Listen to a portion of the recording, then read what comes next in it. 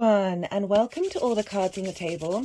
This is part 2 of the All 12 Signs video series for Mercury in Pisces. Mercury's been in Pisces since the 2nd of March and will be leaving on the 18th or 19th of March depending on where you live. This is a lovely transit happening. This is Mercury helping us get in touch with the cosmic forces out there, being able to lean more into faith and magic and creativity. I do recommend going and checking out part 1, where I do quite a long introduction. It's about an hour long. I break down what Pisces means and what Mercury means in Pisces. I give a lot of examples of how Mercury in Pisces can manifest, because Mercury tends to get a bit of a bad rep in Pisces because it's in traditionally what's called detriment and fall. This is because it's opposite the sign of Virgo, which Mercury rules. And also it struggles being here just because there's a speed to Mercury, there's a need to collect information, whereas Pisces is ruled by Jupiter traditionally, and that's about faith, that's big picture thinking, that's a sense of knowing. However, I go through examples and they're really quite powerful of showing the strength that can come about Mercury being in this sign. I also break down the aspects. I'm going to be pulling 9 cards. I'm going to be pulling 6 tarot cards at the minimum. Sometimes more cards come out. And 3 clarification cards, and 4 of those tarot cards will be about the aspects that Mercury makes on its journey through Pisces, and I break those down in the introduction. If you don't have time to watch the whole thing, I really recommend going and checking out the aspects part of the introduction. It's been timestamped, so it's easy to access. I really enjoyed doing that introduction yesterday. It was a lot of fun, a lot of good information was coming out, so I do recommend it. I also talk about the 2 cards that I pulled for Mercury's journey through Pisces. We've got a lot of combination of Aries and Pisces right now, because we've got the 2 benefics, Jupiter and Venus, moving through Aries, and that's important because Jupiter rules Pisces. So wherever Jupiter is, the flavor of which Jupiter is interacting with gets funneled into the Pisces area of our life, and these 2 cards were very significant in the messages that they wanted to put through. That's not going to stay there. And so I do recommend checking it out. So I work with astrology, card divination, and energy work. As you can see, my hands are moving around right now. This is independent of my conscious thought. I've been consciously channeling through my body for nearly 2 years now. It's certainly been a journey.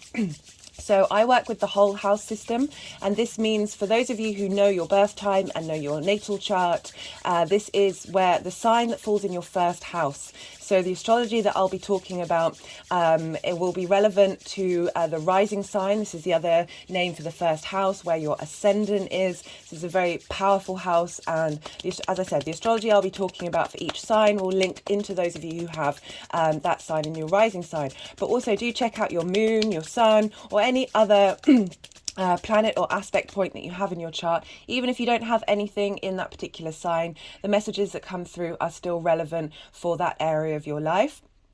I find, not only my personal experience but the experience of others, that when we look into the different signs, we still find meaning, and we find there tends to be a relevance to that area of your life that comes up, and it gives you a more well-rounded and integrated view of the energies that are coming through during this transit.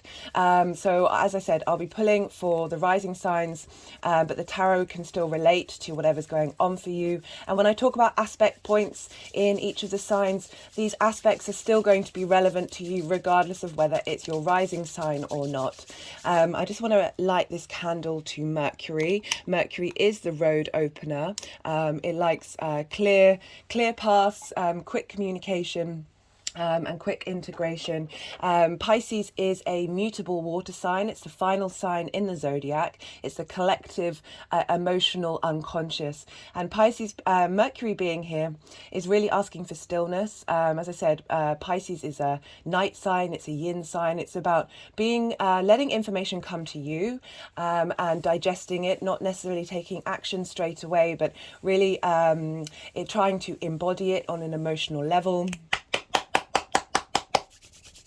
There's a lot of magic here. Things may you may get information come up that doesn't make sense or has a roundabout way of getting to things, but this is where the magic lies. This is the universe trying to break us out of logic and rationality, which can often be Virgo's domain, really asking us to lean into the mystery, to the magic, to the unknown, the intangible, it's a really beautiful transit that we have, and particularly important because on the full moon on the 7th of March, which will be in Virgo, an hour after the moon is exact, Saturn is going to be moving into Pisces. So from the 7th of March, Saturn will be in the sign with Mercury. So they're going to be talking to one another. And that's going to be a really important transit for everyone. It's going to be a real shift in energy for the next 3 years. I'm going to be doing quite a few videos on Saturn in Pisces. Really looking forward to seeing what comes up there. I'm getting a different vibe, very much so than Saturn having been in its own 2 signs, Capricorn and Aquarius, for quite a few years now. We've learned a lot of lessons. We've been learning very much Saturnian lessons, but because Jupiter rules Pisces, we're going to get Jupiter's influence impacting on Saturn, so it's going to feel very different. As I said, we're going to look to where Jupiter is, and Jupiter's in Aries, so whatever's going on in the Aries area of your life is going to provide another lens in which Mercury is going to move through Pisces. So when I'm doing the readings, the energies often want to move the cards around. So do bear with me while that's happening. It's all part of the process. The energies, there's a subtle transference of messages and understanding with the energies. They've been quite prominent in these Pisces readings because it is the untangible. It is something that might not necessarily make a lot of sense while it's happening, but it's still affecting us on a subtle level and our auric field. All those things, as I said, that aren't tangible.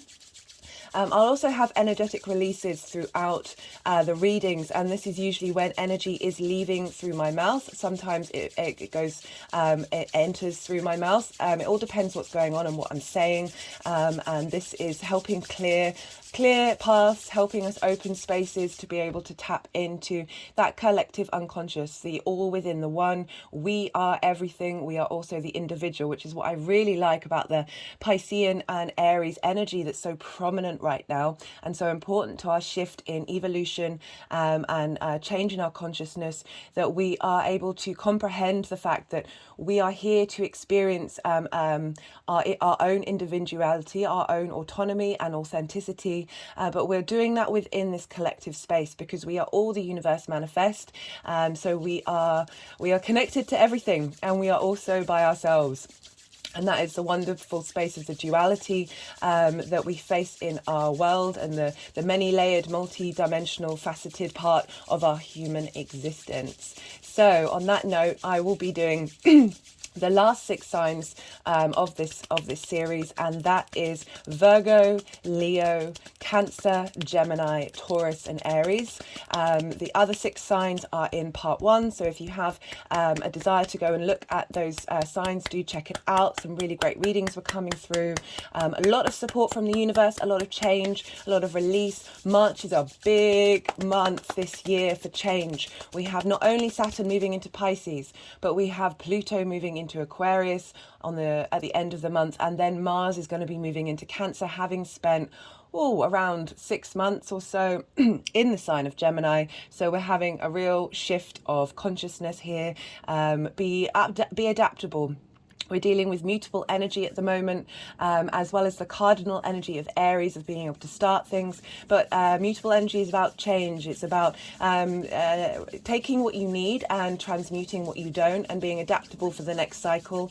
It's very, there's a lot of fluidity going on at the moment. And we have, as I said, Mercury in Pisces, and it's a water sign. So there's a richness, there's a smoothness, there's a flow to how we're communicating, not only with ourselves, but the people around us, how the universe is communicating with us. I've just had my hands go over my heart chakra as I say that, and it's really very beautiful energy. We also have I forgot to mention, Venus is exalted in Pisces, and this basically means that Venus, the qualities of Venus are raised on high in this sign. If you think of each sign as a realm with different characteristics and different terrains to traverse, basically Venus has a massive temple here. She is celebrated, she is boosted up, she is facilitated by the energy of Jupiter. And it's very interesting that we have the two benefics moving through Aries together, so that's Jupiter and Venus, as well as all this Pisces action. There's real support. There's the benefics want to help us. They want us to be in our flow state. It's tender love rather than heart tough love that we can sometimes get from Saturn and Mars and some of the outer planets. So we're really getting a lot of support from the universe at this time. And I really hope these messages resonate. Don't forget to hit the like button if they do. The more interaction on the channel, that means the more that YouTube's going to push this message out to other people. So if things do resonate and you want other people to be able to access the messages that are coming through, don't forget to hit the like button. If you're new to the channel, welcome. Thank you so much for joining us. And don't forget to hit the subscribe button if what comes up resonates. I do a lot of videos. I do the new moon and the full moon. I also do videos linked into when planets ingress into a sign and their journey through it. Also when planets have been retrograde and also when they go direct. So there's a lot coming out on the channel and I appreciate all the support that is coming through and the energy transfer from those of you watching and interacting with the channel. I'd love to hear your stories. I'd love to see how it resonated. So please don't be shy about making comments. Very welcome, and it really warms my soul when there's interaction on the channel. So with that, I'll be moving on to the sign of Virgo. Virgo rising. How you doing, Virgo? So you've got a full moon happening in your sign on the 7th of March. Lots of illumination happening. Do go check out the full moon all 12 signs video as well as the collective reading if you want more information on it. Some great messages were coming through. Personally, I have a Virgo sun myself, so it's energy that I'm very familiar with. And yeah, as I said, lots of support coming through, lots of deep healing around that full moon. But this Mercury transit for Virgo rising, this is happening in your 7th house. Your 7th house is the house of other, whereas your 1st house, where your ascendant is your house of self. So this is an opposition. The house of other is intimate relationships. It can be romantic, friendship, or business. It's the relationships that have a big impact on your life and you have a lot of time for.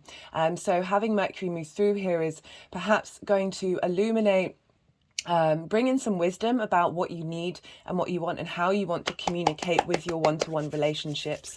It may be that you have some really magical conversations with the people in your life, and you're able. There's just an ease in that area of your life where you're able to communicate with more flow, with more emotional connection, because we have Mercury in a water sign, so that's tapping into our emotional body.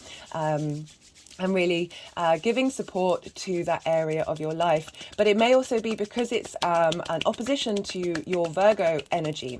Oppositions can sometimes be out of balance. You seesaw from one to another. We often get this with full moon energy. And when this happens, when you're prioritizing your one-to-one relationships, helping work out through emotional collective trauma that is linked into that area of your life, because Pisces is there, which is the collective emotion, our collective emotional side, that you're dealing with more collective issues in your one-to-one relationships. This is bringing about healing and clarity and understanding about that. So any sort of imbalance is something for you to learn from. It's teaching you what needs to be righted and bring into flow of yourself. The 1st house, where your Virgo energy is, the 1st house is the lens in which your sun or your moon, depends if you've got a day or a night chart, embodies itself in your actions and how you interact with others.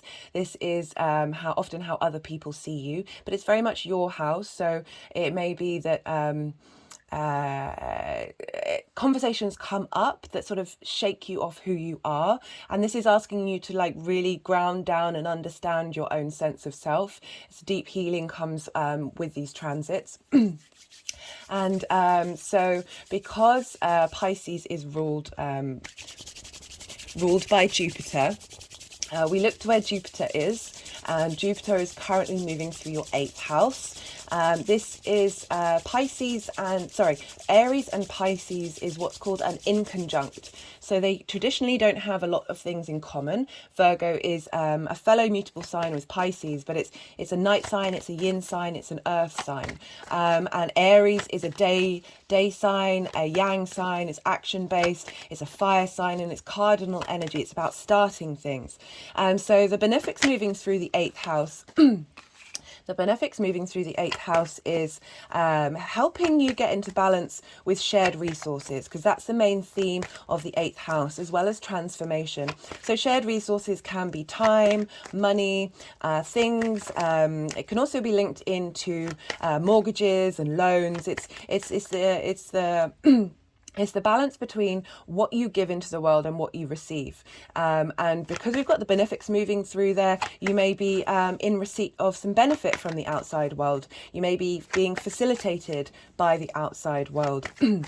As I said, with Jupiter and Venus moving through there, you've got some real strength, some lots of fire energy. But as I said, it's an inconjunct. And so I describe it as if you're standing on one leg, patting your head and moving your hand around in a circle on your belly. It's confusing for the body and the mind to do all these three things at once. So there can be an element of frustration, but there's also a lot of respect with the inconjunct, because they're very different energies, and so when we interact with different energies, we can often. There's respect because you're kind of wanting to have that for yourself. You're appreciating the difference that's coming up. It can lead to comparison as the thief of joy, where you feel like that's not attainable for you, but it is. As I said, we have all the signs in our chart, and I'm a big fan of integration. I think it's one of the key points to help us evolve our consciousness and evolve the collective consciousness. The more that we understand that we are everything, and the world is a mirror. The more that we hold space for compassion and understanding. And inconjuncts are really asking you to find some middle ground with these different opinions, despite the fact that it might feel a bit uncomfortable and a bit frustrating. So the energy of the outside world shared resources as being funneled into your one-to-one relationships.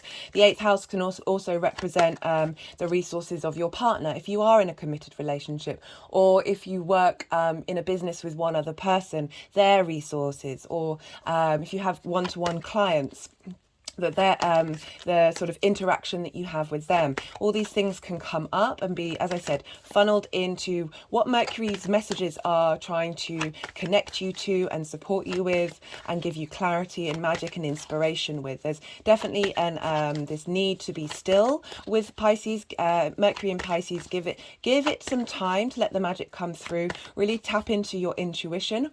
Just had an energetic release there. And if your intuition feels a bit off, and if you're still not sure, leave that idea alone.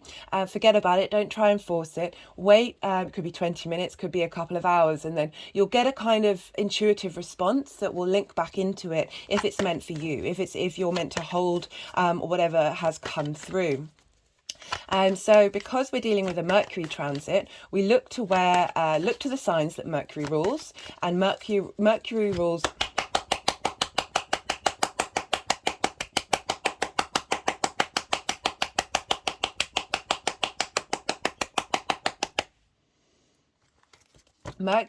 Virgo and Gemini, and so you have Mercury rules Virgo and Gemini, and you have Gemini, Virgo rising in your 10th house. You've had Mars moving through here for some time now, really helping you get to understand what it is that you value in the information that you collect and the things that you do. Mars represents motivation, drive, and passion. It can also represent conflict, but I feel Mars has been leveling up during this long transit with through Gemini. Gemini energy, you tend to like to do, you're capable of doing more than one thing. It's represented by the twins. So there's an aspect of two here, an aspect of having choices. And I feel like Mars moving through here has helped you establish what choices you want to make, how you want to receive information, how you act on it. And so this energy is squaring this Pisces energy as well as your own Virgo energy. Squares are an aspect of Mars, as I said, can bring up conflict, can bring up frustration, but it also is linked into friction. And we need friction in order to bring our ideas, our creative responses into the 3D world. Virgo, because you're a mutable sign, this energy that's coming through is very powerful because we're dealing with your 1st, 7th and 10th house. If you've got any Sag placements, you're also dealing with the 4th house, which would make a grand mutable cross where you might feel like you're being pulled in lots of directions, but it's really asking you to go with that flow, with that mutability. Just surrender. Don't question, don't force things, don't be overcritical, don't try and plan too much during this time. This is really asking you to be fluid, Virgo.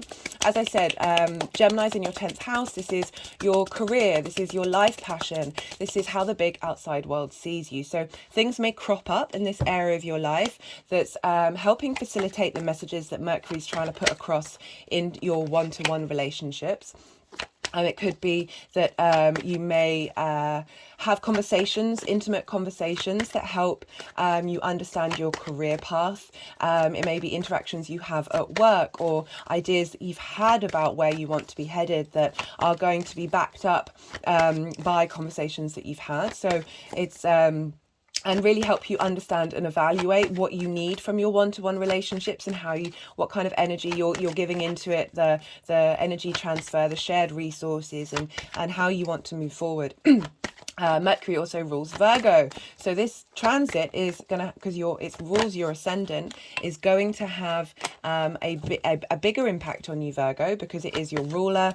It rules your 1st house, your ability so with Virgo in the 1st house is you're very quick to be able to edit and communicate and disseminate the information that you've collected. Gemini very much likes to collect information for information's sake. It's very playful, like playing on words. There's a bit of a trickster energy with Mercury in Gemini, but Mercury in Virgo wants to help, wants to heal, wants to fix things, can see the fault lines. I really recommend checking out the full moon video where I go into a lot more detail about that Virgo energy in terms of perfectionism and judgment, which I feel like we're shifting and moving through in order to free us up to use that observational skills for our own benefit and the collective benefit. The Pisces Virgo axis is a healing axis. Yeah, very able to access healing that way. Oh, energetic release there. Is that all the cards? Yeah, that's all the cards. Or do they? It's like they might want some more cards for you. Just as seeing if they wanted more cards for you. The Hermit card came up, which is your card, Virgo. So as I was saying,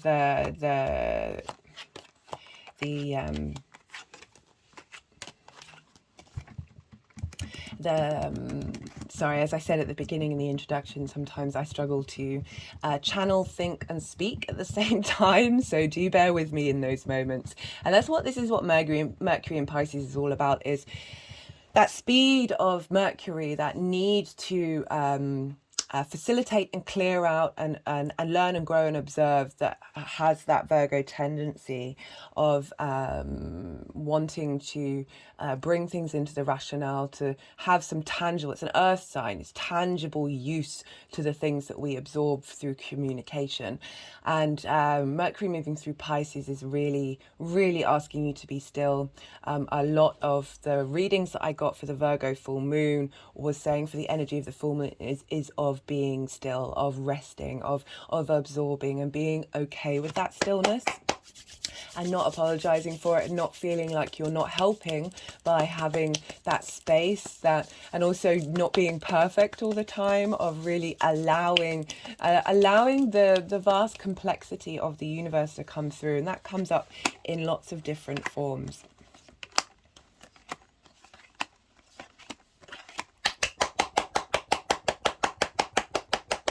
It's certainly something I personally struggle with. As I said, I've got a Virgo sun, so I understand this what can be frustrating when you don't have all the answers. That sort of sense of you have to constantly be of service in order to be valid.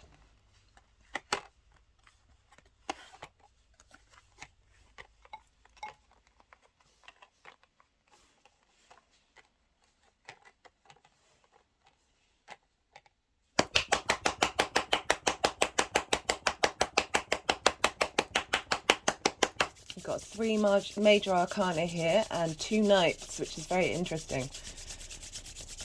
I'm going to wait and see if this is the order that the cards want to be in.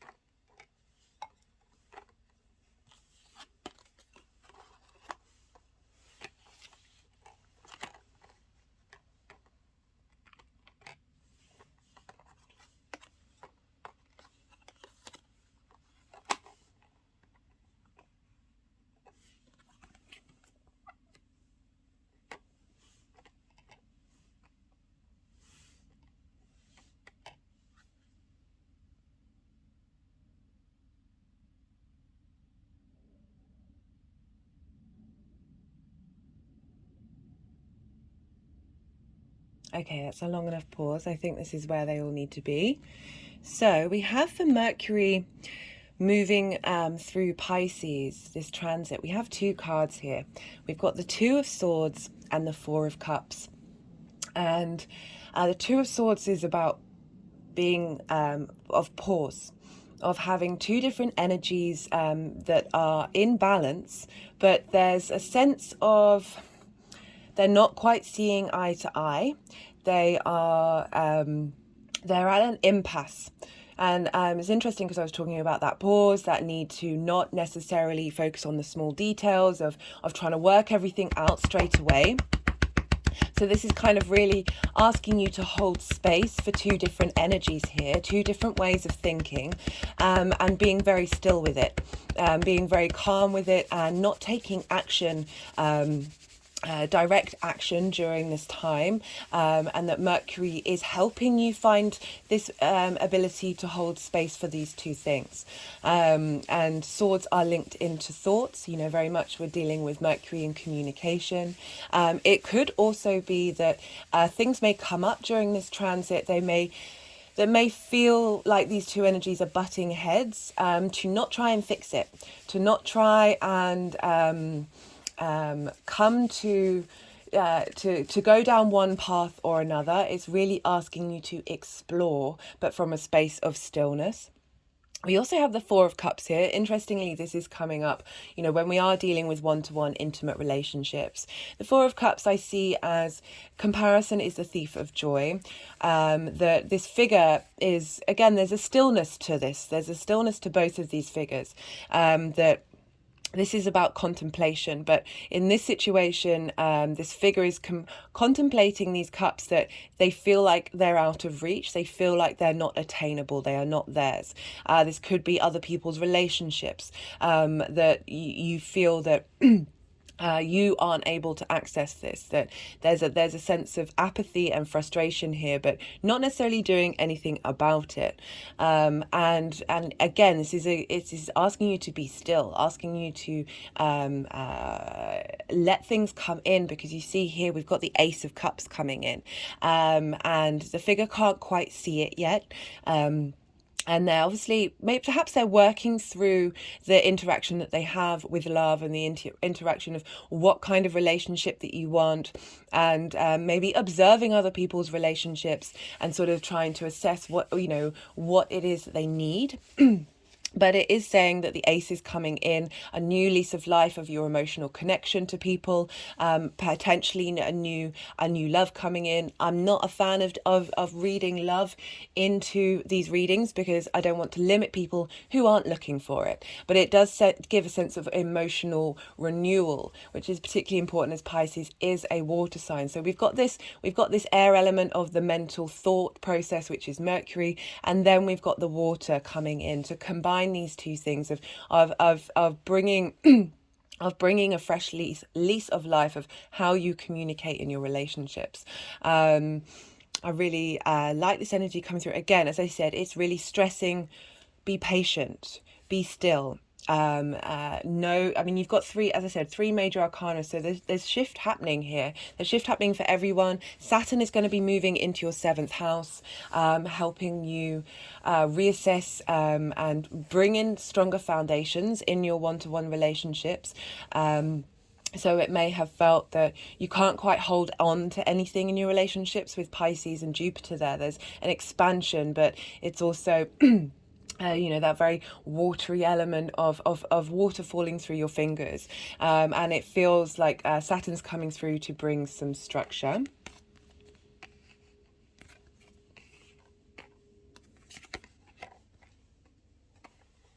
Okay, they just wanted to put the Knight of Swords over that energy, so it feels like that's shifting. If you are in that space of not being able to see your own abundance and see your own love of yourself, sometimes we have an imbalance in our one-to-one relationships based on the fact that we sacrifice ourselves, we see lack in who we are, and we overgive in our relationships. So it could be bringing that into balance. So we have, for the first aspect that Mercury's going to make on its, the first major aspect that it's going to make is on the 11th of March. So this is after the full moon, after Saturn's moved into Pisces. And Mercury is going to be sextiling Uranus in Taurus. And Taurus for you is in your 9th house of higher philosophies, how you map out the world, your big picture, how you map out the universe. It's about perspectives. And it's great that Uranus is moving through here. Uranus flips things on its head.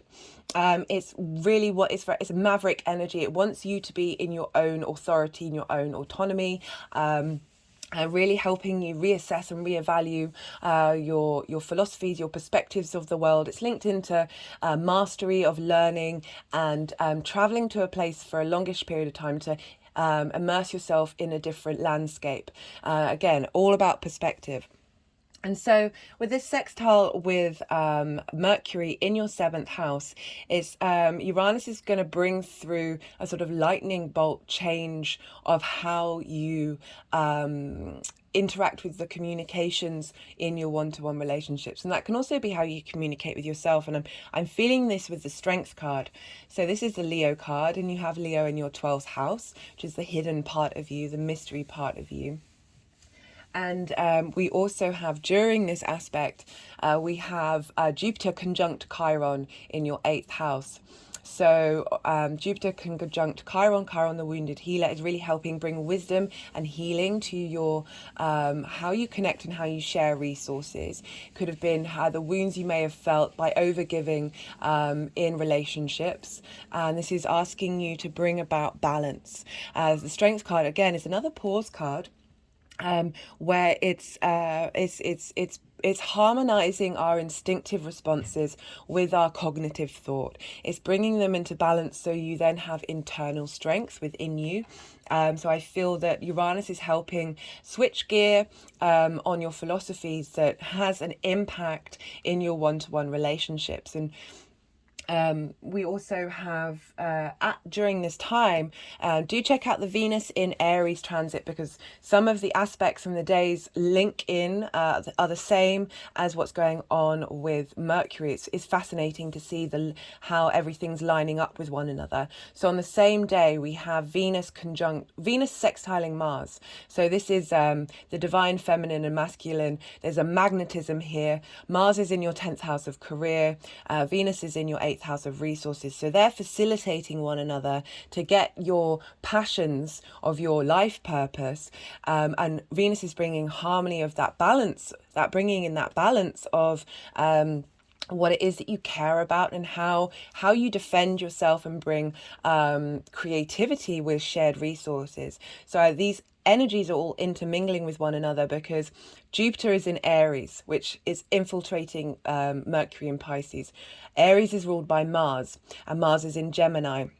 And Gemini is ruled by Mercury. So all of these all of these signs are flowing in within one another during these transits. So there's a lot of facilitating support. And as I said, Uranus can release tension that perhaps you haven't been able to release yourself. And I feel like it's really freeing you up to embody your philosophies more. Taurus is very much about embodiment. It's the first earth sign. And Taurus trines Virgo energy, and a trine aspect is an aspect of Jupiter wanting to bring opportunities, wisdom and growth to that area of your life, inspiration.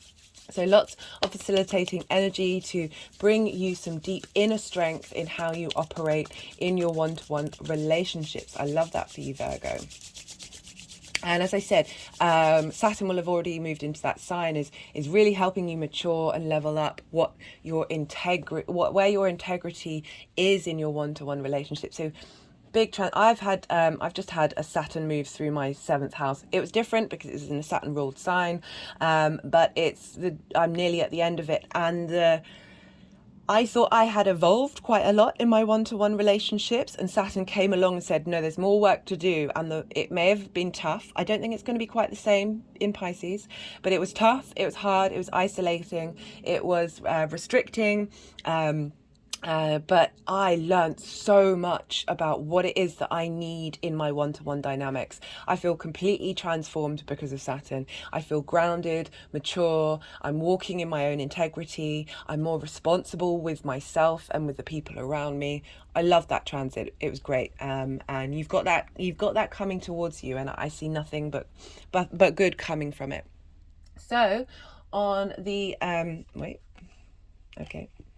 they can be quite cheeky sometimes. Sometimes they want to. Sometimes they'll move the cards around when when I think they're all settled.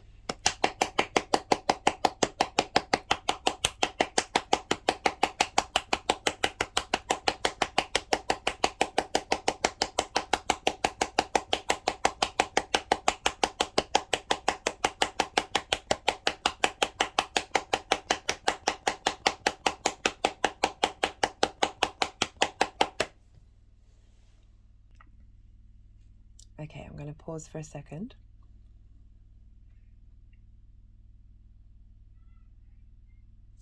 Okay, so for the next aspect that we have on the 16th of March, we have Mercury conjunct Neptune. It's also conjunct the Sun, but it's not exact. That's happening on the next day, which I've pulled another card for. And during this time, we have those energies squaring Mars in Gemini in your 10th house. And we also have a very powerful aspect with Venus. She will be sextiling Pluto. And it's deep transformational energy linked into so Venus is often very much linked into relationships, of your relationship with the outside world. And you've got Capricorn in your 5th house of creativity. Very powerful energy. Recommend checking out the Venus transit so you get some more information on that. So we've got some big things happening at this time. We also have the moon in Capricorn, your creation energy, squaring Jupiter, and that's important because that Jupiter energy, as I said, is funneling into Pisces. So your emotional needs, your instinctive responses are you're getting this play between your creative house, your creation energy, which trines your Virgo energy, again bringing more inspiration and wisdom at this time, and helping with this square to Jupiter of being able to there's a sense of generosity with Jupiter of funneling in that wisdom and that growth and that cohesion into your emotional needs of how you are creative. And it's also the house of fun and amusement and play and children, so those things can come up as well. And we also have the moon trining Uranus. So again, another trine aspect. So the moon and Uranus, quick inspirational wisdom feeding into your emotional needs. But back to the conjunction with Neptune. So Neptune is really asking you to give your dream, this Neptune Mercury conjunction, very magical, very potent, especially in Pisces, of giving a voice to your dreams, of being able to be boundless in the way that you want to bring your ideas and your dreams and your hopes and your wishes into manifestation. And I love that we've got the Knight of Cups here, because the Knight of Cups, again, linked into emotions, linked into love, is the defender of your emotional state. So even if you're not looking for one-to-one relationships in terms of a romantic sense, this is being able to be your own defender, and be able to be strong. We've got the Strength card as well, being able to be strong and resilient in your emotional desires, not being swayed by other people. As I said, with the house of other, the 7th house, this can really diminish who we are. This can be out of balance, but I feel this Knight of Cups is asking you to really think big and dream big. This also could be you dreaming in your knight in shining armor to come through. But it's, again, so it could be another person or it could be yourself. And the cups also represent creativity, imagination, inspiration, because we've got all this energy with the moon in your 5th house of really seeking some deep wisdom from Neptune.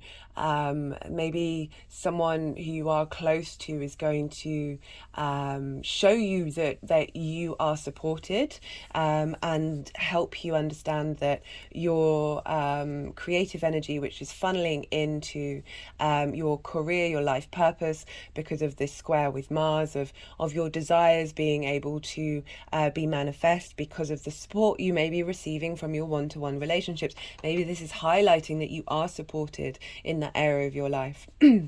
I love that coming through.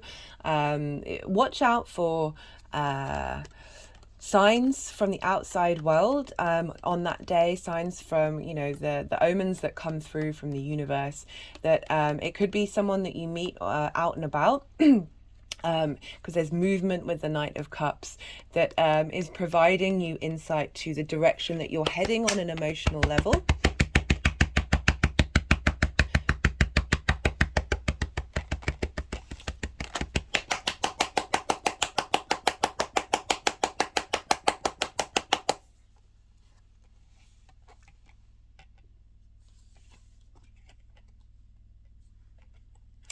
They are being very playful today.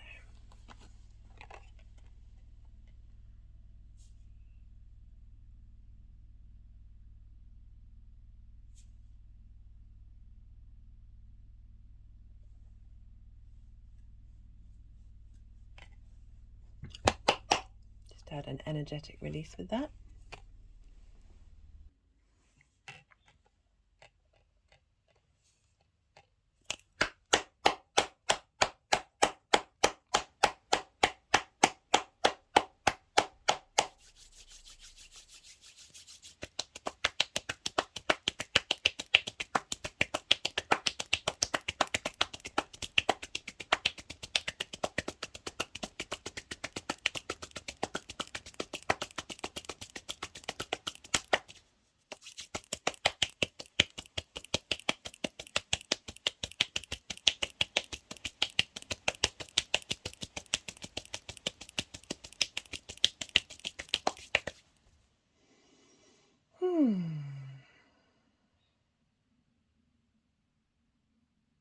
Okay, so we have the next day on the 17th, we have Mercury conjunct the Sun. This is called a Cazimi.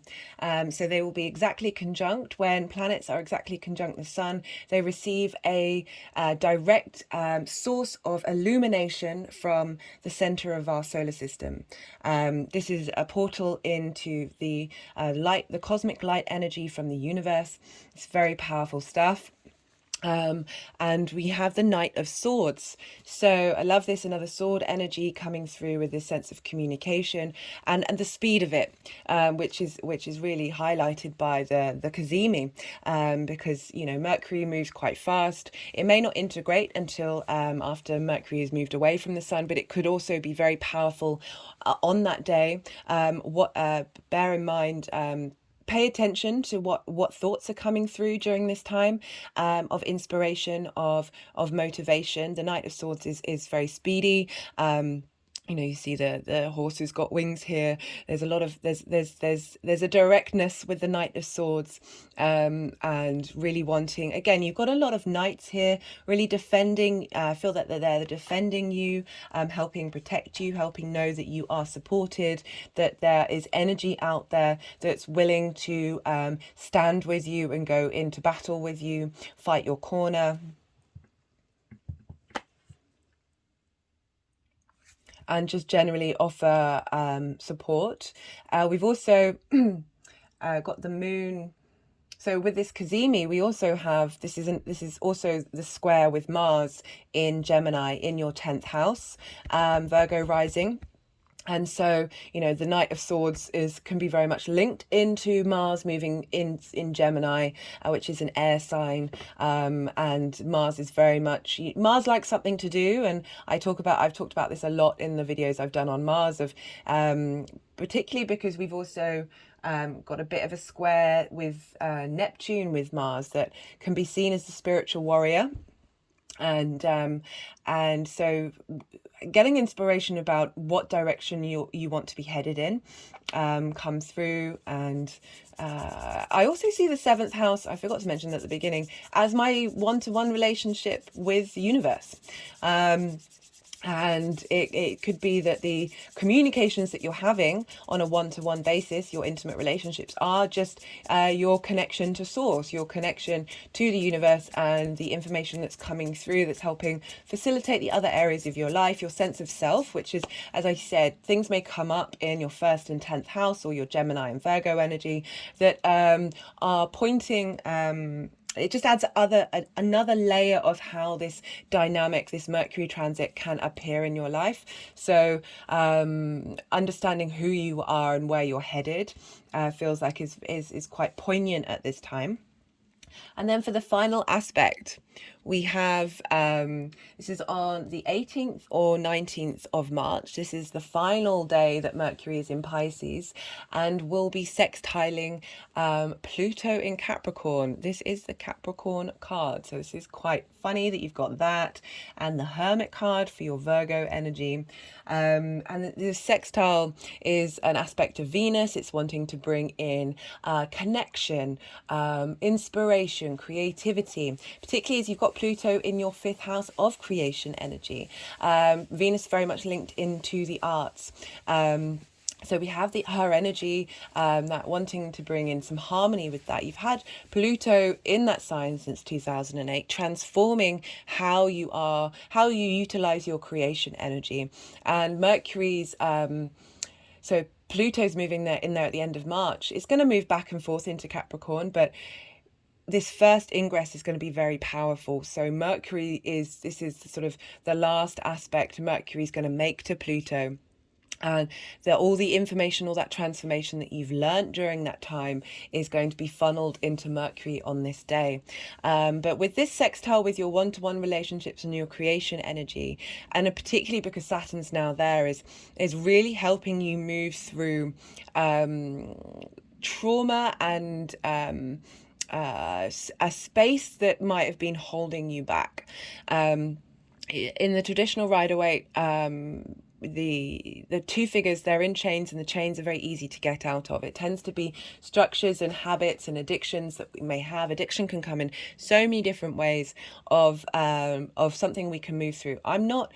I agree with that to a point, but we also suffer from individual trauma, trauma of our parents, trauma of our ancestors, collective trauma, universe trauma that is we embody in this human existence. It's part of our journey to transmute and release and transform this energy. But sometimes it can be incredibly powerful. The Devil card is a very powerful card. There's Capricorn is linked into long-term legacy in the earthly plane. You know, you see here we've got the war is very much prominent in this space, being at war with ourselves.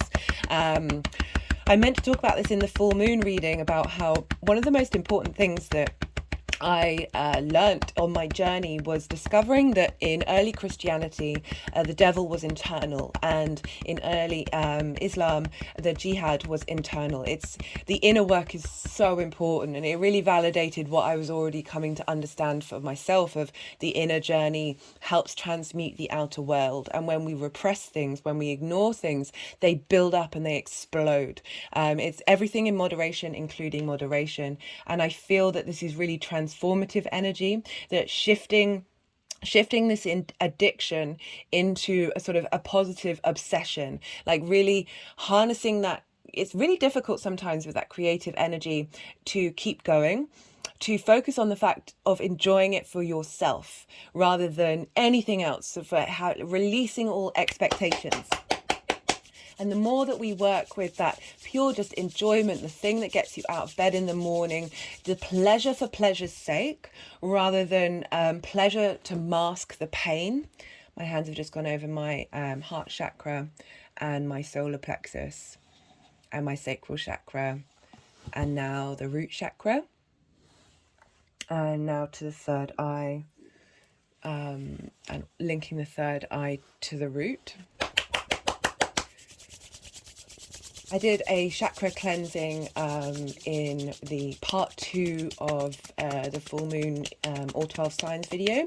I really recommend going and checking that out, clearing away past judgments, past hurts, and moving away from perfectionism being something that you use to judge yourself and shame yourself with, and just finding the absolute joy and the pleasure of it. Because the final card we have moving forward, it's an interesting card, but I feel it's coming off the back of what I was talking about with how to transmute that devil energy. It's got a lot of negative connotations, but there's deep power. I love the devil card because we've got the Hermit, which is the Virgo card.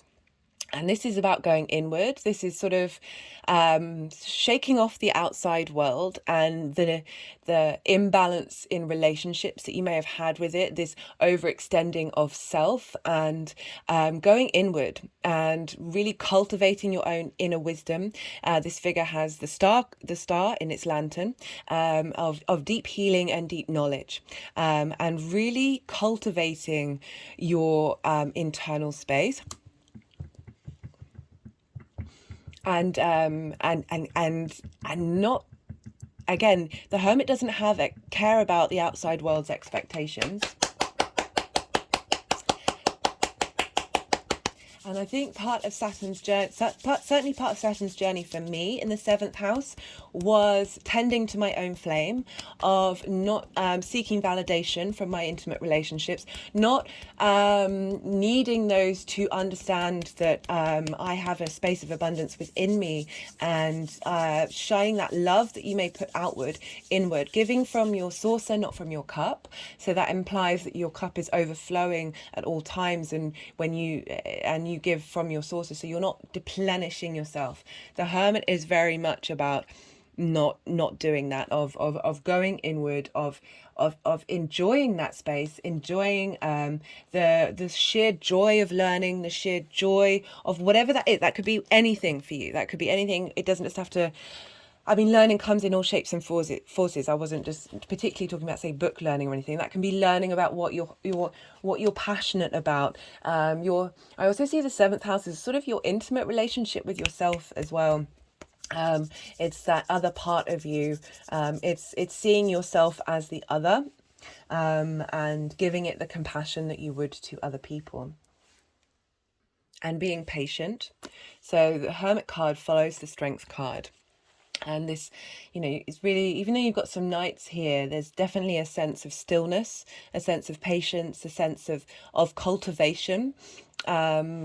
Yeah, particularly with the Saturn transit, it feels that if you start working on that now, if you've already been working on it, it's only going to expand more. And the deeper your self cultivation is, the more the vibrational level that you're putting out, your one-to-one relationships will match that.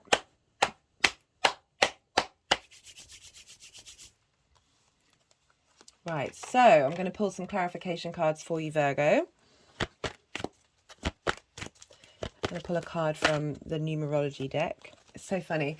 So it cropped into my head about the hermit is very much isolated from civilization, of going into nature. There's an animalistic side of the hermit, that of communing with the animals, communing with the trees, and finding wisdom and omens and messages through that part of you. Having got to a space of bringing that side of you into balance through the Strength card, you're then able to tap into the power of it and have a sort of higher perspective of your animal instincts. You know, sometimes we can fall into relationships that don't serve us. I mean, they're all part of a journey, and the amount that I've learned from relationships that weren't very healthy has transformed me. But really being able to utilize this devil power, transmute that devil power with the hermit of real deep understanding of the cycles of nature.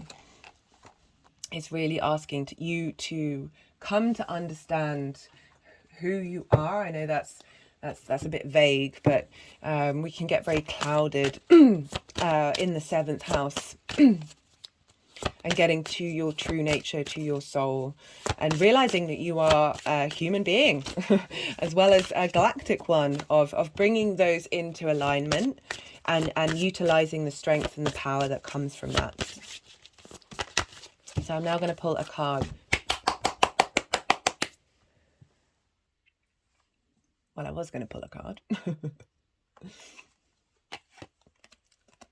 And it is our human experience to go through this. It's so apparent right now in the outside world that all our repressed energy is coming to the surface. All the things that we choose not to look at, and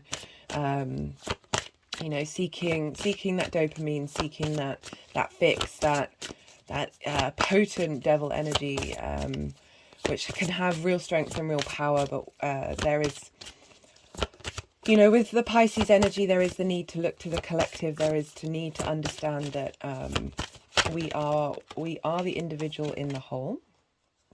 We've got well-being, awareness. Yeah, really tending to, I'm going to pull one more card for you. As you know, I talk a lot about integration, and the Strength card, you know, you've got that shift from the 4 of Cups that it's not really about acknowledging the truth of things and bringing things into harmony, but to have that 4 of Cups and then have the Strength card come of being able to, there may have been some hurts that you may have had in your relationships, or a feeling of lack.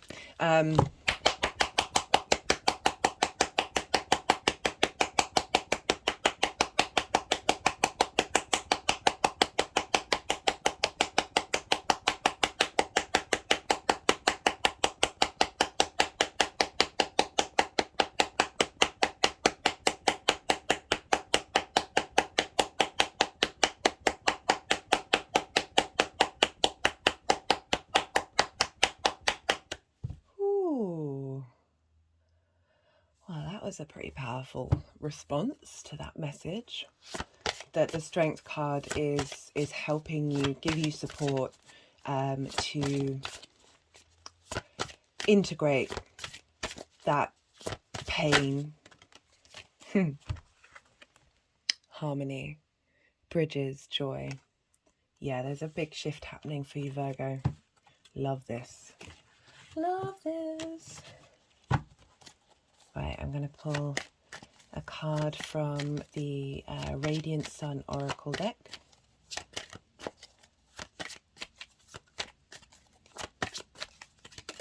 Oh, where are you? Vision, the sun in Pisces. So obviously, well, there's two. And devotion, Saturn in Libra. Oh, so we've got vision, the sun in Pisces, because obviously while Mercury is, yeah, the sun will be in Pisces the whole time during this Mercury transit. We also have that Sun-Mercury Cazimi of being able to see things clearly, being able to see the magic.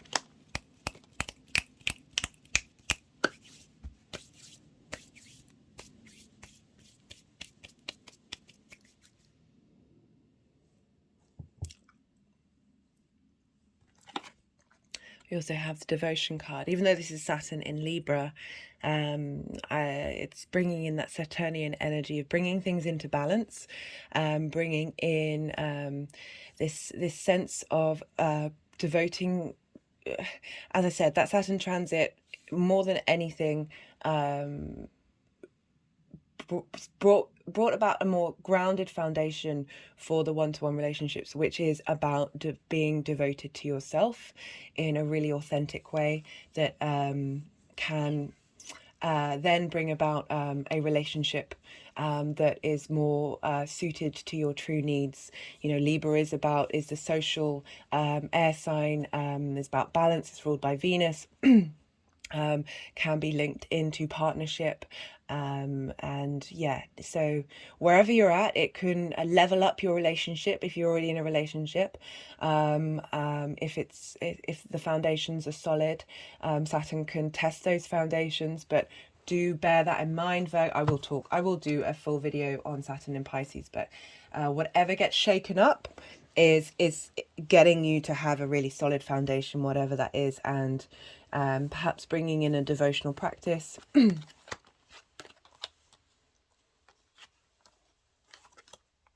Okay, so the devotion has gone over the Hermit card. Okay, so they've just stacked the Devil card with the harmony and well-being.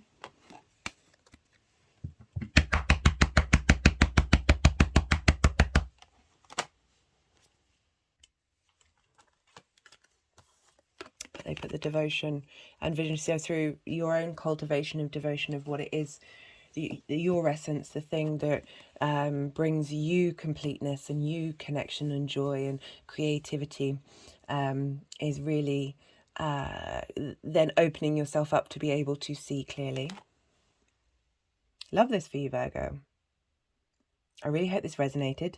Do let me know in the comment section if this feels relevant to where you're at and the energy that you may be picking up on moving forward. This is a big shift.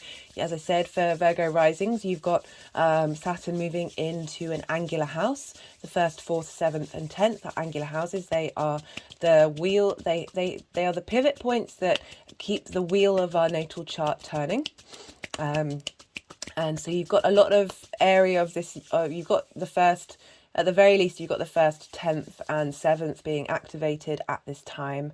If you've got, as I said, if you've got anything in Sagittarius, in your 4th house of home, that will be giving you that mutable grand cross. So really loving this energy for you, Virgo, and be well until we meet again. Leo rising. How are you doing, Leo? So for those of you who have Leo rising, this Mercury transit is happening in your 8th house. The 8th house is the house of shared resources. It's the outside world's resources. So resources can be time, thoughts, energy, things, money. So it's the interaction between yourself and the outside world. This can be resources from the 7th house, so your intimate relationships. It can also be linked into mortgages, getting loans, taxes. We also have, it's the house of death, but more transformation in these readings. It's linked into inheritance. This can be 3D inheritance, but I also very much see it as cosmic inheritance.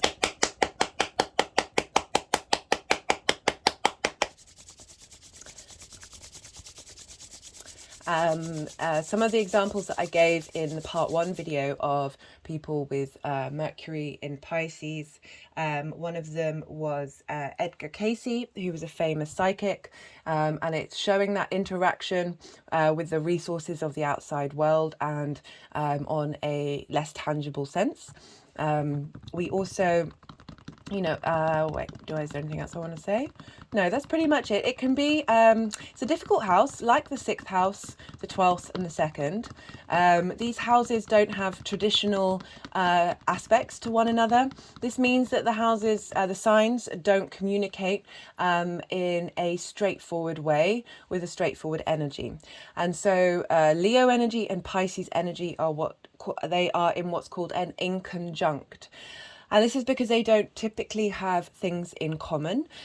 Leo is a fire energy, a fixed energy, a yang, night energy. Pisces is water. It's mutable, it's changeable, and it's a yin and a night sign. So they traditionally they don't have anything in common. I equate an inconjunct with standing on one leg, patting your head, and moving your hand around in a circle on your belly. As kids, this is often something that we try and do, and it's a struggle. It's a struggle to try and do 3 very different things at once. And so there's a sense of, and it's just a bit uncomfortable. It's uncomfortable energy. It can be a bit frustrating. But I always find there's a great deal of respect with an inconjunct energy. Certainly with people that I've interacted with whose like their sun sign is in conjunct my sun sign or my ascendant, or those kind of combinations, that there's a lot of respect for that energy, because it's so very different to your own. Even though we have all of the signs in our natal chart, obviously some are going to have a little more impact than others, particularly your ascendant, your sun and your moon. So when you have that inconjunct energy, there's an admiration there. There's because it's like watching something be skilled at something that you have never tackled before, and there's also that kind of, it can lead to a bit of comparison is the thief of joy. Not being able to understand that you are able to tap into that energy, because it just feels a bit stuck, a bit difficult and a bit complicated, not so easy to access. But as I said, this is about bringing these 2 different perspectives and thinking in unique and novel ways to bring these things together. And when they do, there's like real magic happens here. So we have this Mercury transit happening through that house. So the energy of the inconjunct is relevant whether you have a Leo rising or not. So it might feel, as I said, a bit uncomfortable, but Pisces is ruled by a benefic, by Jupiter, so there's more of an ease here. And it's really finding faith with the outside world I feel is a very important tenet of Pisces being in the 8th house. Sometimes struggling and losing faith. There's duality to Pisces. It's a mutable energy. It's acknowledging the light and the dark and all the other shades in between. There's a great compassion, but there can be a deep sense of pain linked into this area of your life. But there's a sense of renewal with the sun moving through. There will have been shining a light and giving a sense of freshness, of illumination, being able to bring hope back into that area of your life. You're going to have Saturn move in there on the 7th of March, so an hour after the full moon. So there's going to be a change. Can't wait to do those videos. I really feel like it's going to be do they want that one? Going to be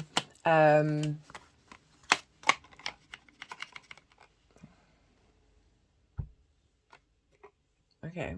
I was really getting the impression that card wanted to be underneath. Okay, there we go. Fair enough. They've never done that before. Interesting. We'll see what happens with that. Where was I? I was talking about the fact that Saturn's going to move in there.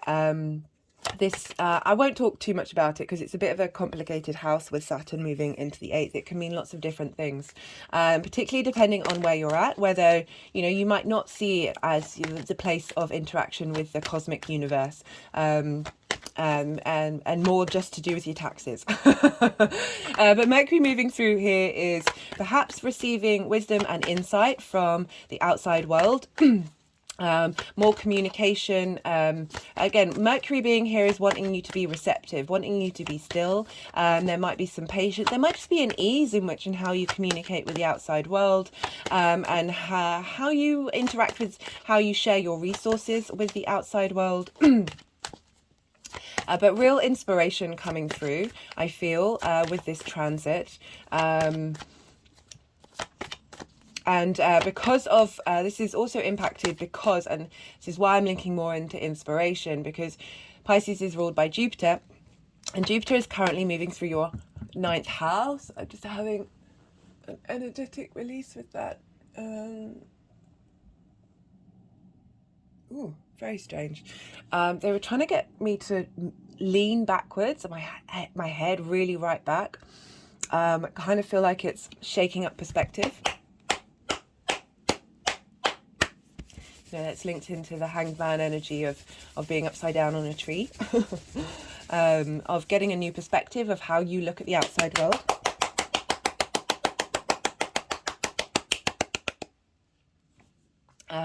So as I was saying, Pisces is ruled by Jupiter traditionally, and Jupiter is currently hanging out in your 9th house along with Venus. So you've got the two benefics there, and you know, Venus is involved with this.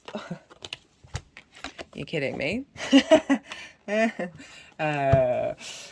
Venus is, as I said in the introduction, she is exalted in Pisces. So there is an element of Venus and Jupiter at work in Pisces at all times.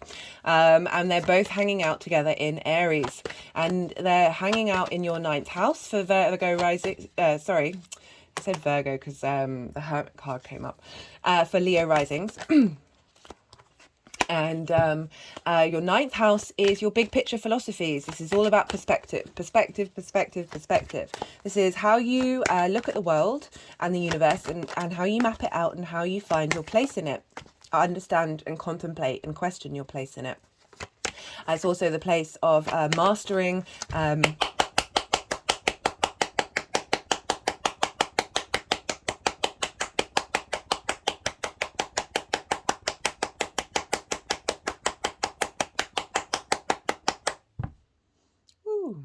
mastering something that you've been learning for a while, and also immersing yourself in a environment that is different. How many have we got? So one more, at the very least. Okay, is that it? Is that all that we want to do? Just going to shuffle for a bit to see if no. They're like no.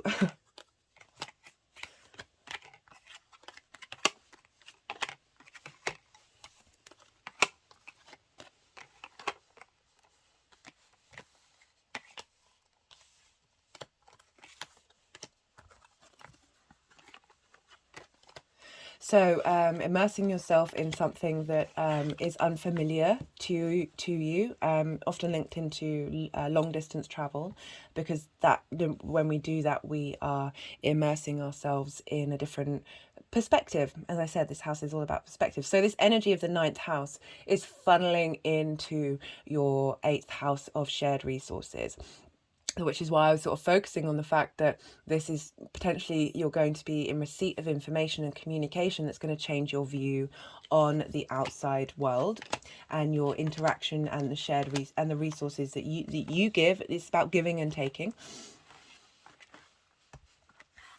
We also look to, because we're dealing with a Mercury transit here, we look to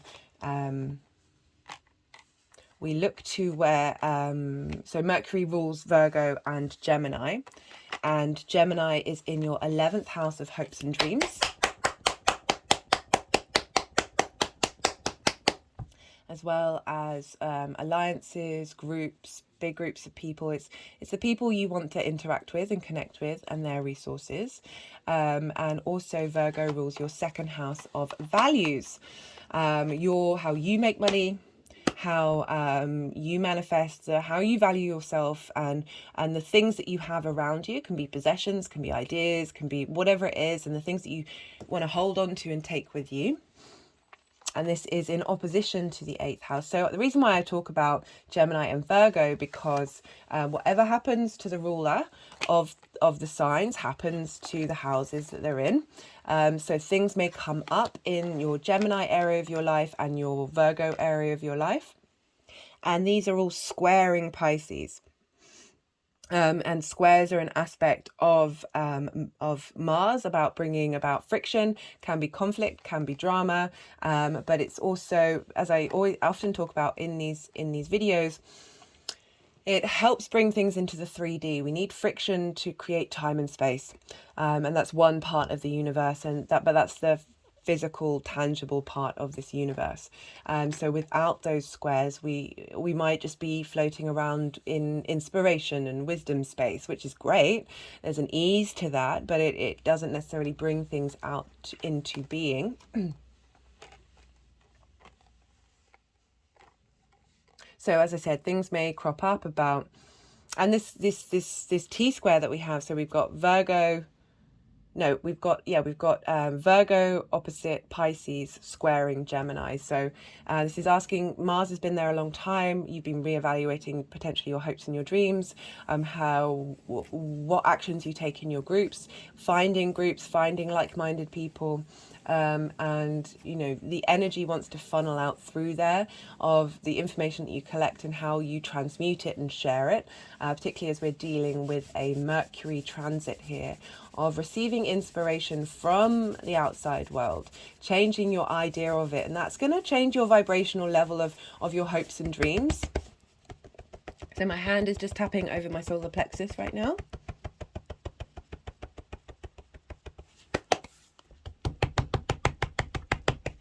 And going back to Jupiter, so Jupiter and Venus are trining your Leo energy. So that aspect is relevant regardless of whether you have Leo rising or not. And a trine aspect is an aspect of Jupiter. And it's bringing about wisdom and understanding and integration and opportunities of changing, because it's a trine, there's the same element, so they're sharing resources. So your Leo energy and your Aries energy, you're going to feel very motivated. There's a lot of passion, there's a lot of will to start things, and because of it's a trine between cardinal Aries energy and Leo fixed energy, you're going to have a lot of inspiration to start things and do things. And with your fixed energy, you're going to be able to put it into to fix it in the world and keep that momentum going.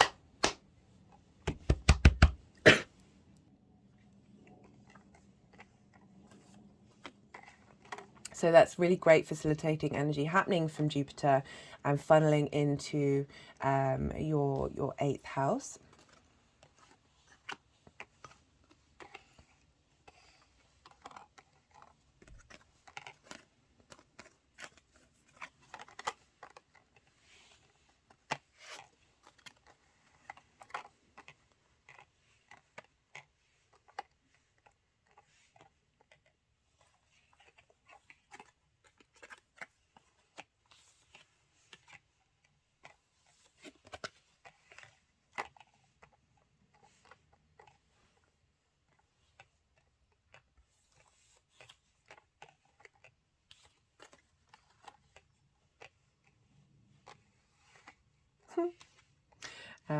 Do bear with me, Leo, because we're dealing with Pisces energy.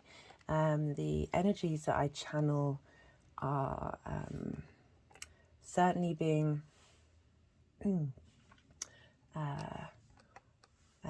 more themselves than usual.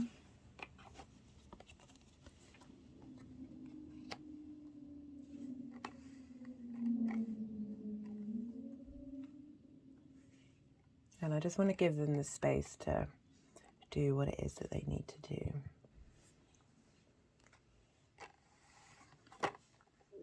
So often I get energetic releases when they move these around, even if it's not necessarily making sense to me in that moment. It's okay for things to not make sense. I'm really learning with this Mercury transit to, I have a Virgo sun, so the need to understand in order to help is very prominent in my life. And the not knowing, the impatience that comes from not knowing. You know, after all, I set up this channel, it's called All the Cards on the Table, trying to get as much information as possible to help facilitate us make autonomous decisions. That with this Mercury transit in Pisces, I am slowly really being able to settle into that stillness and that peace of the not knowing, and allowing the magic of the universe to come through, and not feeling like I'm being judged by it, by not finding meaning instantly.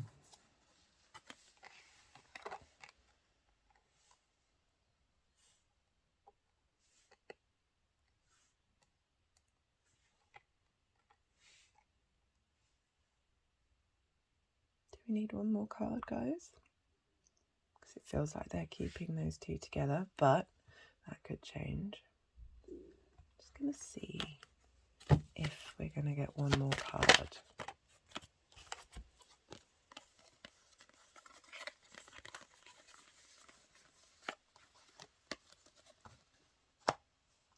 Okay, well that wasn't okay.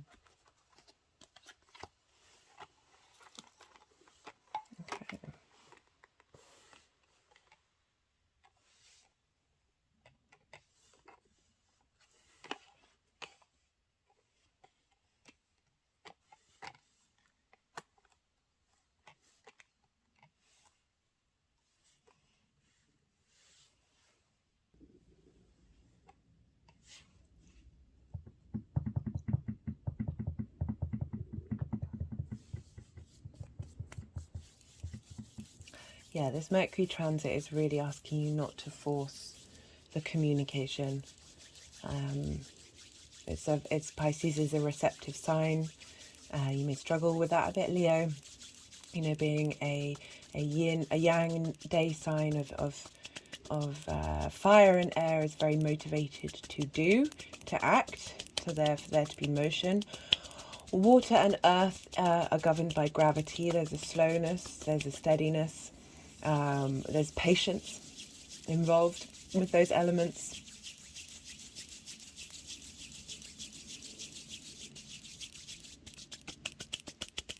And Leo risings, you know, having Virgo in your second house, there's this need for perfection that funnels into the rest of your chart, because it's your resources, it's what you value. And really moving away from that, what may be oppressive space of, I've talked a lot about shame and judgment in the full moon video. I do recommend it because that energy, especially with Saturn moving into Pisces, it's going to be opposing Virgo. So that axis of Pisces and Virgo is going to be quite prominent over the next 3 years.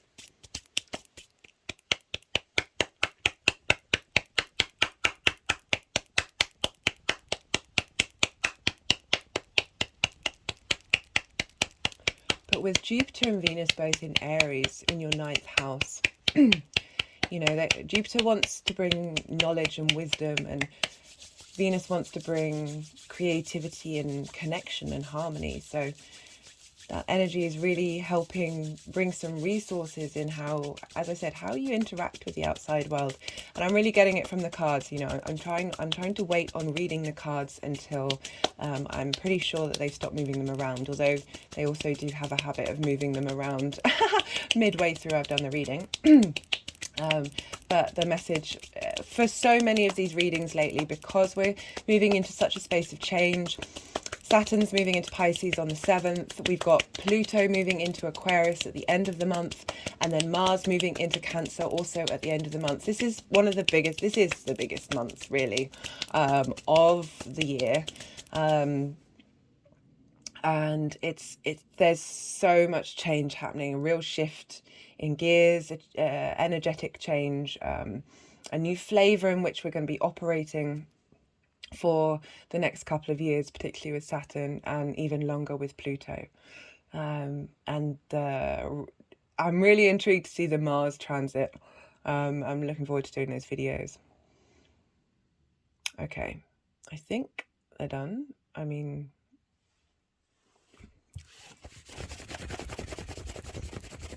I got the Eight of Swords quite a lot in part one, and it's kind of not that surprising, given that we have had Saturn in an air sign, in a mental sign of that sense of being trapped, being restricted, and the journey through Mercury moving through Pisces.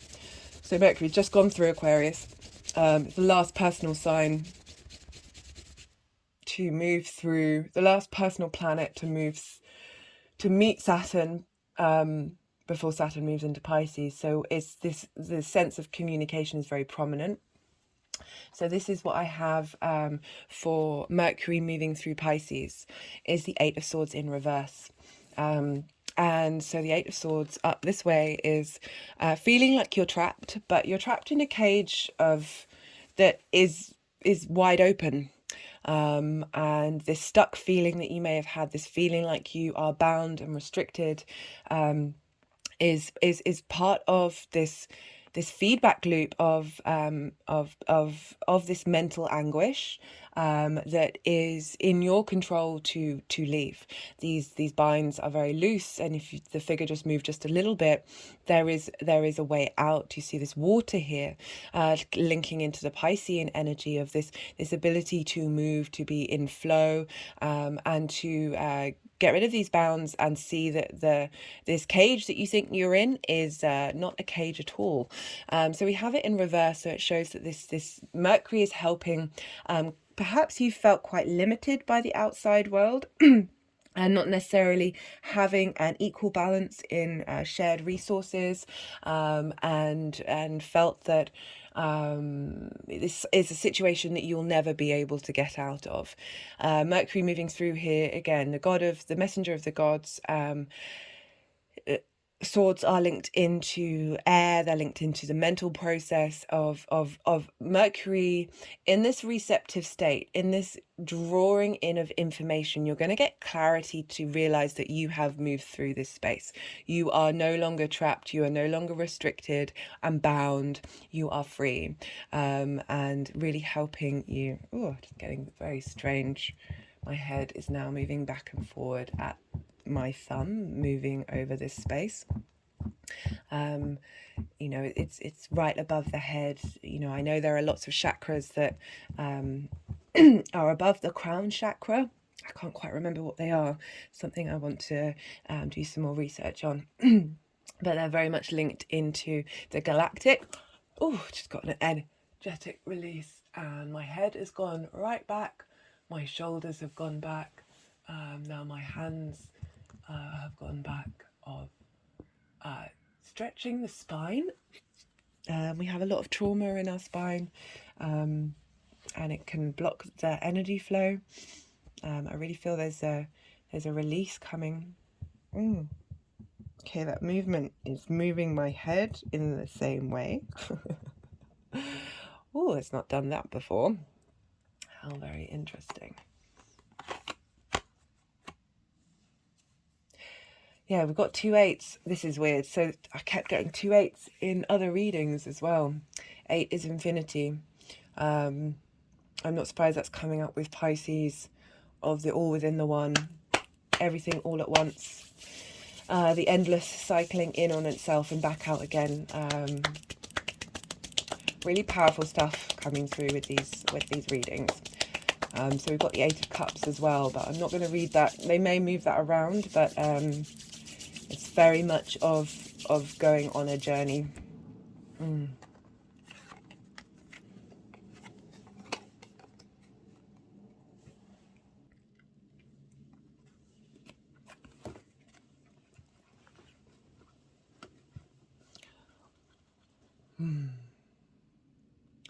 Okay.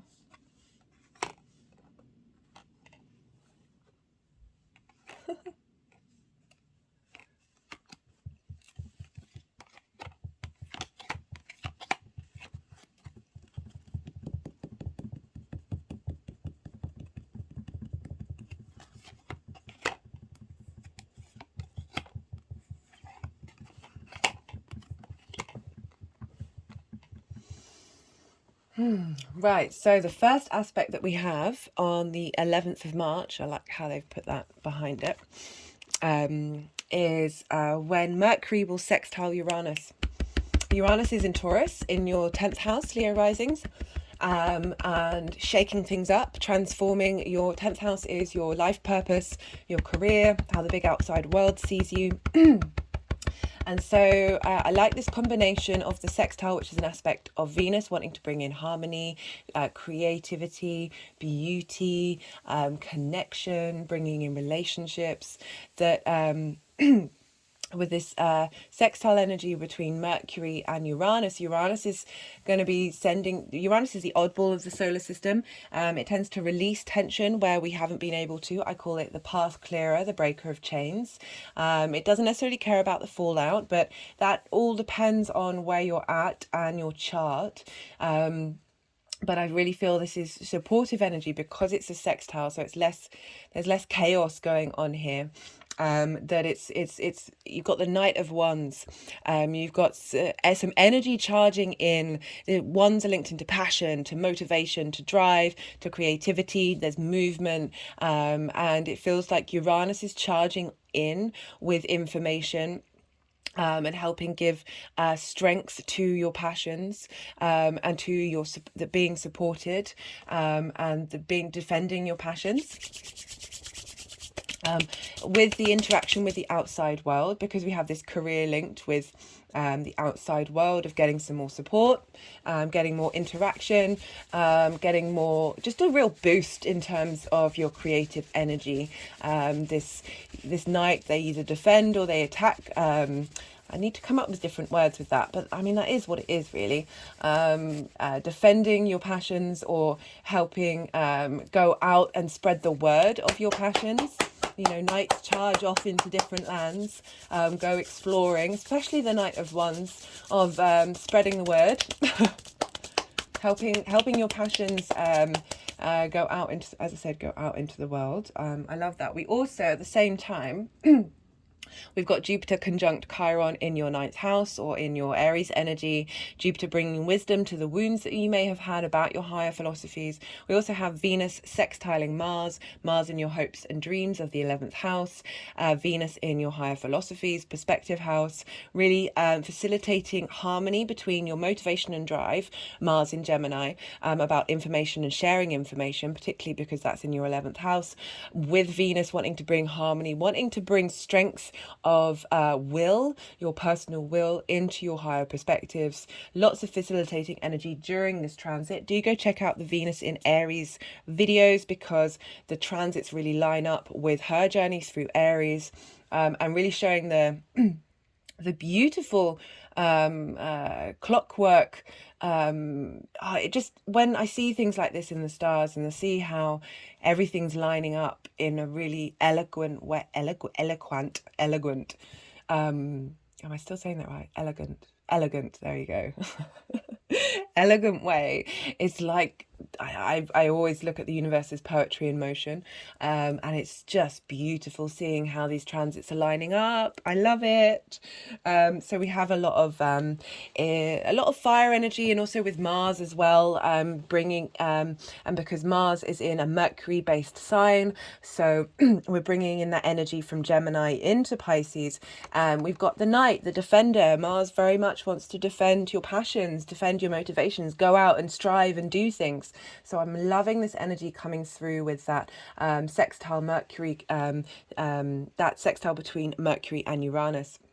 So on the 16th, we have a conjunction with Neptune, and it's also conjunct the Sun, but the exact conjunction is the next day. So I want to focus more on Neptune, but the Sun is there bringing illumination, bringing light, to helping you with the Mercury Neptune. It's about giving a voice to your dreams, thinking big, being boundless in your dreams, and really you're also being communicated by the universe of Neptune, via Mercury. So it's in shared resources, the outside world resources. So perhaps when you go out and about, you're just going to get a few more signs than you usually do, that are helping show you where you're headed and whether you're on the right track or not.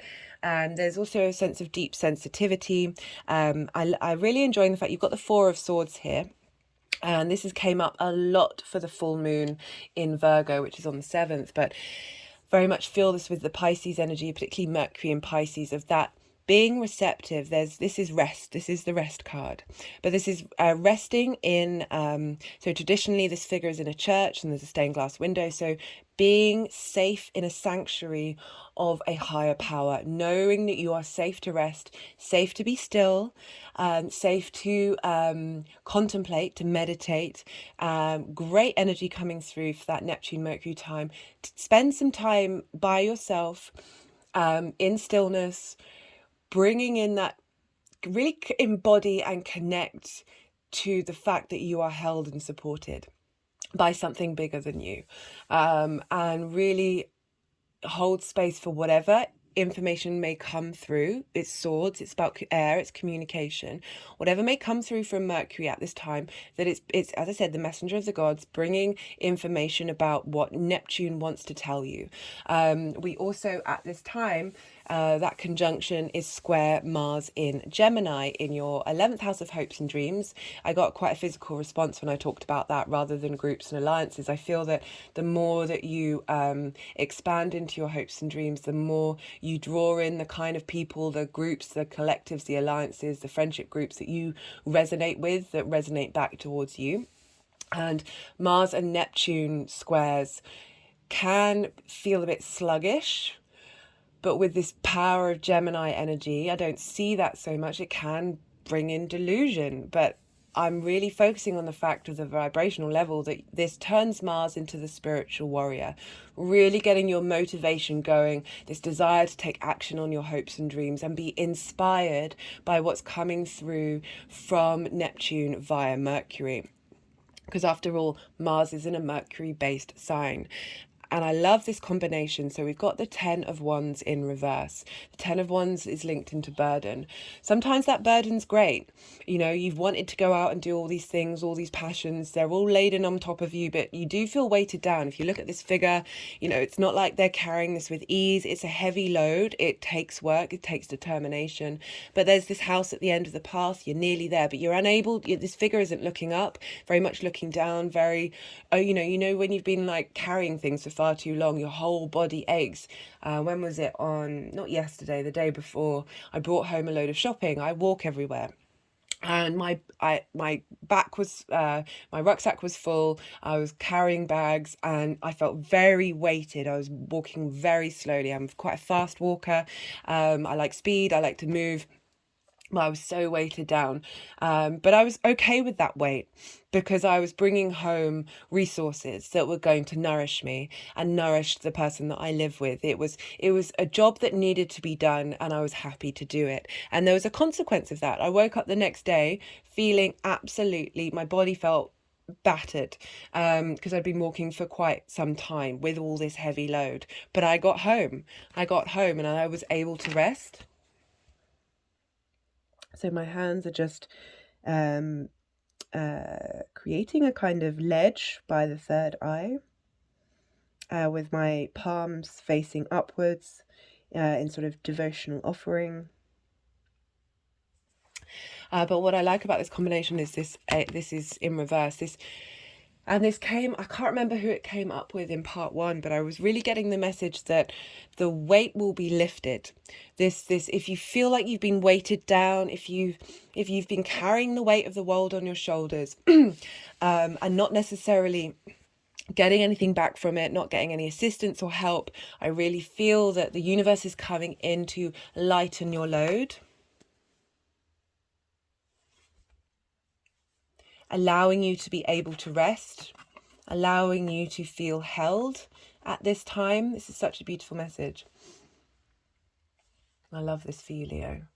fixed signs have been going through it. Your Saturn is leaving your 7th house. Admittedly, Pluto's about to move in there. All the fixed signs have been better. We've got eclipses in Scorpio and Taurus. You've had lots of squares, lots of oppositions, arguably, you know, with a opposition, it's about working out what needs to go and what needs to stay. Leo risings in particular, as well as Leo suns or moons, but particularly Leo risings. There's a big shift. You've got Venus going retrograde in your sign for a long period. That's a complete makeover and a connection of harmony and creativity being funneled into your 1st house. So that's going to be a big shift. You've also got a lot of benefics in your fellow fire sign, and then they're going to be moving into your 10th house of career. So there's gone through a lot of stuff, and it's shifting for the good. I mean, I feel like that way with everything, but we go in cycles of who's been given the carrot and who's been given the stick. But the stick is, you know, fixed signs have had that stick for a while. So the day after, on the 17th, we have the Sun and Mercury exactly conjunct. So the Sun's still involved on the 16th. And but this is when the Mercury is going to be exactly combust in the Sun. This is called a Cazimi. And when a planet is right in the middle of the Sun, this is when that energy gets a boost. This inspiration, this divine inspiration, this divine illumination happening with that energy. And so with Mercury, it's about communication in particular, and it really feels that so we've got the 8 of Cups here, which is going, so this is a space of something feeling comfortable or something feeling safe, or just the same. And it really feels that something's coming through that's giving you the strength to know that you are on your own path, and you are going to climb a mountain in order to get an even higher perspective. We also at this time have the moon in Capricorn sextiling the Sun and Mercury, and this is your emotional needs in your 6th house of work, health, routine, really helping be facilitated in changing that area of your life, and bring about some harmony with the outside resources of perhaps you've been in a comfortable situation that's supported you, but it isn't truly where you should be headed. And this information that's coming through, because it's also squaring Mars, like the previous day, in Gemini, and bringing about facilitation to your true hopes and dreams. So it just feels like a little rerouting here, but from a situation that gave you ease and helped support you, but it isn't quite getting you in line with where you're truly headed. And the Sun is going to be providing information to Mercury to give you a little redirection and support, and knowing that this illumination is coming directly from the center of the solar system, and our suns are portals into the rest of the universe and that creation energy that comes from light. So I'm really enjoying that energy coming through for you, Leo. I'm getting just the instinct to pull a clarification card for that 8 of Cups. We'll see if anything wants to come through. So clarification. Okay, we've got the Justice card. Justice about bringing things into balance, and yeah, I feel like whatever's going on, as I said, a comfortable position, or at least a space of safety. It might not be comfortable, it might just be safe. That justice is coming along to help acknowledge the fact that this is an important rerouting to help bring you back into balance and bring you back into prioritizing yourself. You know, justice is about resolution and restitution.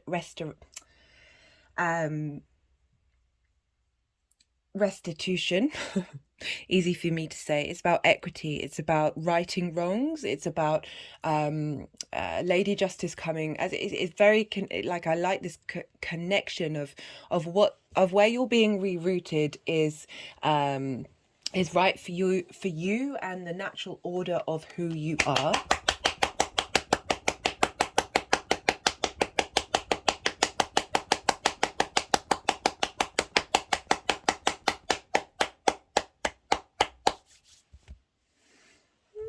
That was lovely. Right.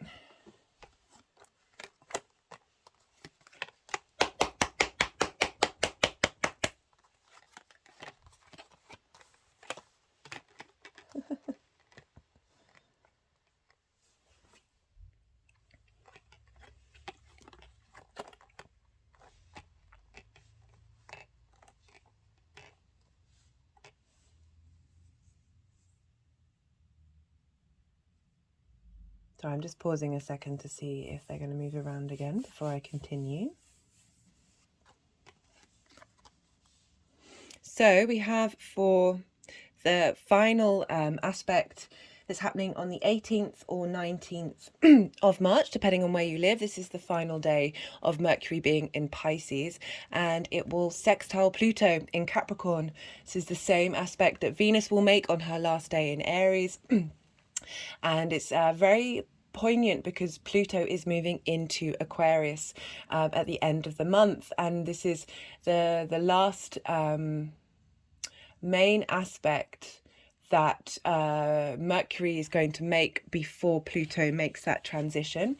Pluto's been there since 2008, bringing deep transformation and inquisitiveness. You know, with Mercury and Pluto, we get this desire to look at the mysteries, at the hidden, and at just and be. There's a sense of detective with Mercury and Pluto of finding pleasure, of uncovering things and digging into the dirt.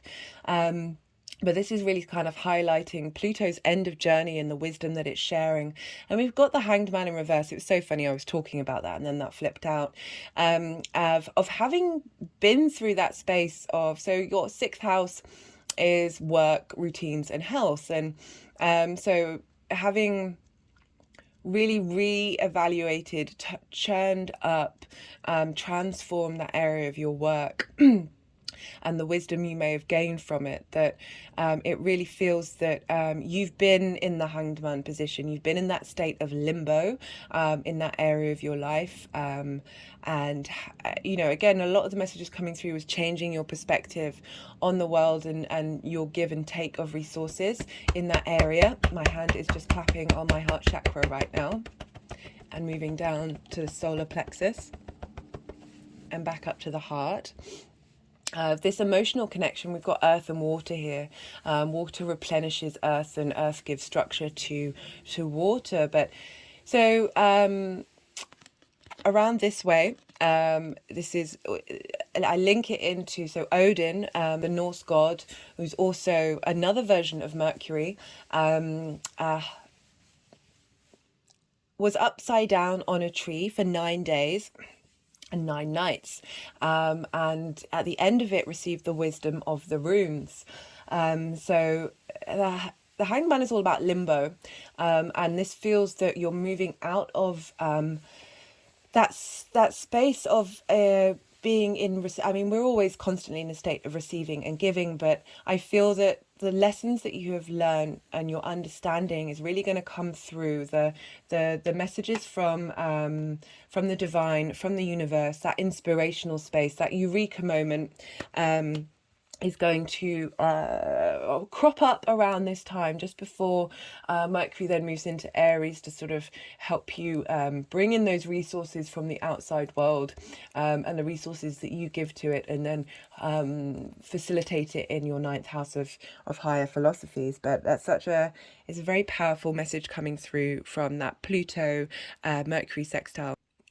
Yeah, definitely a sense of being able to share information, information either being shared with you from the outside world, or your integration of the own wisdom that you've gone through, sharing with the outside world. But I do feel like it's because it's Pisces and it's about receiving, that there's stuff coming in, that's because the next card of how Mercury, how this energy is going to manifest long term is the Hermit, and the Hermit's very much the inner teacher. But going off, and really refining those skills, being able that, you know, has the star in its lantern of deep hope and emotional healing, of being able to integrate that inwardly.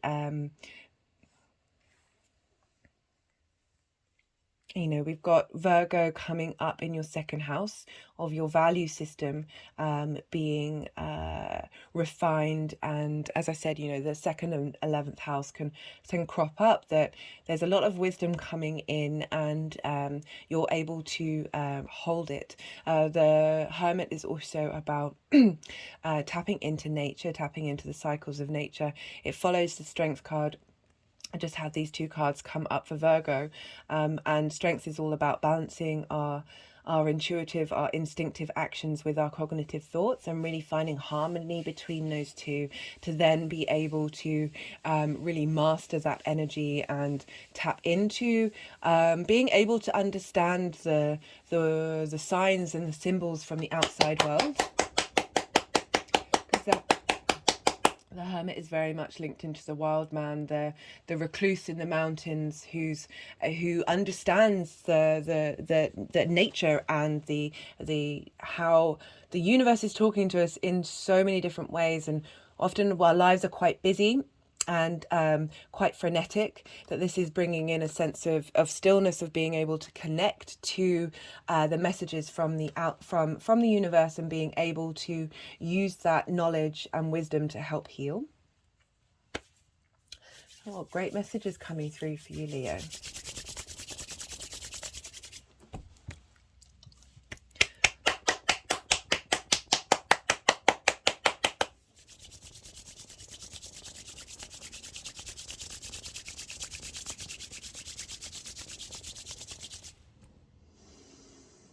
Right, I'm going to pull a clarification card from the numerology deck to see what other messages want to come through for your reading, Leo.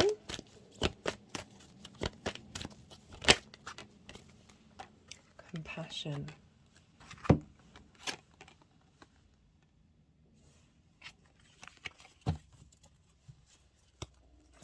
pull one more card. You know, we're dealing with the 8th. Oh, whoa, no, that's far too many. We're dealing with the 8th house here. And you can still have compassion for that which you leave behind. You know, it's not, you're not severing ties completely. You're just shifting into a different space. It's an interesting card to come up. And very Piscean, that compassion for and holding space for the journey that we're all going to have to make in one way or another, with the big shifts that are happening in the world. Just had a little energetic release. And that are going to help us get a bit more of a higher perspective of what we're doing as a species, and perhaps being able to communicate that, your understanding of that.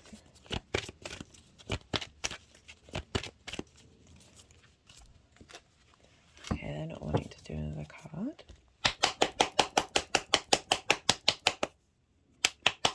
You know, it may also be that the journey that you're going on may feel a bit difficult.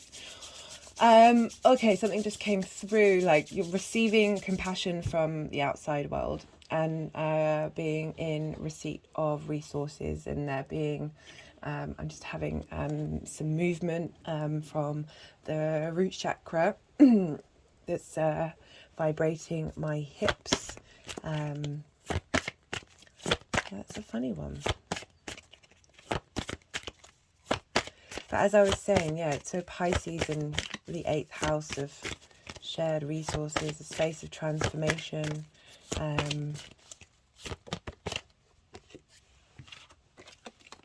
It's got the Hierophant, teacher, wisdom, understanding, mentoring. Yeah, really bringing, so even on an individual basis, it doesn't have to, it can just be your space of maybe asking you to find deep compassion for the outside world and how it's sharing resources with everybody. It's quite hard to do right now, to find that compassion, and being able to find your individuality in that space of being your own guru. We've got wisdom, understanding, and mentoring. So yeah, I'm getting a mixture of things come through, but we've got a lot of wisdom come up. So it really feels like being so as I was saying, more when we're working on an individual level, well, our own individual journey, when we integrate and understand and hold compassion for all things and everything, you know, we can forgive but not condone. It doesn't mean you agree with actions, but I always find that if somebody does something that I don't agree with for my own, moral standpoint, it's usually come about from a social structure. We don't take care of ourselves. Our societies don't really take care of us. Not in a long-term longevity sense, and not with compassion.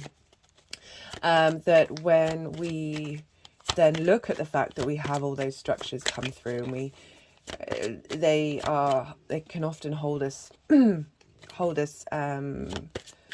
keep us in certain states, that compassion is the number one element of being able to move through this world with ease. As I said, it doesn't stop you from taking action, doesn't stop you from having preferences, but also doesn't stop you from holding compassion. Oh, the energies have just been a bit weird. In order to get to that Hierophant space, we do need to go on a journey and often leave spaces of comfort or spaces of safety, and that as a collective, that's certainly something that we may be called to do.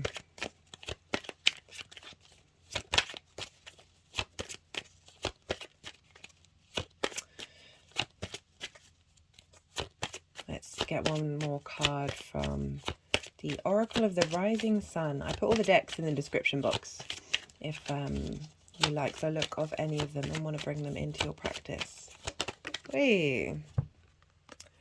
Resourcefulness. Sun in Cancer.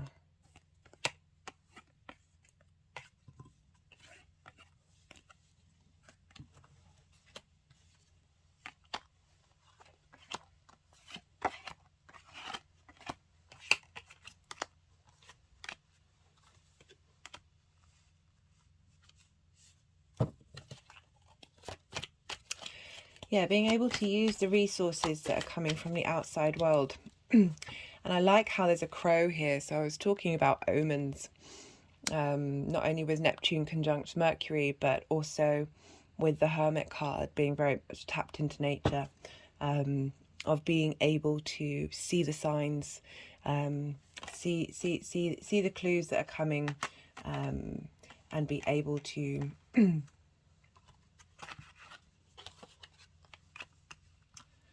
yeah, that's an interesting shift. We've got the Hermit and then the Hierophant coming later. So the Hermit's very much cultivating that knowledge and that wisdom and understanding, and the Hierophant is going on what you've learned and being able to share that with others. Share that. And I like how it's put the compassion with it, because we do have wisdom and understanding. We then got the Power card and the strength that you can have in being able to share what you've learned and what's coming through Well, Leo, it's quite a positive reading. A very interesting reading, actually, come through. I'll just show you the power card. You know, power isn't about having power over somebody or having power where others do not have power. There is power in compassion. Just had an energetic release, and the strength of that, of operating from your heart space, deeply transformative, and just there are power dynamics out there that have been going on for so long that don't serve us in the long term. I talk a lot about the heart, especially connected to you, Leo, because the Leo rules the heart, that the more we operate from our authentic heart space, and that involves a lot of deep inward looking and realizing the layers that may have bound our hearts, to keep us from truly understanding our own needs, not based on instinctive responses. Instinctive responses clouded by addiction and trauma. That the more compassion that we have for everything, and it's so interesting that came up with while we're dealing with the 8th house and the journeys that we're on. Yeah, there's a real sense of patience at the moment. The more we can free ourselves, our hearts emit a 3-foot electromagnetic field, and our mind is, I think, 1 inch. Our heart is so important. It's just gone over the Hermit card, which is Virgo, which is linked into the gut. When we get a healthy gut and a healthy heart, we can transform the world, Leo. Okay, Leo, I'm going to leave it at that. I really hope you enjoyed that reading. Let me know if you resonate with any of it, and be well until we meet again. Cancer rising. How are you doing, Cancer? So this Mercury transit is happening in Pisces, a fellow water sign. So you'll get shared energy here. And for Cancer rising, this is happening in your 9th house. This is the house of perspectives. This is how you contemplating the world, the universe, and your place in it. It's also a house of mastery, of mastering something that you've been working on and learning. And that's in order to bring about a higher perspective and sharing that information. It's also a place of long foreign travel, sort of more in-depth travel, of going somewhere and engaging with an environment that is not familiar to you in order for you to get a new perspective. As I said, this house is all about perspective. So this is, as I said, it's a fellow water sign. This is a trine aspect to your 1st house, Cancer, or wherever you have the Cancer energy. Trines are an aspect of Jupiter. Jupiter wants to bring about wisdom, opportunities. There's a sense of generosity here. There's a free-flowing energy. You're sharing resources with your Cancer energy and your Pisces energy. So Cancer's cardinal, about starting things. Pisces is mutable change, helping you be adaptable in starting new things. It's very receptive. Water's a very receptive sign, very emotional, very intuitive, very sensitive. And you're really being given support during this transit of how you look at the world, how you find your place in it, finding compassion and understanding, being able to hold space for lots of different narratives. A really magical, intuitive transit to have Mercury moving through this sign for you. Cancer, for Cancer risings, this is your 1st house. This is your house. This is how you embody your sun or your moon in your actions and your deeds. It's often how other people see you. It's your body, it's your appearance. It's, as I said, it's your house. And so you're getting a lot of wisdom, a lot of inspiration, a lot of opportunities, a sense of abundance coming for these transits in Pisces. The sun will also be in Pisces for the duration of Mercury's transit. So the sun is going to be illuminating that area of your life, and Mercury is going to be help you understand how to communicate those ideas, those big picture perspectives, receive some insight in and from an understanding about your place in the world and how you want to move forward. The more we integrate the ninth house, the more this can funnel into your 10th, and that's important because Pisces traditionally is ruled by Jupiter, and Jupiter is currently in Aries in your 10th house, Cancer rising, along with Venus. As I said in the introduction, Venus is in her exaltation in Pisces. She essentially has, she's raised up high, and her energy is often still there, regardless of whether she's actually currently present in Pisces. And she's in Aries too. So you've got two benefics happening in your career house. And this is a very powerful transit you're having, sense of abundance and harmony and inspiration, lots of motivation here, lots of fiery energy, lots of wanting to get up and go and try things and see how they work, and doing it for your sake rather than for anybody else's. And so this Jupiter energy is funneling into your ninth house. So wisdom and understanding. You've also got Chiron in Aries, helping you uncover wounds linked into your career. Just had an energetic release there. And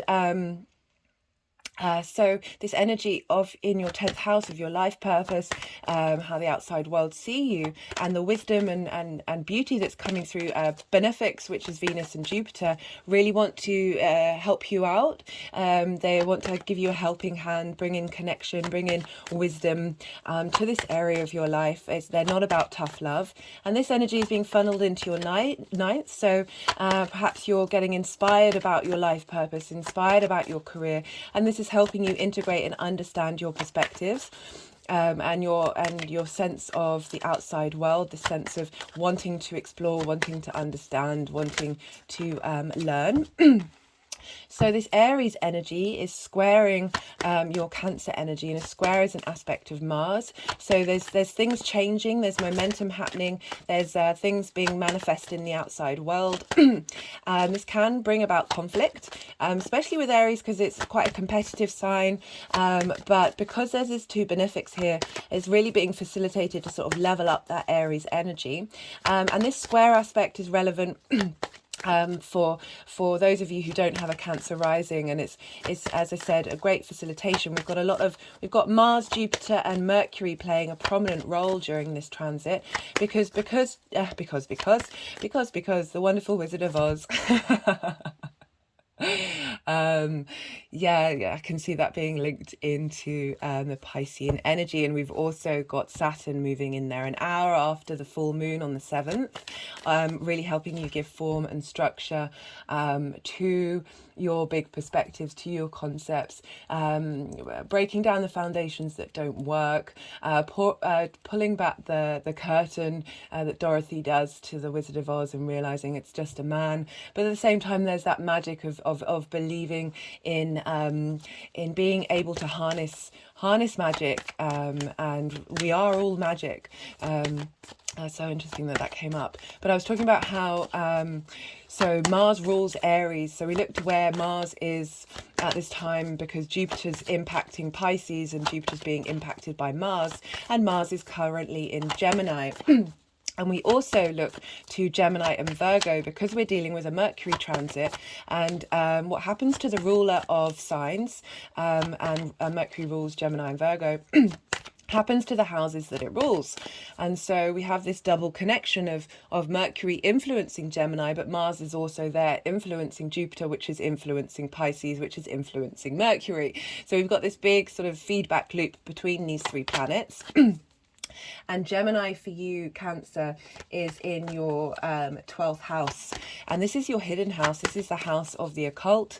This is the mysteries house. This is concepts of yourself, things that may be hidden from you, your deep unconscious space.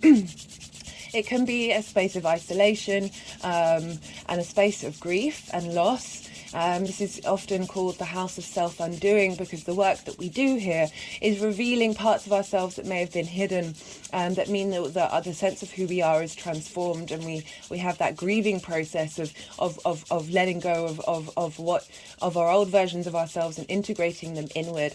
You've had Mars here for a long time, maybe bringing up conflict and frustration with that area of your life. It can be a difficult house to work with, but really asking Mars to be the spiritual defender of yourself, finding the motivation to uncover and take action of integrating the hidden parts of yourself. Again, the 12th house can be a part of you that may be very intimate to you that nobody else sees. It could be a part of you that you can kind of see but can't integrate.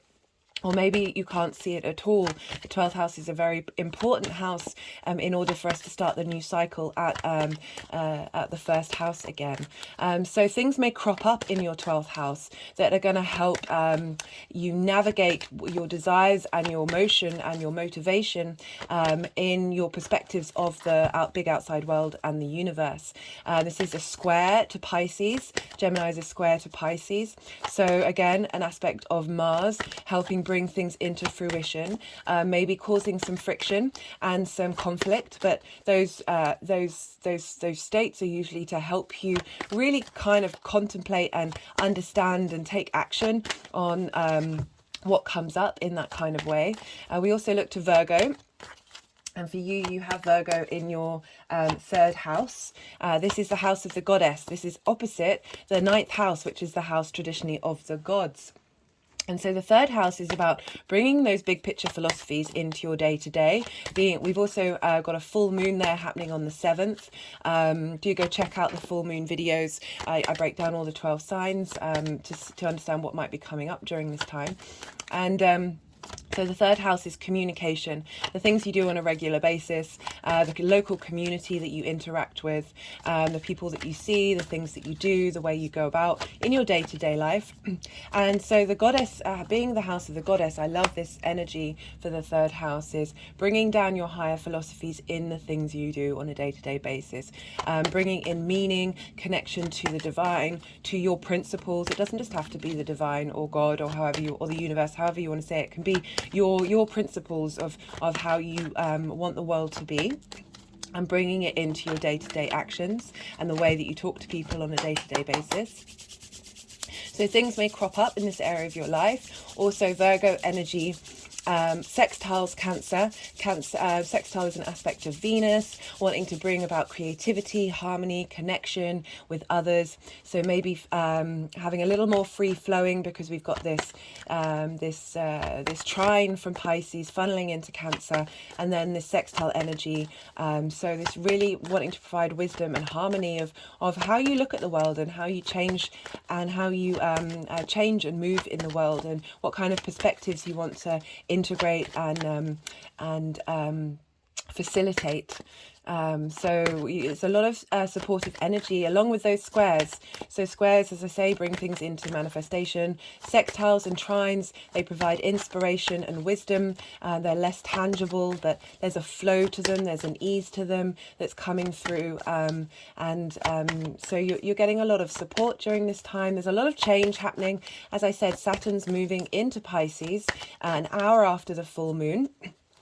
So have something illuminate in those areas of your life, in the 9th and the 3rd for that full moon, is going to then be you're shifting in a new gear and a new journey with Saturn moving in to your 9th house. Saturn is going to bring I'm going to do lots of videos with Saturn in Pisces.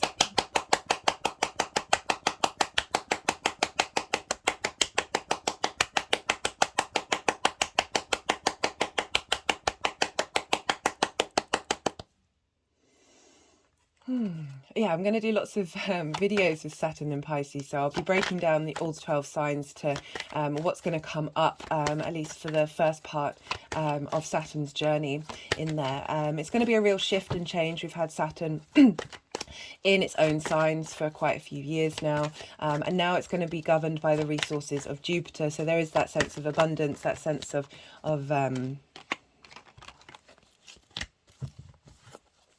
that sense of abundance and wanting to integrate wisdom.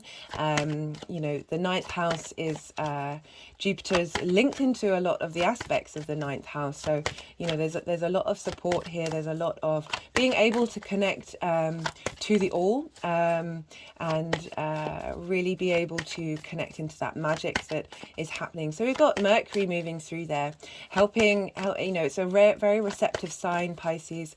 You know, Cancer is also a water sign, so it's familiar territory of getting in connection with your emotional body. Pisces is more about the collective emotional space, really being able to, as I say, hold space for compassion and understanding. It's also acknowledging the black and the white of the world and all the shades of grey in between. And Mercury moving through there, there's a stillness, there's a receptivity of how you collect information and how you receive it. It may come about in strange and unusual ways, being able to tap into omens and signs from the universe at this time of Mercury's transit. And yeah, as I said, so Saturn will join Mercury on the 7th, giving a little more sense of form to that endless ocean that is Pisces. I really feel like this is going to be a very positive transit in overall. I mean, Saturn's transits really are positive overall towards the end. It's perhaps not going to be as stark as it has been while moving through Capricorn and Aquarius.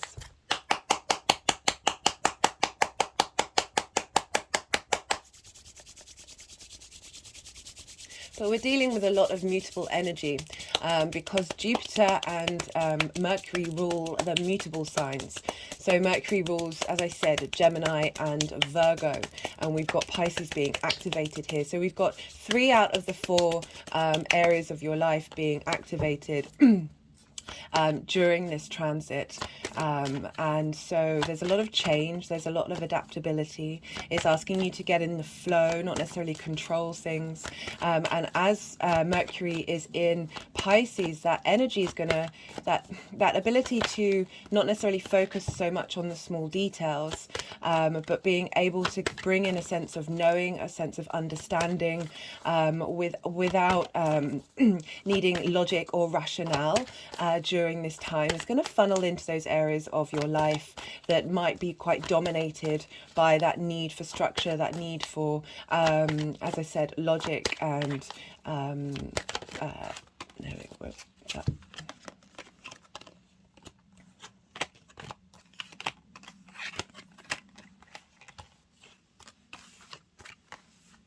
So I'm just going to be moving the cards around right now to see.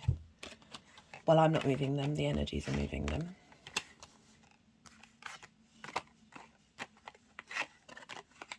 So they've given you 1 extra card, Cancer.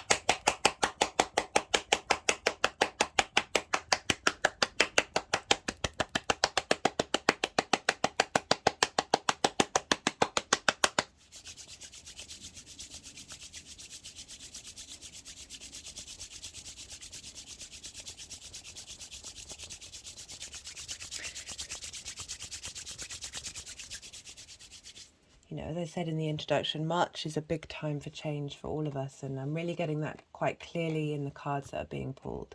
There's a movement, there's a progression, there's an evolution with what's going on. So I'm taking a little while with these movements at the moment, just to really allow the energies to do what it is that they need to do, even if it doesn't make tangible sense. You know, we are dealing with Pisces energy.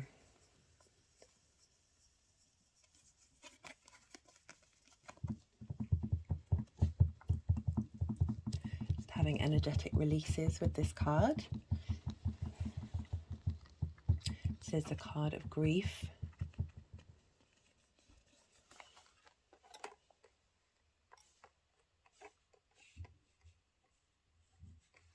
Oh, yeah. Trying to remember what that other card is underneath.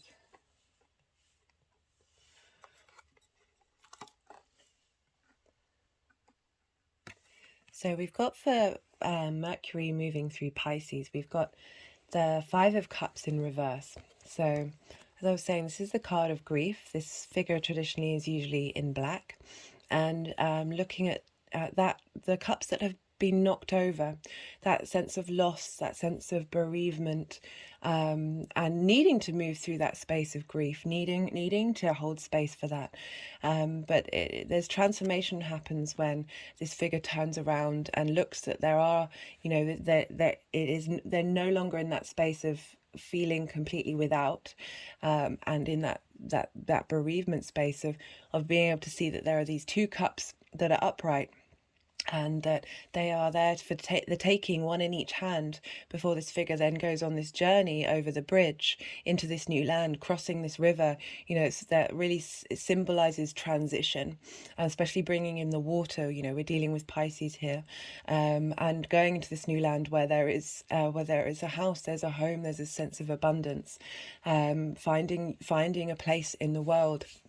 I really see that either you may have felt some frustrations of not really being able to, as I say, find your place in the world. The world's quite a crazy place right now. Of feeling that grief as a water sign, you really hold that emotional space for us all, and I'm so grateful for all the water signs for doing that. There's a sensitivity there. There's a deep sense of knowing, of connection to everybody that can feel quite overwhelming, and can get mixed up, that collective energy with your own personal response mechanisms. We're going through so much change. There's so much grief out in the world that it's really lovely to see in reverse that Mercury's helping you move through that space and transition into a new way of looking at the world, and being able to have hope, and bring in that space of abundance, of your perspectives, dealing with the 8th house. And so for the first transit that we have, okay. See, this is why I tend to pause between the two.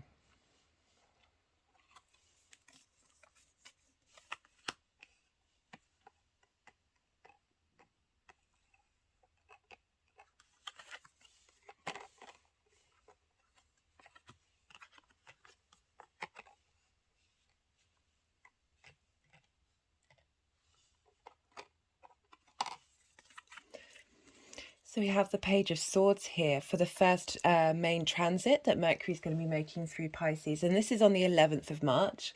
And this is a sextile with Uranus in Taurus. Uranus has been moving through Taurus for some time, will be there for some time more. And you have Taurus in your 11th house of hopes and wishes.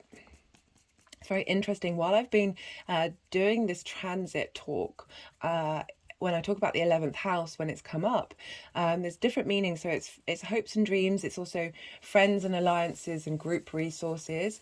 That the energies have really started to move when I talk about hopes and dreams, because Pisces is about faith. And we've got this sextile between your 11th house and your 9th house, your big picture perspectives and your hopes and dreams. And Uranus is helping bring in unique ideas. You may be bringing in unique people into your life to help you just get a little more in touch of who you truly are. I feel that more that we really become grounded in our hopes and dreams, and funny that I'm saying grounded because it's for you, it is Taurus. The more that our vibrational level shifts, the more we hold space for those hopes and dreams, the more that we draw in like-minded people, which is the 11th house. It's those groups and alliances that are in alignment with your vibrational level. And we've got the Page of Swords here. The Page is herald in very useful energy, herald in, there's a sense of starting afresh, but this is heralding in new ideas, and we're dealing with Mercury of communication, and Uranus can be linked into lightning, and I feel like there's a lightning bolt of revelations coming through from that area of your life that's going to shift gears and change things up, that you're going to be able to look at your hopes and dreams in a fresh new perspective. You know, the Page of Swords is looking over its shoulder. There's an element of looking back and questioning the motivation behind your hopes and dreams, and are they grounded in good foundations? After all, at this time Saturn will have moved, sorry, they're just tapping on my heart chakra. Saturn will have moved into Pisces by now, so really asking you to question your foundations of your perspectives. And so the Page is sort of looking backwards but also moving forwards, so it's a reevaluation of where your hopes and dreams come from and trying to get them in more in alignment. Uranus likes to flip things on its head, releases tension where we haven't been able to. I call it the path clearer, the chain breaker, because it's trying to get us back to our true authentic self. And sometimes our hopes and dreams can be a bit the energy, we don't necessarily focus right at the root of it. I find operating from your hopes and dreams from just space of for you and for joy and for pleasure of getting something out of it. Taurus is ruled by Venus. She's in the 10th house, so that energy is funneling into your hopes and dreams, and Taurus is very much the embodiment of enjoyment, of pleasure, those senses, connecting to your senses and the tangible and how it really feels in your body when you think about your hopes and your dreams. Really spend time maybe meditating on those at this time, and see what really connects on a very deep physical level. And when it does, I should imagine that's when you're really tapping into that space of abundance, that space of creativity that Venus likes to bring in, especially having Taurus there. And the 11th house sextiles your first house, or the Cancer energy. Again, that's another aspect of Venus, about wanting to bring in inspiration, bring in creativity, beauty, and really facilitating this journey of transforming your hopes and dreams. As I said, this stuff comes up in this they're all intermingling with one another, a lot of these signs, and it's why I'm probably going into things in a lot more detail, because I really do want to share. It adds layers, perspectives, it keeps things, there's both a simplicity and a complexity to astrology, and that's why I'm going into more depth in a lot of these readings, because I want to share the way of how you can interpret your chart and interpret the energy that comes up and see those signals and be able to translate those signs from the universe to see if you're on the path that suits your soul's needs. My hands have just gone over my heart chakra. So we have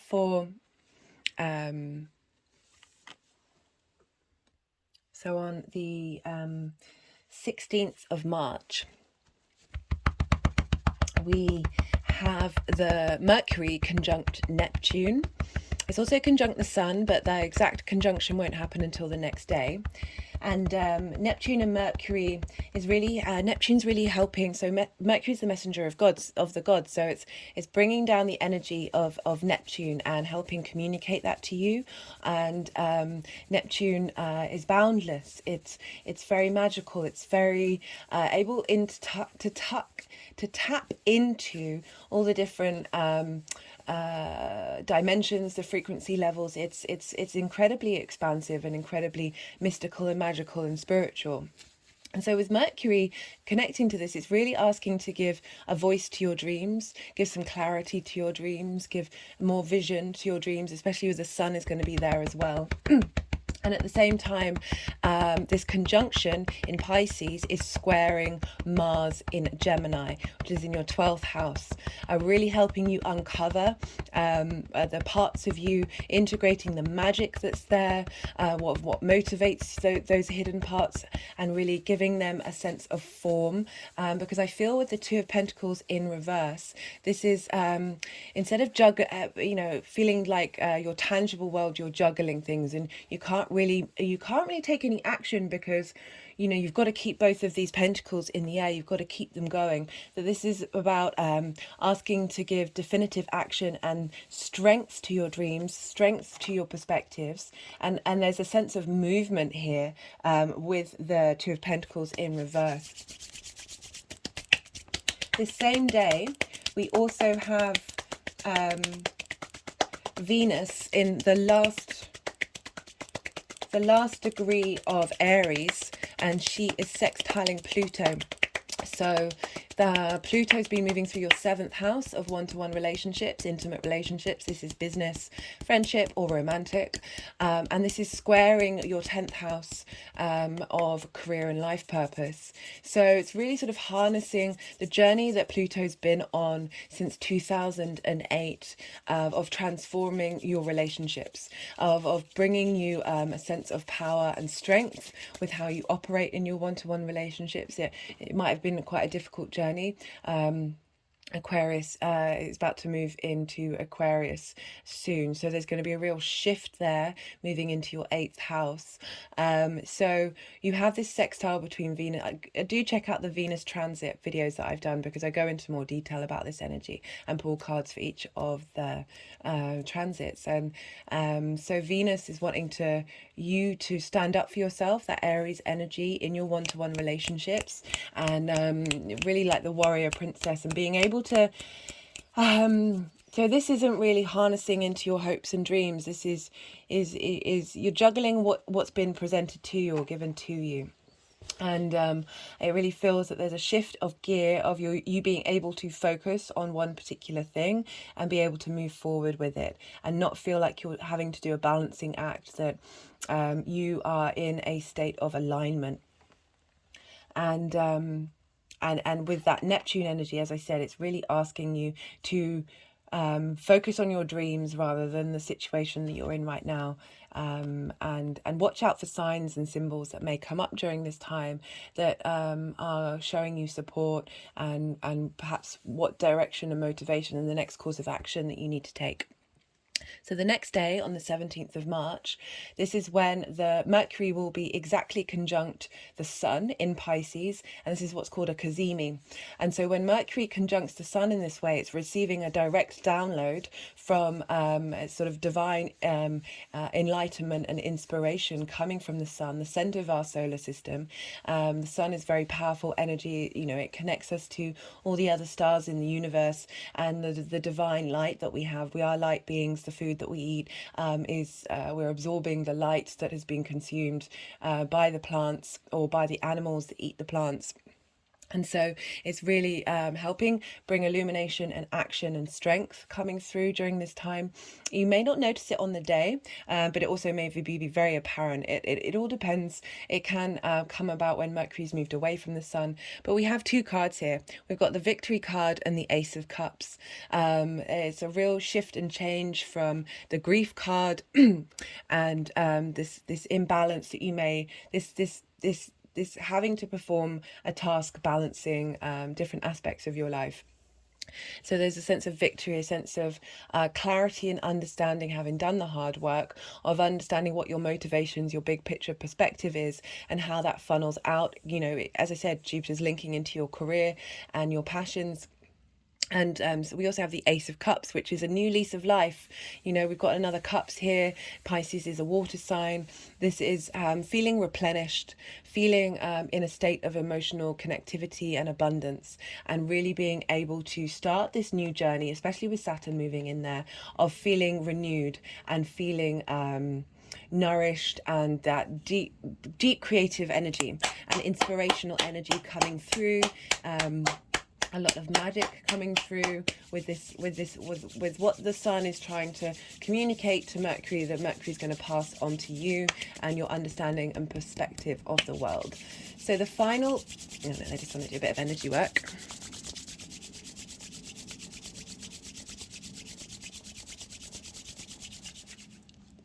So the final, they just did a release around the solar plexus, and now they're clapping over the solar plexus.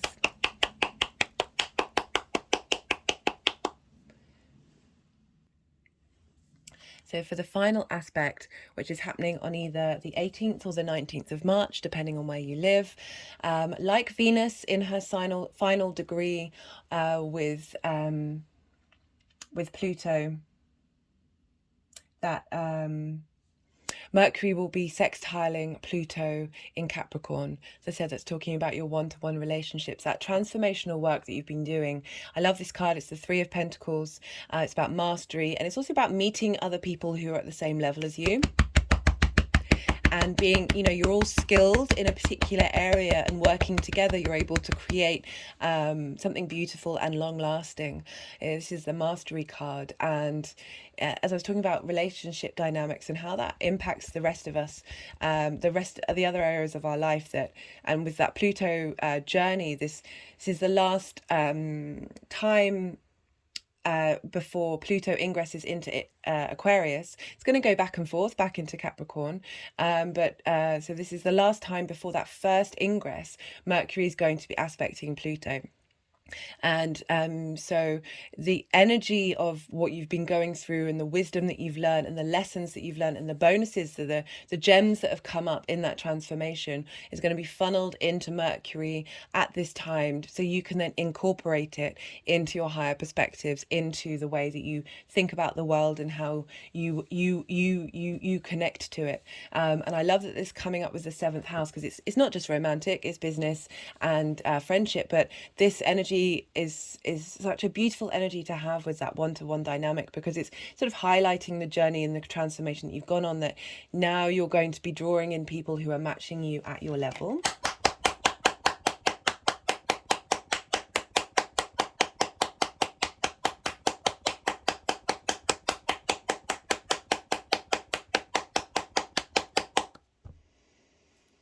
So for the final card, so how these energies are going to manifest moving forward, we've got the Queen of Cups. I love this for the both your Cancerian energy and your Piscean energy. The Queen of Cups is deeply nourishing. She's incredibly sensitive and wanting to nourish your higher perspectives and help you bring about some compassion and understanding and motivation and desire.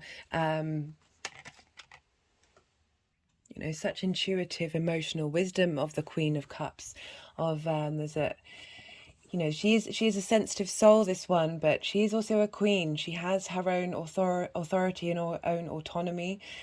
She didn't get to be this queen for no reason. This is about the act of giving and receiving of emotional connection, and really being in receipt of insight and wisdom and creativity as well as the water signs. And as I said, intuition, imagination. Just had a bit of energetic release there with that.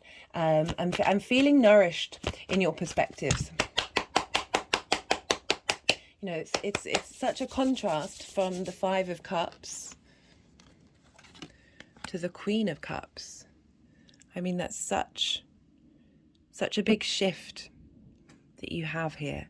Moving from a space of grief and feeling isolated and feeling without lack, and to be then deeply nourished by the Queen and her support, and how you're able to support yourself from a very deep-rooted emotional level.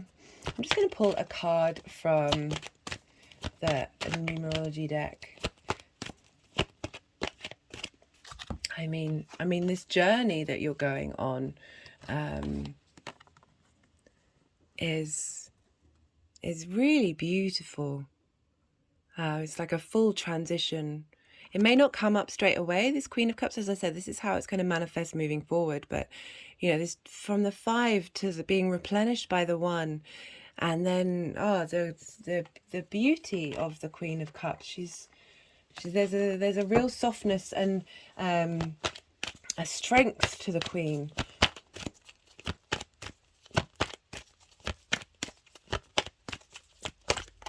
Oh, no, that's 3 too many. Especially as you know, you've got 2 water signs being activated at the moment. It can be a very sensitive time, a very emotional time, and when those things come up, really sit with them.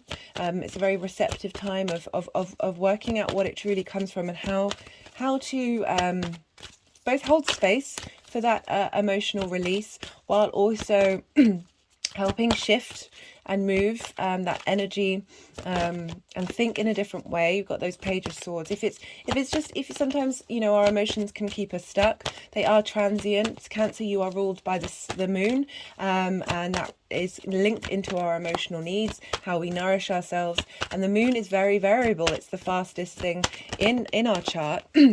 And that our emotions do move and leave through our body, and holding compassion and understanding for those emotions on an individual level, while not necessarily being consumed by them. And you know, all things do pass, and be here now. But I'm loving, you've got lots of water, not surprising. Deep compassion for yourself, deep compassion for those around you, for the big outside world and how you move in it. You know, there isn't weakness in compassion, there isn't weakness in empathy, there isn't weakness in sensitivity, but there is a need to, you've got Pentacles here, of giving some kind of structure, and acknowledging that time does move, emotions do move. Yeah, moving away from a state of shame. I talk a lot about perfectionism and judgment with this Virgo full moon. Got the Wheel of Fortune card coming up, spinning, fate, change. I was just talking about change, how our emotions change. A change of fortune is happening for you. You know, we're bringing up Pentacles. You're moving from the 2 to the 3, which I really like. This is a Jupiter card. This is this is the changing of time. It's such a changeable month. As you know, as I said, we've got 3 planets moving into different signs, 2 of them outer planets. This is a big deal. There's a lot of shift. We're getting so much support with that Aries Pisces dynamic. I love it so much. And it really feels like there's a big emotional shift, that's going to have repercussions in your work because of this, because of the Jupiter transit. Optimism. And this is the moon in Sagittarius, which is also ruled by Jupiter. Yeah,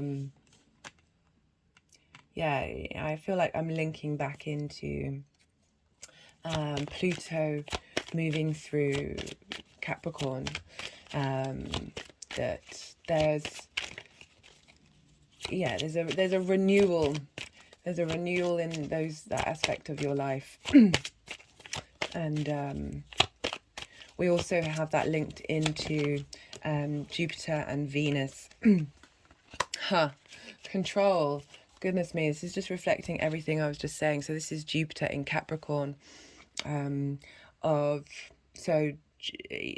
got Jupiter and Venus in your 10th house of being able to bring about collaboration in that area of your life as well, which might be a bit hard for Aries energy. But yeah, really getting a shift in gear in how you deal with your emotional state, Cancer. Love this for you. This is not invalidating emotions, but sort of raising the vibration of them. And that doesn't, I'm not talking about, you know, only being happy and only seeing the positive. It's how you interact with the emotions that are coming through. I really love this reading for you, Cancer. If it resonates, please do hit the like button. I'd love to hear your comments, to see perhaps sometimes in the future you come back to this video and say, this is what's happened. Yeah, really, I just have a really nice, calm, fluid feeling about me right now, you know, dealing with a lot of water here. And yeah, it's a beautiful feeling that I'm in right now. Thank you for sharing that energy with me, Cancer. Be well until we meet again. Gemini rising. How are you doing, Gemini? So this is transits happening in Pisces, a fellow mutable sign. So like all the mutable signs, you're having a lot of mutable energy being activated at this time, especially if you might have things in Sagittarius, because then you're getting all 4 of the mutable signs activated. And so Pisces, where is that for you, Gemini rising? That is in your 10th house. So you've got Mercury moving through there, you've had the Sun move through there, you've had Venus move through there, you're about to have Saturn in there in your 10th house. This is when things are on in either the 1st, 4th, 7th or 10th. This is big activation energy. This is very powerful energy coming through. And so that was quick to come out.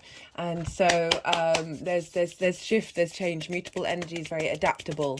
There's very fluid. It's able to roll with the punches, and not get bogged down. I mean, it depends if you've got some fixed energy in your chart, because that can have that can affect that mutable. But just in the mutable energy in general, you've got a lot of stuff activated. Your 10th house for Gemini rising. This is your house of life purpose. This is your career. This is how the outside world sees you. You're going to get a lot of structure come in with Saturn moving in there. I'm going to do a few videos on Saturn moving into Pisces. This is a big deal for everyone. March is a big month for change. As I said, roll with the punches, see what comes up, be fluid, be adaptable, and don't get fixated on things, and understand that we're dealing with a lot of change. Gemini, you're going to be potentially relieved to hear, I don't know how your Mars transit's gone, that's been in your 1st house. That's moving moving signs at the end of the month. So yeah, real big change for you, Gemini. So we have this energy of Pisces squaring Gemini. As I said in the introduction, for those of you who don't have Gemini rising, when I talk about the aspects and what kind of energy is coming up, that still applies. That's still very relevant. So we have this square aspect, which is an aspect of Mars, bringing about potential conflict and drama and frustration. But whenever those things come up, it's asking you to really look at your core needs and address and bring things into integration and balance in a more grounded way. Mars will tend to sever away the things that aren't working for you. But also the Mars aspect, the square aspect, is an aspect... Oh, wow. It brings about friction, and we need friction to create in the 3D world. Without that friction, without that movement, we are... the inspiration and the creativity may not manifest in the tangible world. So you have this square between your Gemini energy, and for Gemini rising, that's your 1st house. That's how you embody your sun or your moon in your actions and the way that you are with other people. This is how other people see you. This is this is your home and your sorry, it is your home, it is that house that belongs to you, but it's your body and it's your appearance. Is that... yeah, that's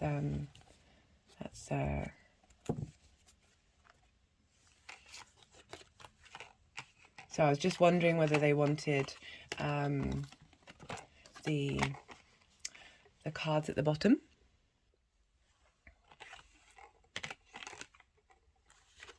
So because Pisces is ruled by Jupiter, so as I said, oh no, sorry, I was talking about, sorry, I got a bit distracted. So yourself and your career are being activated at this time for lots of different reasons, which I'll get into. So Mercury moving through there is providing perhaps inspiration and clarity about where you want to head and what you want to do, how you communicate in your career, how the outside world might communicate with you, because we are dealing with how the outside world sees you.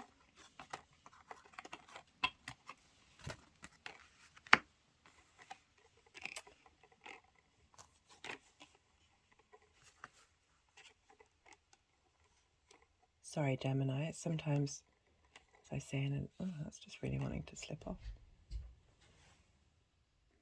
Hey Mercury, sorry, I just had to pause the video for a second because the person that I lived with had just come back from being away at the weekend and wanted her to settle in before before continuing on with the recording. Let's just see where these all want to go.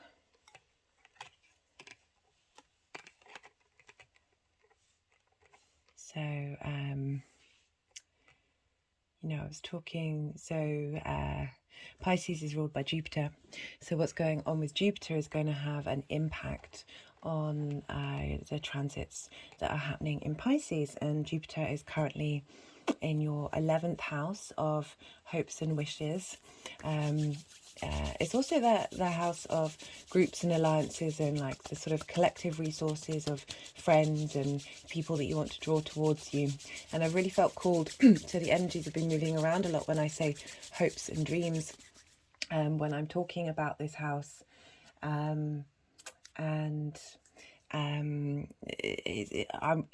really feeling that this is, the more that we work on our hopes and dreams, the more that we draw from an authentic place, the more that we're drawing in that energy of attracting in the groups and alliances that we want to be in. And we've got Jupiter and Venus moving through there, the two benefics. They want to produce opportunities and harmony. Perhaps you're providing wisdom to groups and alliances, or you are receiving wisdom from that area of your life, but I really feel like they're facilitating and leveling up your hopes and dreams, particularly because this is all funneling into your career and really getting you to navigate where you're headed and what you're doing from a space of ease. With these two benefics together. We also, because this is a Mercury transit, well, they haven't done that before.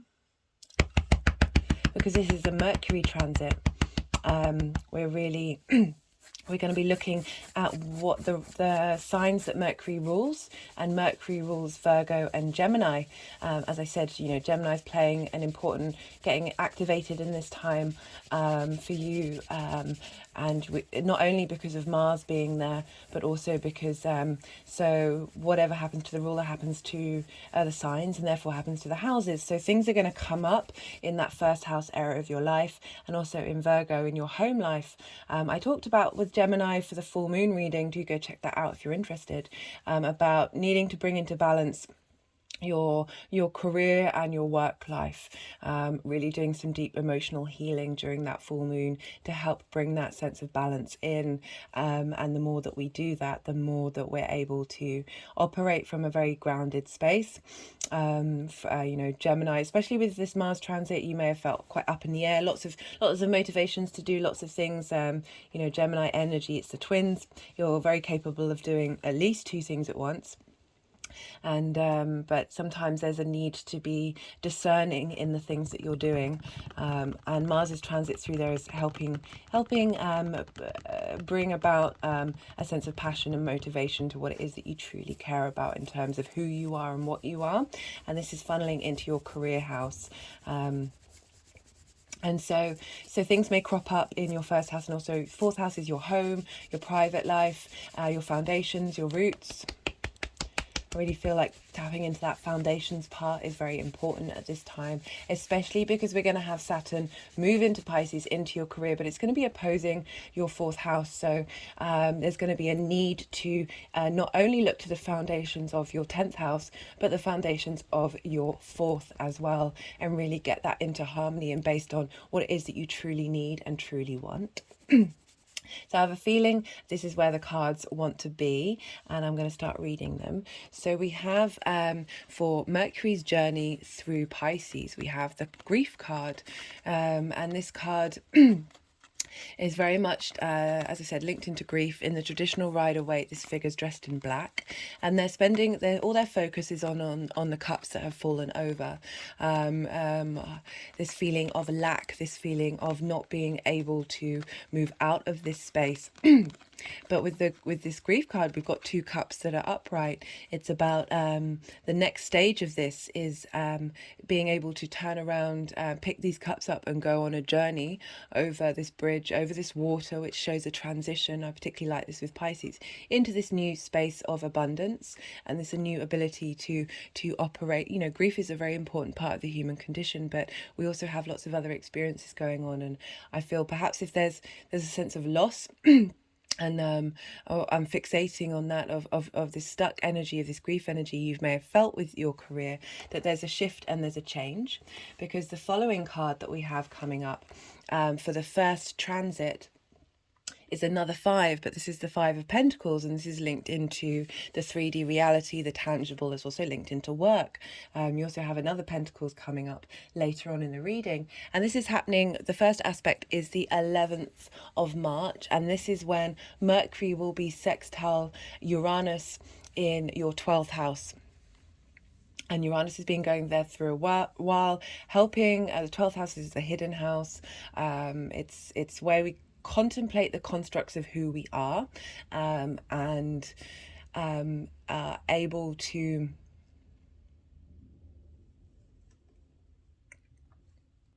sorry, I just my mind went completely blank then.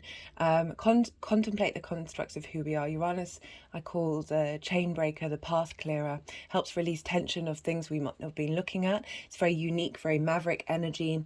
It is the oddball of the solar system, and it's been there for a while and will be there for a period of time. It's played a very important part in the last few years because it's linked into the eclipses that are happening in your 12th and your 6th house. I've just got my hand is, my finger is drawing a infinity symbol over my eyes. And perhaps this is revealing the hidden parts of yourself at this time to help integrate what you truly need from your career. Taurus is all about embodiment, getting in touch with your senses, getting in touch with there's a longevity there, there's a fixed energy there, but so we've got the 5 of Pentacles, but it's in reverse. So upright, this is usually this feeling of being isolated and left out in the cold. And I really feel with this sextile between Mercury, so sextile is an aspect of Venus, and Venus rules Taurus. So we're bringing in creativity, harmony, connection, and beauty.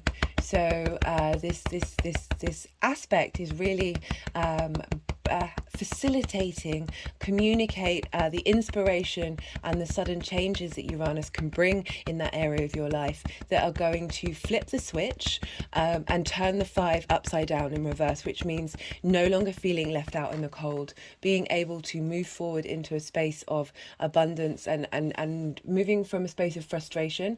Often with the 5 of Pentacles, they can't see the beautiful window. They're not looking for the door. It can be very easy for our minds to get stuck in those spaces because the hormones that we produce when we are in that environment are very easily accessible to the mind, and the mind is addicted to that space.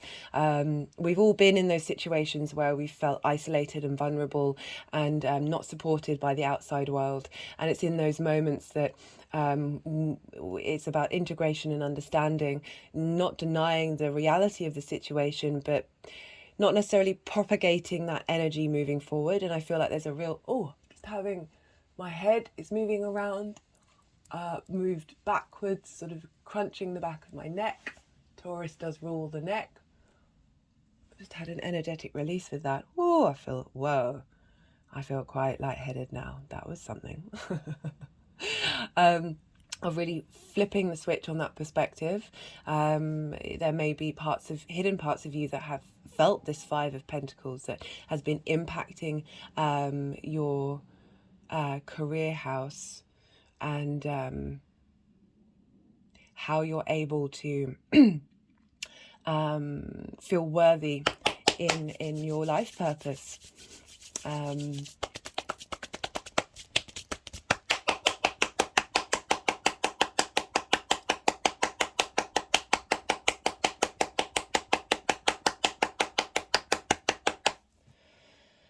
I'm not surprised there's a lot of this stuff coming up for you, Gemini, because we are dealing with mutable energy. This need to change, this need to adapt, this need to be in the flow and keep moving, rather than five energy can be, especially these two, can be a very fixed energy of not being able to escape that space.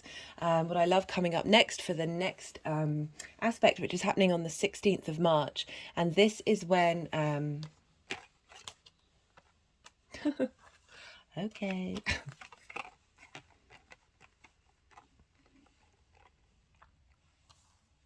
Yeah, I really should pause between each aspect.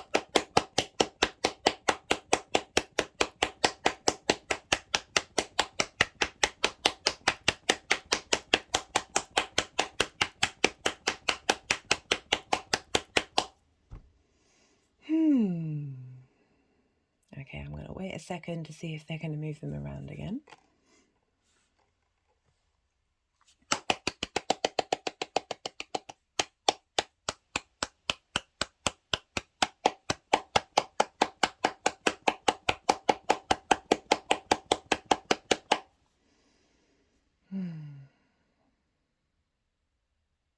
Okay, right.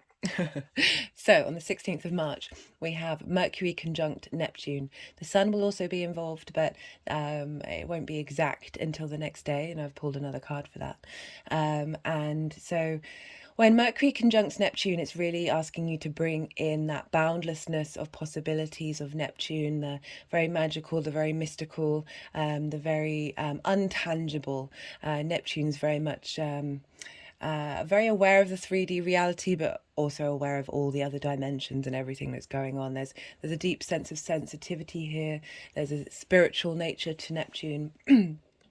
And with Mercury, the messenger of the gods, is drawing down that influence of Neptune, of really asking to bring some vision and bring some communication to your dreams, giving them a voice. And I like that we've got the Three of Pentacles come up. I've talked about this card often because it is my favorite card in the deck. This is the Three of Pentacles, and this is the card of mastery. This is about meeting people on your level. These are all craftsmen with different skills, and they are coming together. And I love how there's the peace symbol here. And in the Pentacles, it's a really beautiful way of looking at the earth energy of longevity and how peace really is the answer. But this is about working with like-minded individuals, collaborating to create something beautiful and long-lasting. And it's great that that's coming up in your career, having, sort of clearing out this energy, flipping the switch on this sort of stuck energy that you may have had. You've also got Saturn moving into your 10th house. This is a big deal, as I said at the beginning of the reading. Bringing some form and structure and responsibility to your career aspect, career home, part of your life and your life purpose. This is backed up with this Three of Pentacles of really tuning into having the Pisces in your 10th house of deep healing, deep space for compassion, and how important that is to put out in the world, and how you operate. And I'm really enjoying the fact that this could be the integration of self in all the different parts of who you are. My feet are just tapping at the moment, so that could be relevant to some of you, particularly because we're also dealing with we've had that moment from the 12th house happen of integrating the parts of who you are. You're also dealing with yourself in Gemini and your home space of really coming into balance and knowing your own worth. And from that space, we've got a lot of movement coming along. So the next day on the 17th, the Sun is conjunct exactly with Mercury. This is called a Cazimi. This is when Mercury gets a real flash of divine illumination, divine enlightenment injected into Mercury's energy. And Mercury then is able to pass that energy onto yourself. And we've got the Chariot card. And this is about being able to weather the storms from a place of power and control and integration and harmony. If you see here, it's got the yin and the yang, we've got the night and the day, and this figure has all the stars on their canopy and all the astrological symbols on their clothing, implying that you're aware of the cycles of the world, aware of the structures of the universe, and you are able to move forward. This is a fast card. This is the card of Cancer. And Cancer is in your second house of values, really being able to integrate your value system into your career and be able to, as I say, weather the storms. You know, this figure doesn't have any reins to keep these Sphinx into control. There is balance, there is harmony. They know where they're going. There is a sense of purpose, a sense of direction. It's one of the fastest cards in the deck, and I really love this coming through with your 10th house of life purpose, of really giving you strength of what your life purpose is going to be and map out after this this energy of lack and of restriction. And for the final card, the final aspect, which is happening on the 18th or 19th of March, depending on where you live, and this mimics the journey of Venus. A lot of these aspects do, so do go check out the Venus video, because it's in parallel with what's going on with Mercury right now, and I really enjoy it.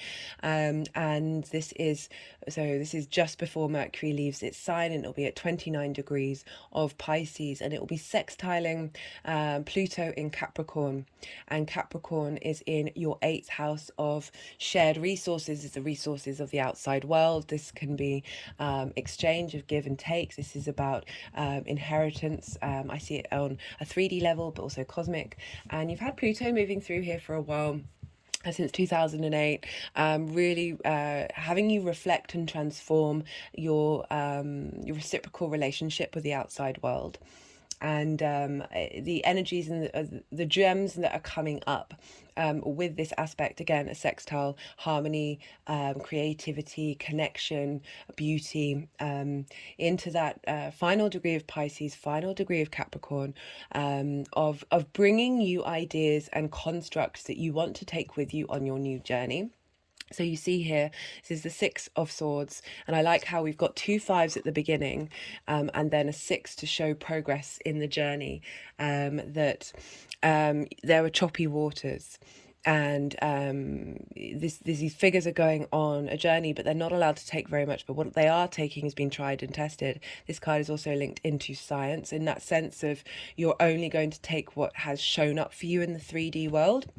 So this can be mental thoughts, mental concepts, for you to then, again, we've got this transition of moving over water that we've got here, both in cups and the swords, of taking a journey to another land. It may be a bit rocky, it may be unsteady, but it's for the best. And I really, it's a new way of tackling and looking at, and the concepts that you have in the area of your career that's being facilitated by how you give and receive in the outside world.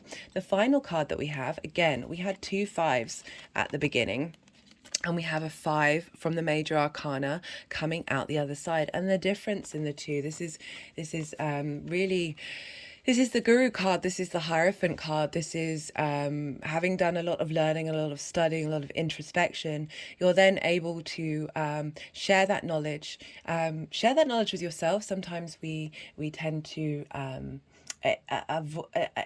we tend to not reflect that back inwards, but I feel because it's dealing with your career and how the outside world see you, that you've been doing a lot of introspection, a lot of work, and now you're getting to the space where you're able to share and help others understand that they are also their own guru.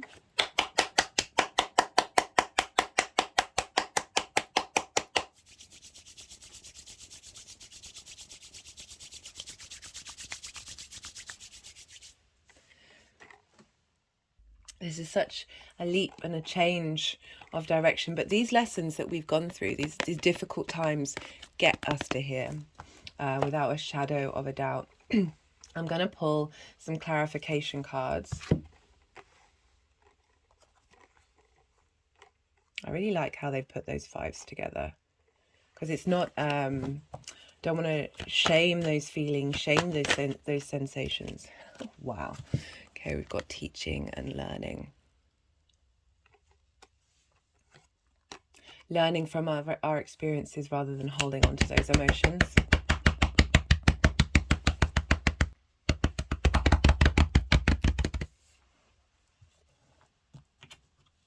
So going to pull a card from the First Light Tarot deck. So we've got Temperance, Balance, miracles, combinations, environments. So temperance is about alchemy. It's about distilling and refining all the parts of who we are and bringing them into harmony in order to create magic.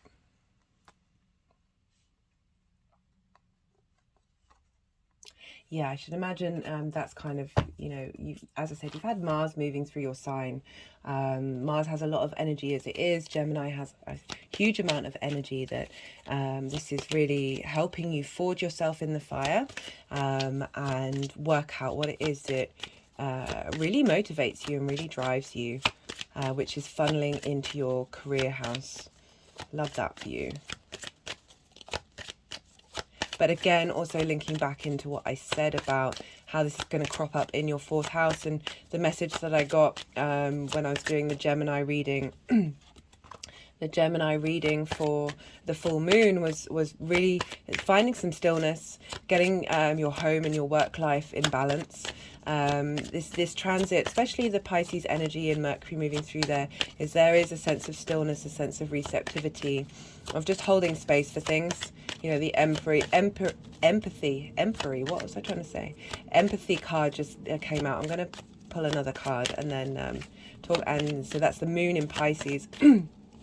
Of having empathy and compassion and understanding for those 5s that may have felt like quite stuck energy, you know, rewriting your own story without denying the validity of those emotional space. You know, we can hold space for both things, for sure.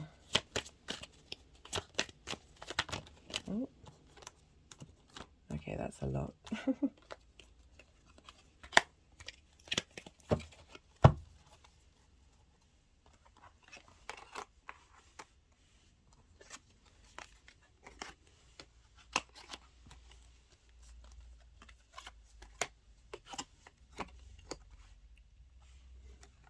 You know, I've had the compassion card come up a fair amount during these readings, and very much tapping into that collective emotional space as that Piscean energy.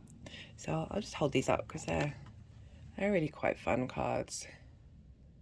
This sense, I feel like this is a Saturn card. You know, it's Saturn in Leo, but that shift and change when Saturn moves into Pisces, of giving you that form and that structure, and bringing people into your lives that you can collaborate with, or the other alternative is collaborating with all the different parts of who you are. Gemini, as a mutable sign, you know, very able to change and collect a lot of information as well, and a very resourceful sign, Yeah, lovely reading for you, Gemini. Do hit that like button if anything resonates. And yeah, I'd love to hear from you, perhaps sometime in the future, when see whether any of this comes about. You know, drop me a message. I really appreciate the energy share. And be well until we meet again, Gemini. Taurus rising. How are you doing, Taurus? So this transit of Mercury is happening in your 11th house. This is the house of hopes and dreams, as well as groups, alliances, and friends. When I've talked about this house in the other sign readings, the energies have very been insistent on focusing on the hopes and dreams side of that house. And, you know, the more that we're able to get in touch with our authentic hopes and dreams, the more that we're able to operate from a certain vibrational level that draws in groups, friends, alliances of people that you want to draw towards you, who are matching your hopes and dreams. Whoa, okay. Okay, guys. The energies are being very, well, they're being very them. They're, you know, they're very... It's the untangible of Pisces and Right, so as I said, so this is a time for Mercury moving through here to helping communicate with you from the collective emotional unconscious what it is that your dreams truly are, how you want to move forward with those dreams, and you give Mercury some time, be some patient with Mercury at this time. Things may come about in unusual ways that aren't necessarily direct. As an earth sign, both earth and water are night and yin signs, so very receptive, taking on information, gathering those resources before taking action. There's a real power with earth and water that isn't necessarily the immediacy and direct action that you get with fire and air. So with your Taurus energy, we have a sextile between Pisces and Taurus. A sextile is an aspect of Venus, bringing about desire, relationship connection in general, harmony, creativity, beauty. So we've got this facilitating energy, this inspirational, creative energy, funneling between your hopes and your dreams, and for Taurus rising, your first house, which is how your sun or your moon embodies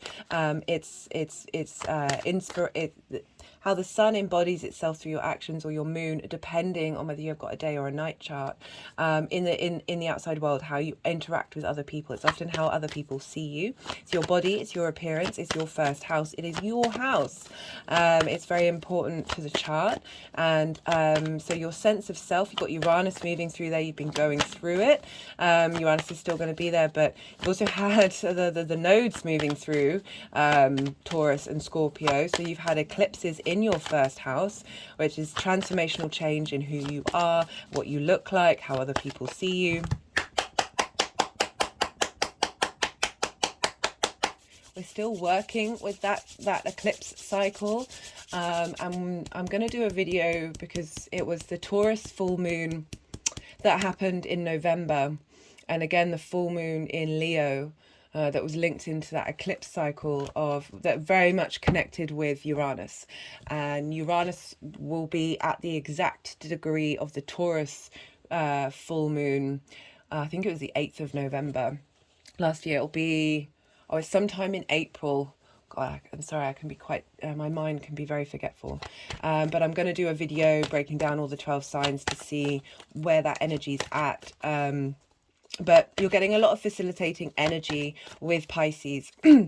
And you're going to have Saturn move in there as well. So again, giving support. Saturn's going to be moving from a square with Taurus, and having gone through your 10th house of career, and is now going to be sextiling Taurus and Uranus. So getting strength. This card has come up a lot.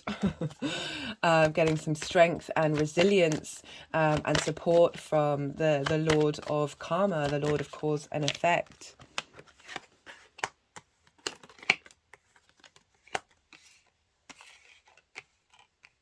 Interesting. I feel like you're going to get a fair amount of cards here, Taurus. So, your hopes and dreams, eh? This is also, I'm wondering, because this trines your 7th house of relationships, where Scorpio is, where you've had the South Node going through there, potentially purging relationships, leveling up relationships. And so we're going to have this trine between Pisces and your 7th house. So just picking up from the cards that are coming up, but we'll see what else the messages want to come through. Anyway, so because Pisces is ruled by Jupiter, we look to where Jupiter is. And Jupiter's in Aries, as is Venus. And these both have an impact on Pisces. and as is Chiron. So you have been getting some really facilitating energy come through in your 12th house. This is the house of mysteries. This is also traditionally known as the house of self-undoing. It's the concepts of who we are that often get broken down during these transits in order to fully sort of integrate and understand where we're headed and what we're doing, illuminate these things. And you've got the two benefics moving through here, really facilitating your emotional wounds, your integration of self. It's also the house of mysteries, the house of the occult, the things that cannot be seen. A lot of magic comes up in this house, but you're really getting a lot of strength to sort of build that hidden part of who you are before they move into Taurus, into your own sign, where you'll reap the rewards of that integration in and getting a more full-rounded, embodied sense of self, which I love for you, Taurus.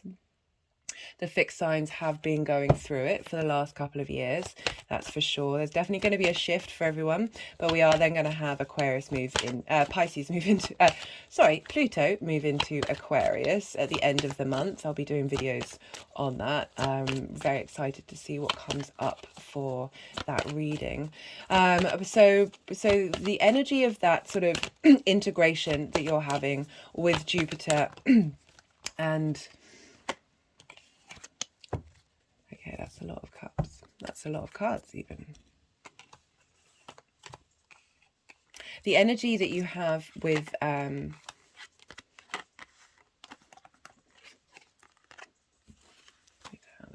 sorry, it's just sometimes it can be quite difficult to, whoa. You've got the most cards out of everyone, Taurus. I feel like there's some more that want to come out. Big change. Big change. Wow. Taurus. That's what I was saying. You're getting so much support from Jupiter and Venus in your 12th house. So much support. Yeah, really clearing out old wounds, clearing out, lots of stuff. Lots and lots and lots of stuff. And a real inner journey that you've been going through. Venus also rules your sign as well, Taurus. So whatever she's doing in Aries is funneling back into Taurus. It's just, and with Uranus moving through there as well. Wow, powerful stuff, Taurus, powerful stuff. So as I was saying, so all that integration energy is funneling into your 11th house of what it is that you want to hope for, what is it that you want to dream. Limiting beliefs can get away in our ability to hope and dream. There is a lot of faith with Pisces that I really see coming through of being able to get back into flow with your own faith. And because we're dealing with a Mercury transit, whoa, let me just...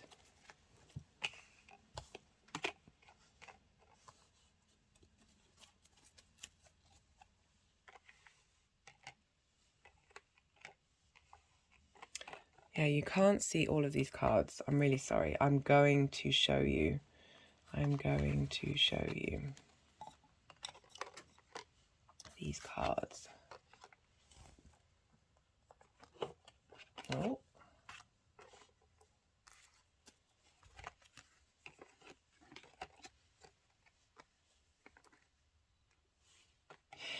So because we're dealing with a Mercury transit, we looked where Virgo and Gemini is in your chart. And for you, Taurus, you have Gemini in your second house of values, how you value yourself, how you make your money, how you've had Mars moving through there for a while now. It's your manifestation house. It's the things that you care about. And we have Virgo in your 5th house of creativity. This is trining your Taurus energy. So things, and this is like your creation energy, how you get your fun, your amusement, your play, and children as well. But I like to link it mostly into creation energy because that sort of encompasses all of those things. So things may come up in those areas of your life that are helping you facilitate getting in touch with your hopes and dreams. And it's really screaming in this spread. So I'm just gonna wait and see how these cards want to be. The energies do have a habit of moving these around.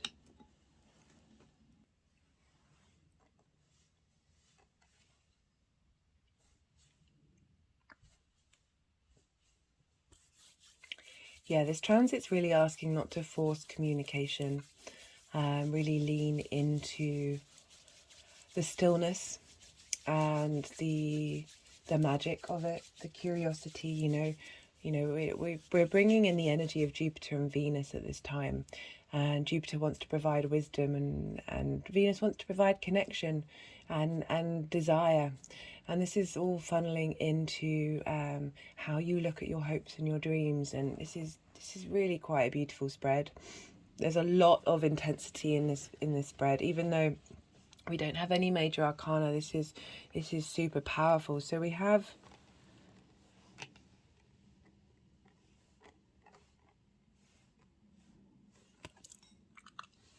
Saturn energetic release. We have for Mercury moving through Pisces, and what the energy is going to do during this transit.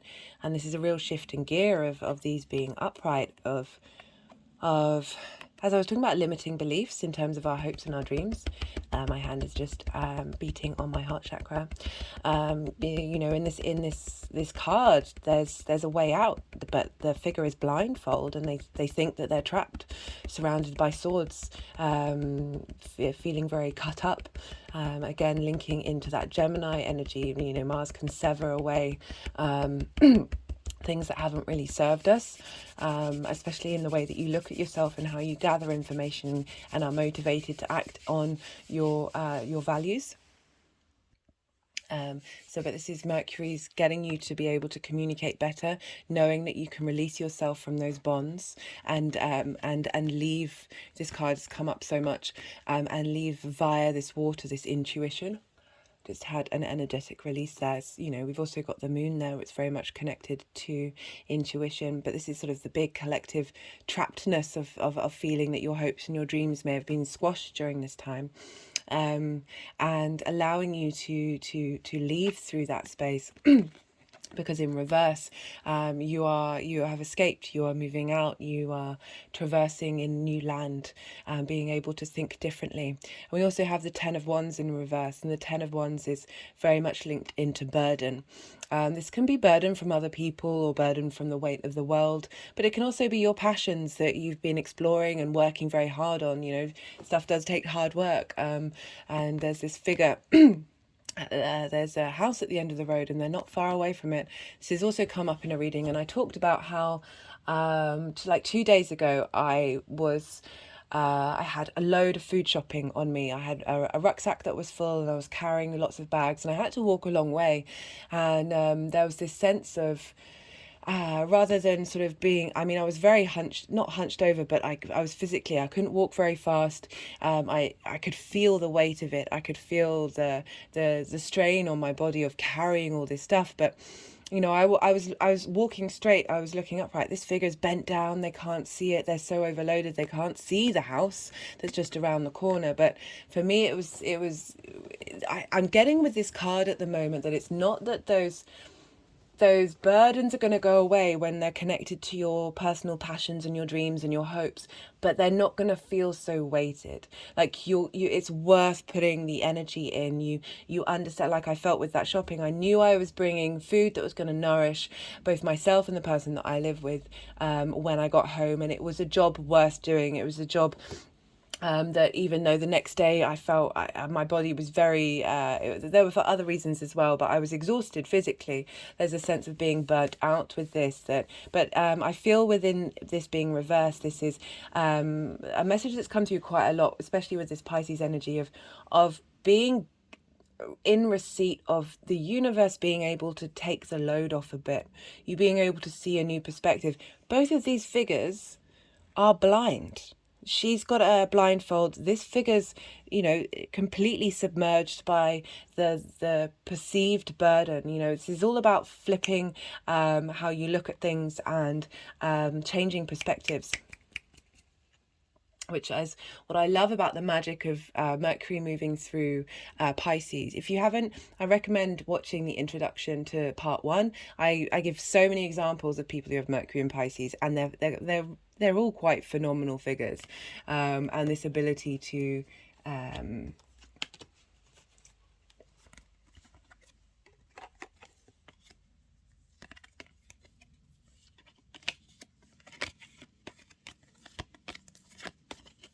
okay, that's interesting. So they've stacked that with the Ace of Cups and the Three of Pentacles, which is kind of tapping into what I'm saying of having a renewed lease of life on the things that you love and the things that you do. The Three of Pentacles is the card of mastery and collaboration, which is interesting, coming up with the 11th house, but I should talk about that later, which is, as I said, the more that you tap into what is authentically your motivation to tap it for those hopes and dreams, the more that you're drawing like-minded people. So Mercury, as it's moving through Pisces, is really helping you change your perspective. So for the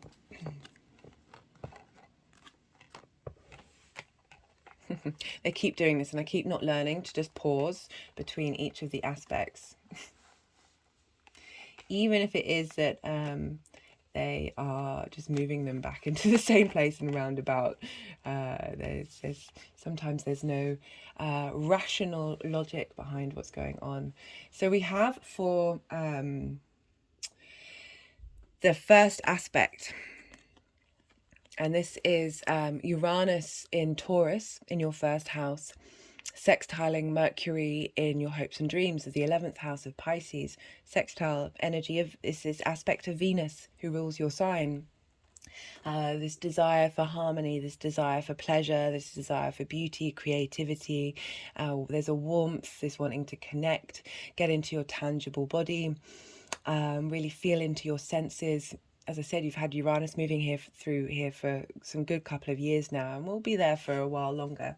But this sextile energy that we've got now, that we've got Saturn moving in at this time, will have moved into Pisces, of giving some form and structure to your hopes and your dreams.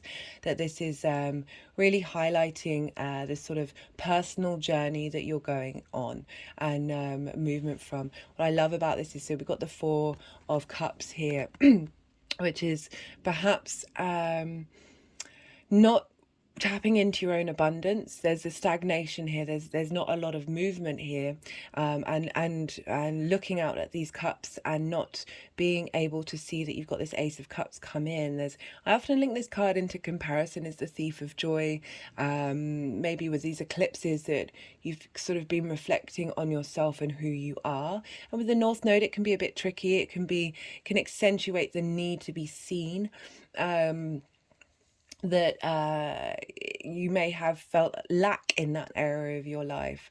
So all the fixed energies had a lot of impact in the four main houses.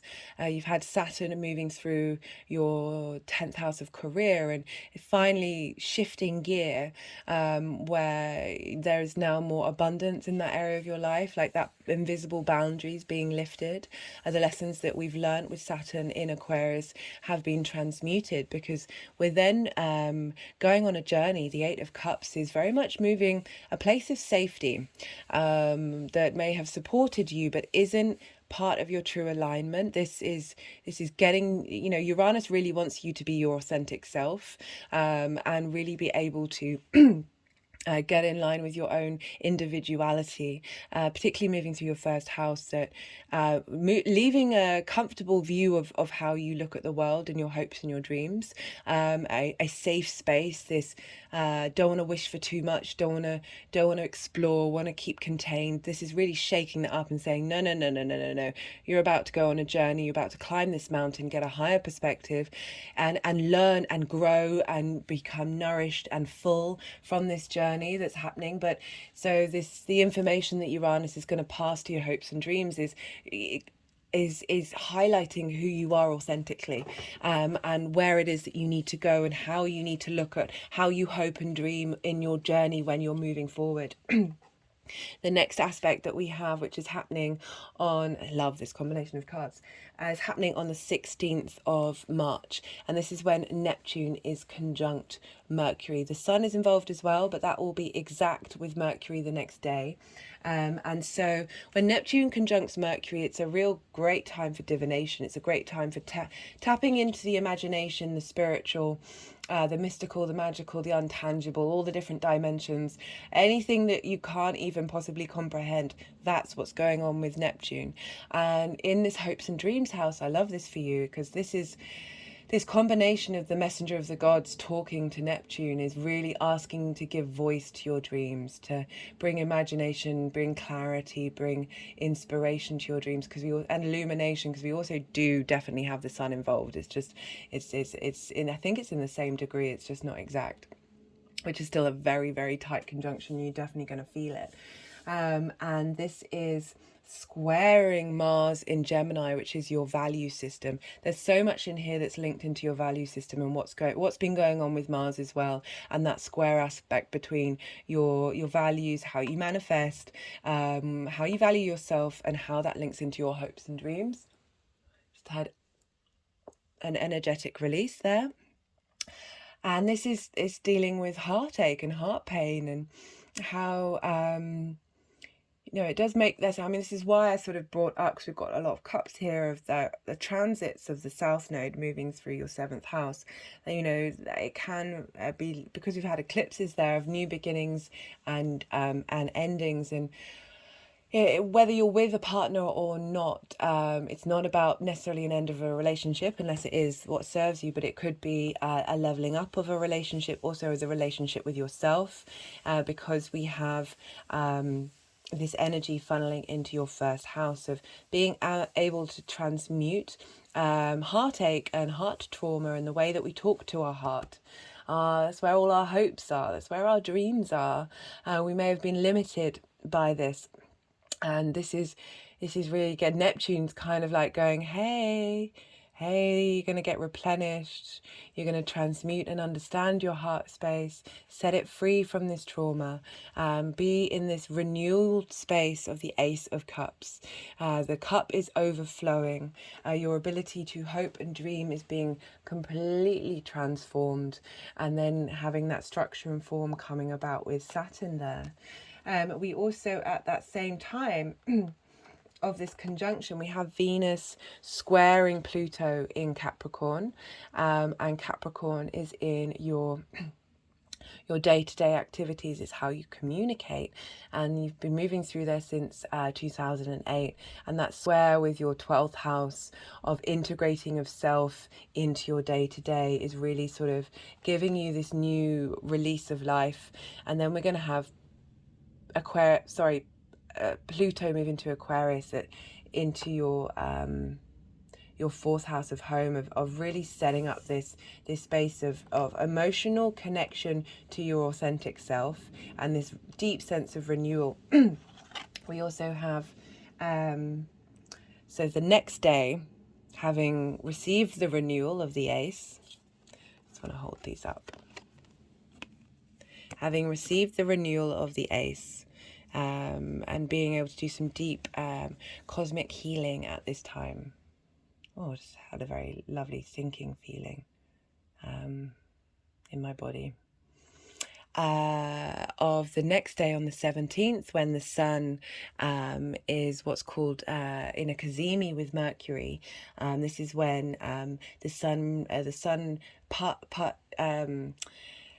gives over its divine wisdom, its divine illumination, and sends a direct message to Mercury straight, straight in. And Mercury's able to communicate that with you at that time. It may also pop up later on, but I love you got the Page of Cups come through. So you've got the 3 of Swords, the Ace of Cups, and then the Page of Cups. This is all about dreaming. This is about imagination. This is about creativity. This is starting afresh. It's this big renewal energy of how you tap into your hopes and your dreams, and then how you communicate your sense of self to the outside world, to the communities. I really love this. This is such. I've got lots of lovely, soft, flowing energy in my body right now. It's a very dreamy space that I feel like I'm tapping into, because this fish represents imagination. I mean, I've said this whenever this card comes up, but look at this page's face. The happiest figure, apart from perhaps the sun card in the deck.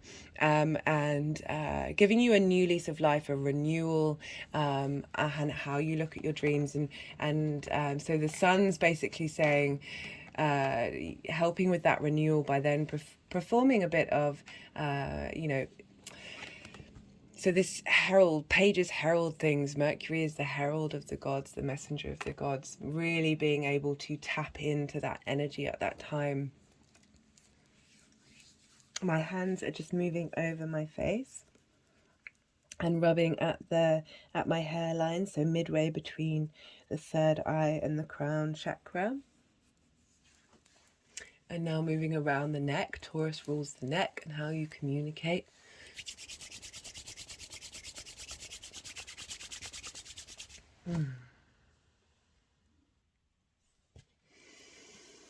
And for the final aspect, we have the Queen of Swords. This is happening on the 18th or 19th of March, depending on where you live.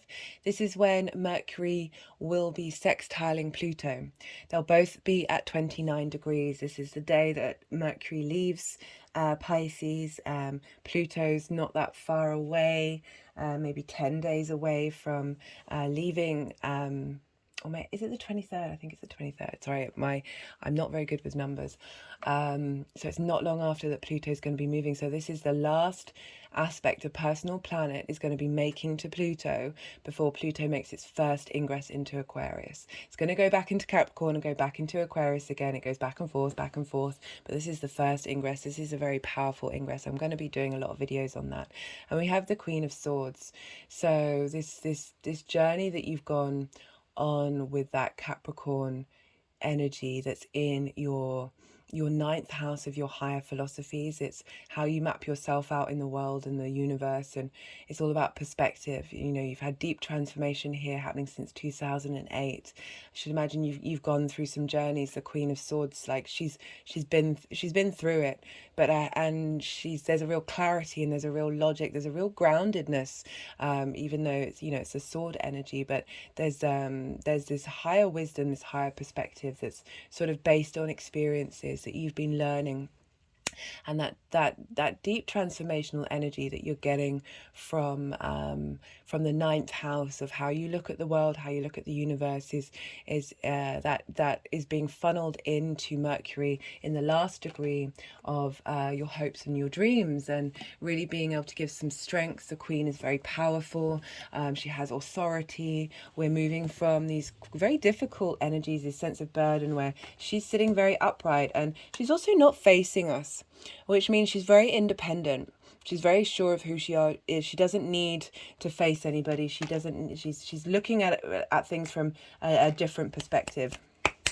And I love how there are butterflies on this card. A sense of transformation, a sense of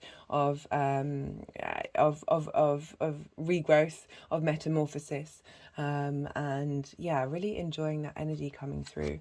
And the final card of how these energies are going to manifest long term, so it might not crop up straight away, is the Three of Pentacles. And as I was saying, I really love this. It's my favorite card, and this is about mastery. This is about and it's what I was talking about with the 11th house. And the more you tap into your authentic hopes and dreams and don't care about outside perspectives, she doesn't care about anybody else's opinion. And that's not in a sort of egotistical way. It's just very much like she knows what she's experienced and she knows how to think about it. It doesn't mean you can't change your perspective, but there is a real independence with the Queen of Swords compared to some of the other queens of having clarity about your hopes and your dreams and your understanding, and not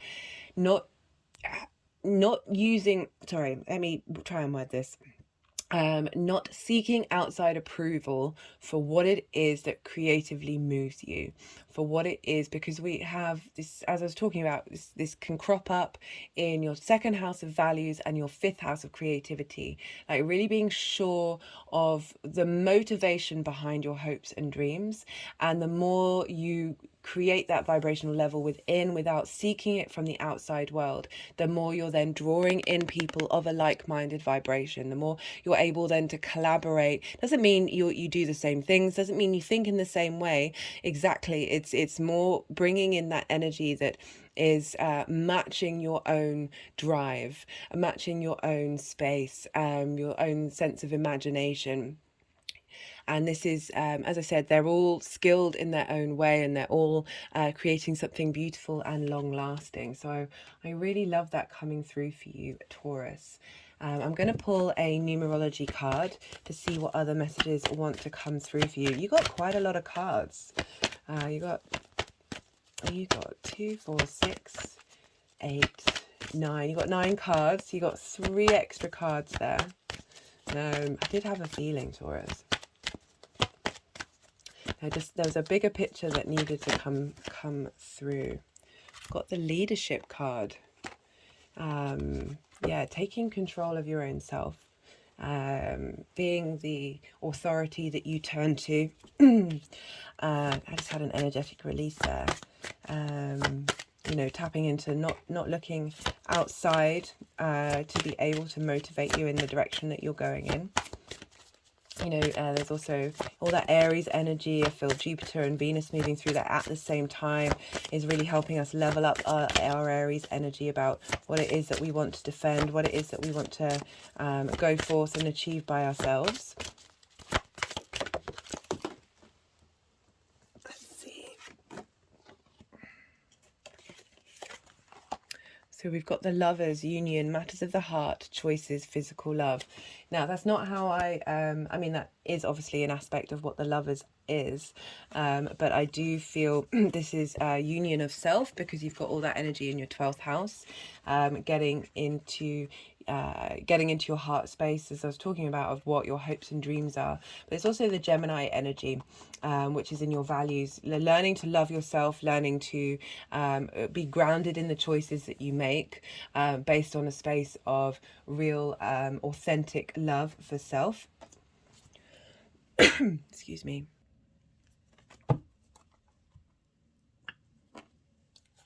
So I'm going to pull a final card from the Oracle of the Rising Sun, and that's, you know, that's gone over this this feeling without, this sense of lack that you may have felt of really tapping into that internal space and love for self. But it's also, it could apply to relationships. As I said, you've had a lot going on in your 7th with those eclipses. But the 7th house is business relationships. Just had a movement in my body, and your friends, and as well as, you know, just the people that matter to you and help, you know, provide, have a big impact on who you are.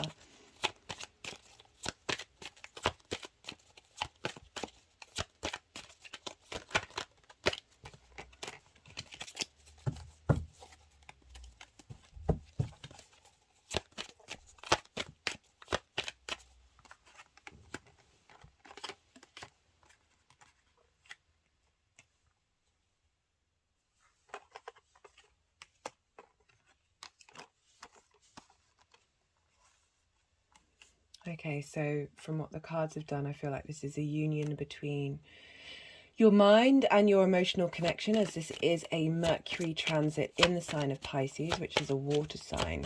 So being able to communicate with devotion and the strength of leadership coming from that very fiery Aries energy with Jupiter, of bringing those two parts of who you are into balance. I also like the Ace of Cups going with the Queen of Swords. She needs some love. As I said, she's been through some tough times. There is the capacity to bring some water energy to rejuvenate. Sorry, these cards are being quite slippy. I'm gonna shuffle again and see what wants to come out. Rejuvenate that part of who you are.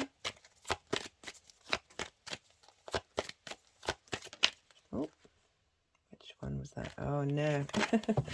I had this in quite some of the other Pisces videos, not so much in this one, because of this mutable energy, this changing energy. We've got patience, we've got Jupiter in Virgo, and protection, the moon in Aries.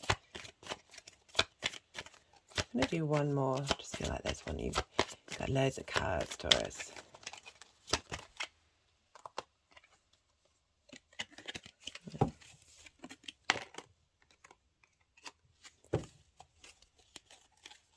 Okay, they're wanting one more. As I was saying, these cards have been, because of the mutable energy, this is a space of change. This is a space of being adaptable and going with the flow. I'm just going to wait until I get that last card before I read those. They keep flipping over too many.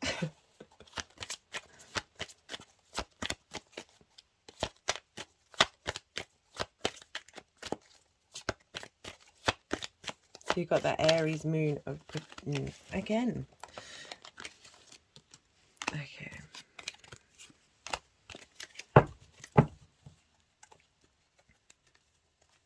So we've got quite a few. Let's see what they're going to do with these. So we've got, let me show you all the cards that you got. You really do have all the cards on the table.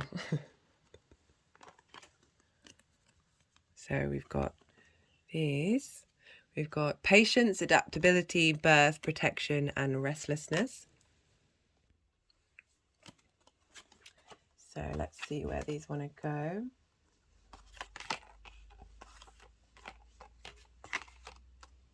I hope you can't really see those. Let me move this further up so you can see, because you did get so many cards.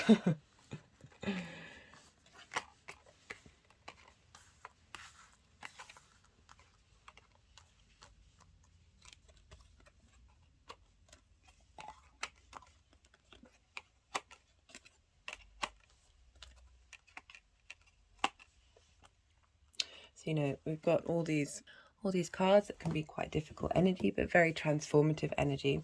And so we've got patience, birth, protection, and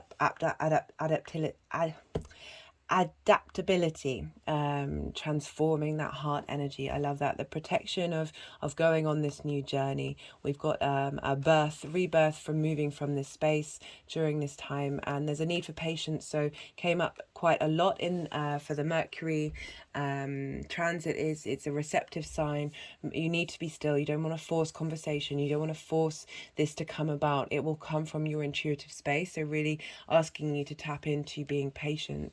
And we've also got the restless card. We've got Mercury in Aries here. So it could be when Mercury moves into Aries that there's a sense of impatience for this to come about, or you've now got this sense of movement, having moved through this space, that in more direct, there's more action coming about, and more a need to get on the move and integrate. And also itching to get into this space, you know, like, you know, having this is quite a heavy reading, and wanting to come out the other side of it. But you will, Taurus, don't worry. I hope that helps, and if that resonates, please do hit the like button. Would love to hear your comments to see what comes up for you during this transit, and be well until we meet again. Aries rising. How are you doing, Aries? So this transit, for those of you with Aries rising, is happening in your 12th house. This is the hidden house. This is the house of mysteries. This is also known as a house of self-undoing. This is where the concepts of who we are hidden away from us. It can be quite a hard house for us to see because it's next door to the first house. So the way I look at it is if you say you imagine you're sitting next to someone, but you're both facing forward and you're looking directly ahead, you can't see that person. You just have a felt sense of them. So there's just a different way of tapping into that energy. Very much the unseen. It's a place of magic. and the occult, that which cannot be seen, that which isn't tangible. But back to the house of self-undoing, this is a place where this can be a house this can be a sign that is very intimate to you, that you connect to it, but you don't necessarily share with other people. This can be a part of who you are that you're aware of, but you can't necessarily integrate with the rest of the whole, or it can be part of you that can be completely hidden. It all varies depending on the chart, but the more work we do in the 12th house, the more we integrate the hidden parts of ourselves, the more. This is why this is the house of self-undoing, because this is the time, these transits are the time when we focus on the concepts of who we are, and we kind of break those down and reassess them and reevaluate them and then transform. So we often go through a space that's why it's self-undoing these constructs that we have that may be limiting us and not fully integrated, that we then grieve the person that we used to be, but they're all still inside of us, all these many different versions of who we are. We're constantly a different person. Time is ever changing, but we still get stuck on certain things. So it can be a place of being a bit more reclusive, wanting to spend more time in meditation, time with yourself, time just thinking, and that's usually best done when you're not necessarily out and about around other people. Again, this is reflective of the chart. It could be that you go on retreats with others, particularly as this is a Jupiter sign, that there's an expansion to it. We have the sun moving through this sign.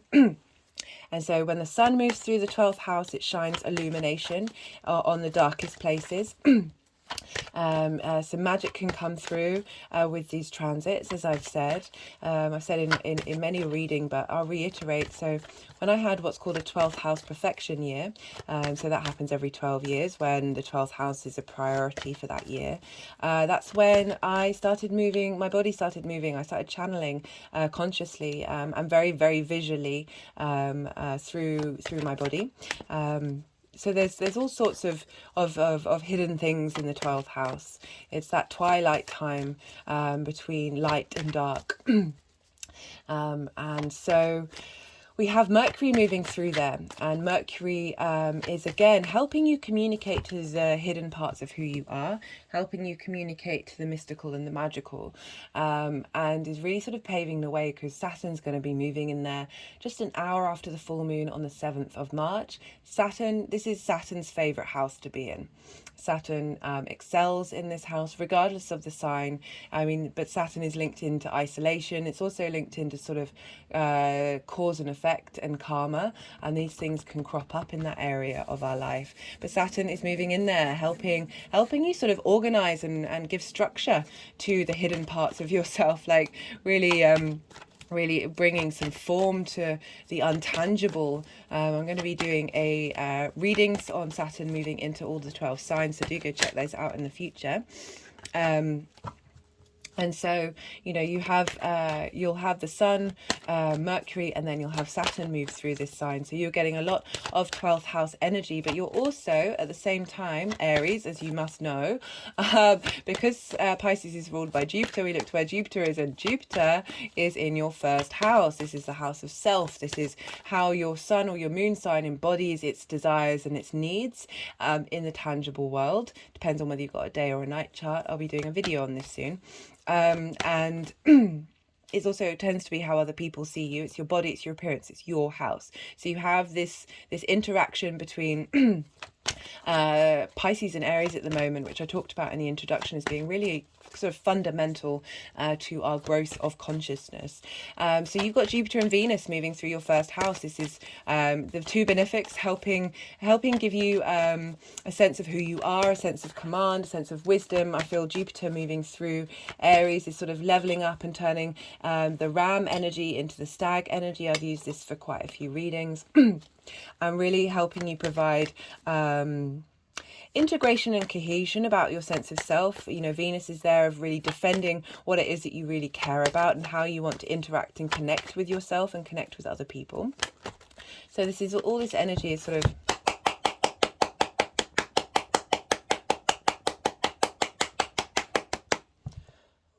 all this energy is sort of intermingling with one another, and it's really helping with this integration that you're doing in the 12th house of providing wisdom and support, and this desire for harmony that Venus and Jupiter are funneling into your 12th house. You've also got Chiron going through your first house. I've talked about this in previous readings, and that's really helping you illuminate the wounds that you may be feeling in terms of your sense of self.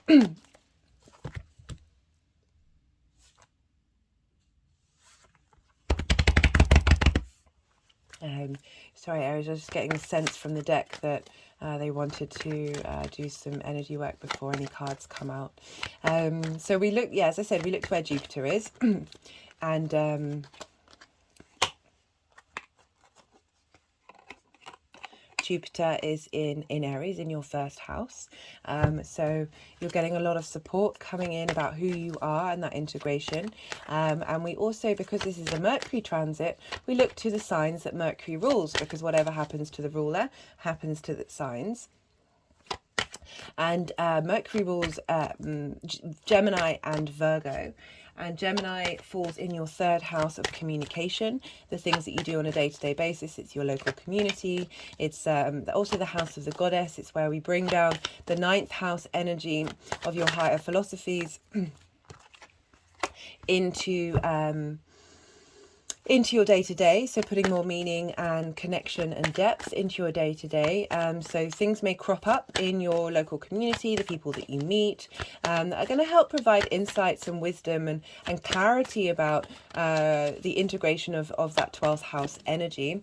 We also look to, you've had Mars moving through there for quite some time. You maybe have been quite busy in your day-to-day, getting lots of things done, or maybe starting lots of things and not necessarily finishing them.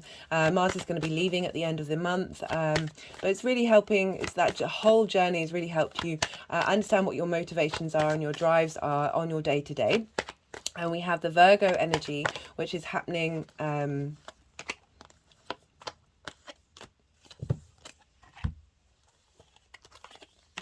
the Virgo energy is happening in your sixth house of work and routines and health. And sorry, sometimes I find it hard to channel and talk and think and talk at the same time.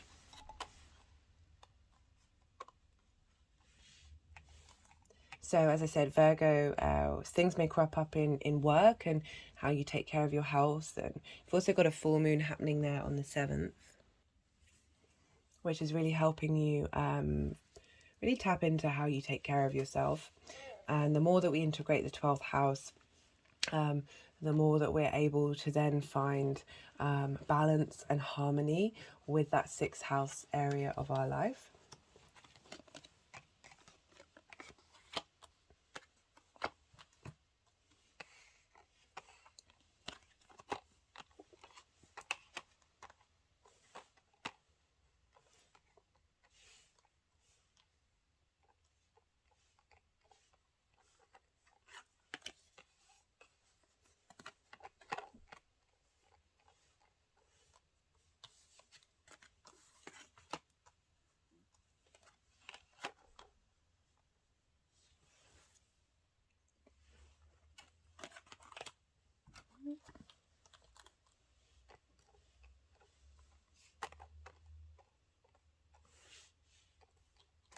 I've been really allowing myself to be comfortable with being silent, which is very much Pisces in Mercury in Pisces, of not trying to force communication, of just being receptive to that stillness and seeing what comes up, because usually I feel quite frustrated when the energies are doing this, especially when I'm not able to communicate at the same time.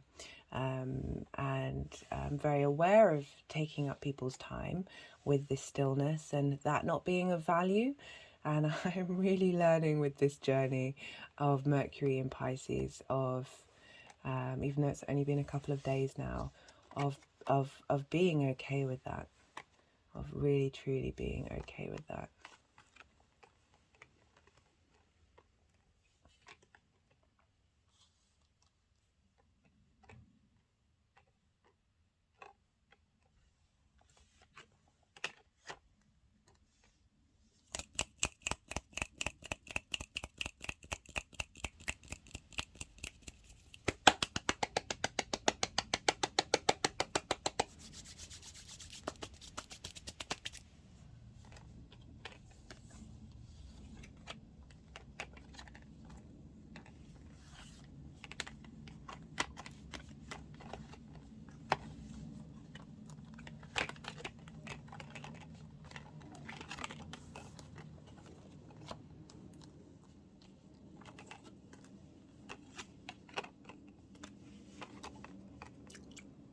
had an energetic release then.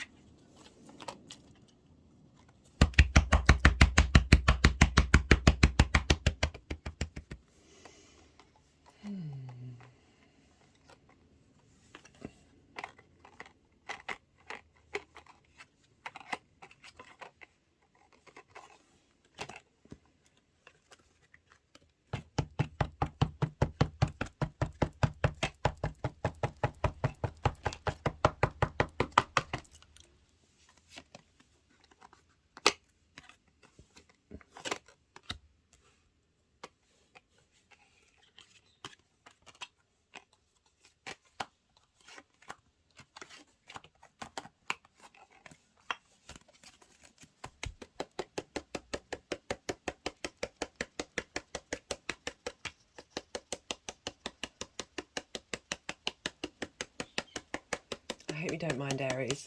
I am also at 4 hours of recording, so definitely I am just leaning into it. Even if there is a part of me that's going, this is crazy, this doesn't make any sense. When can I get back to sort of provide, like, I've got a Virgo sun, like all I want to do is really help people and communicate information. But yeah. Whew. Yeah, I have to say this is the most energetic that they've been for you, Aries. I'm not surprised with this Aries Pisces polarity in the let's see what wants to come through.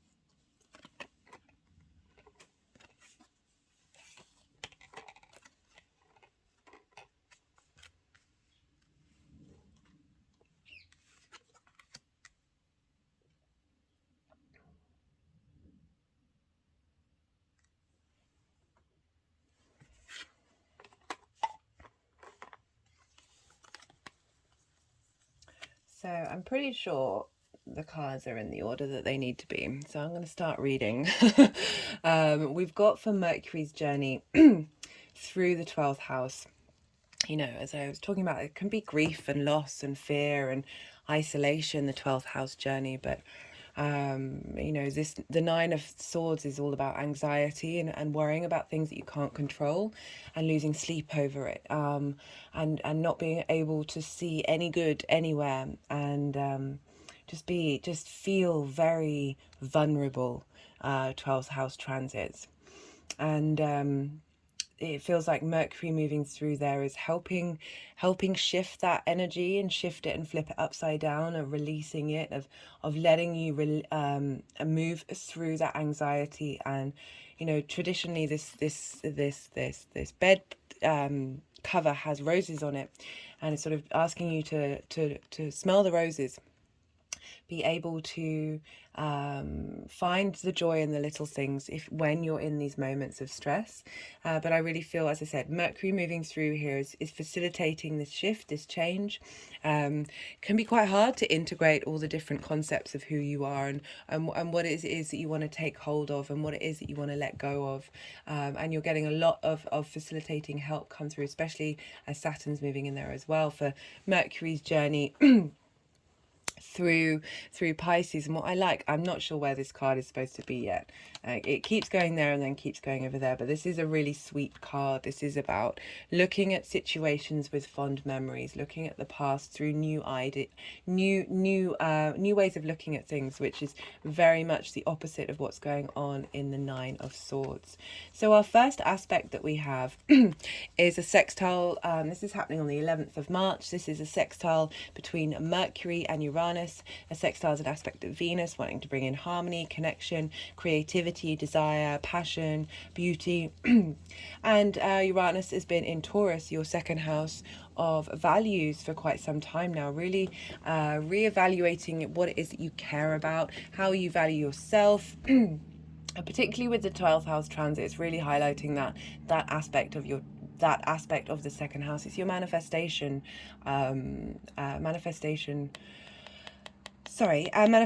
house, and energy that we have this sextile. As I said, this is bringing communication in from how you look at yourself and how you value yourself and value the world and how you make money.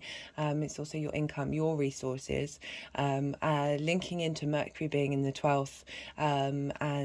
This is the page. This is a renewal. This is a new sense of looking at things, a new way of tapping into your passions, which it can be very much linked into the second house of what moves you to value something, what moves you to to manifest something.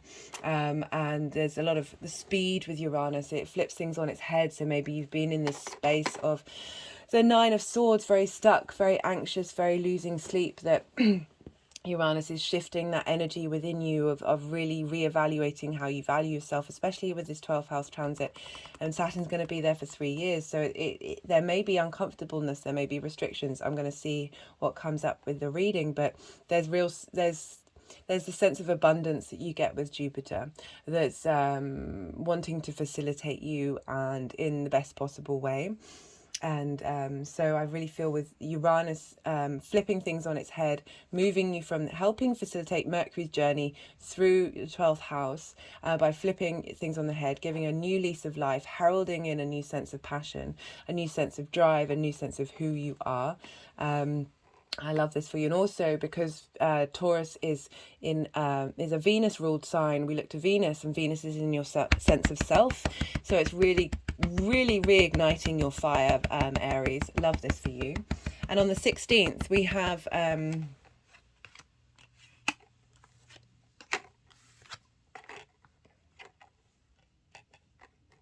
okay.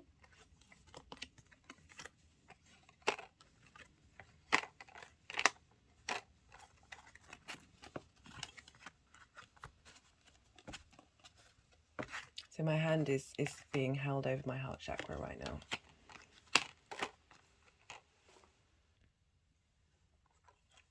So on the 16th, we have this conjunction with Neptune.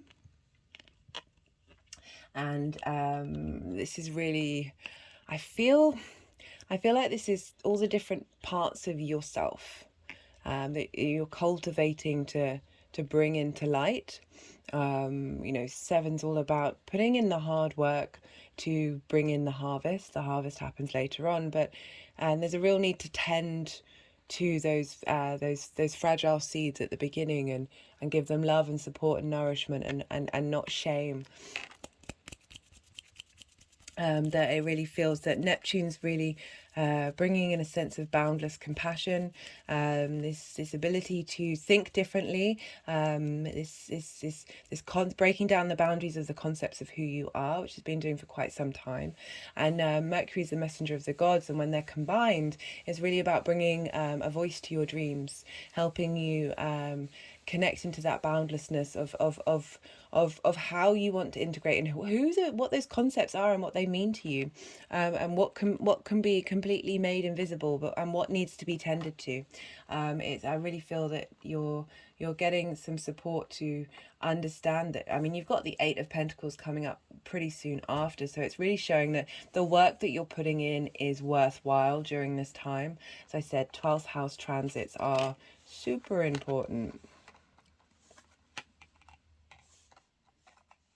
Okay, it's really interesting. They've never held my hand over my heart space this often.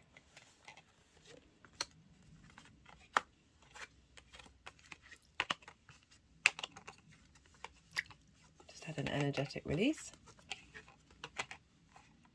Such strange beings I deal with.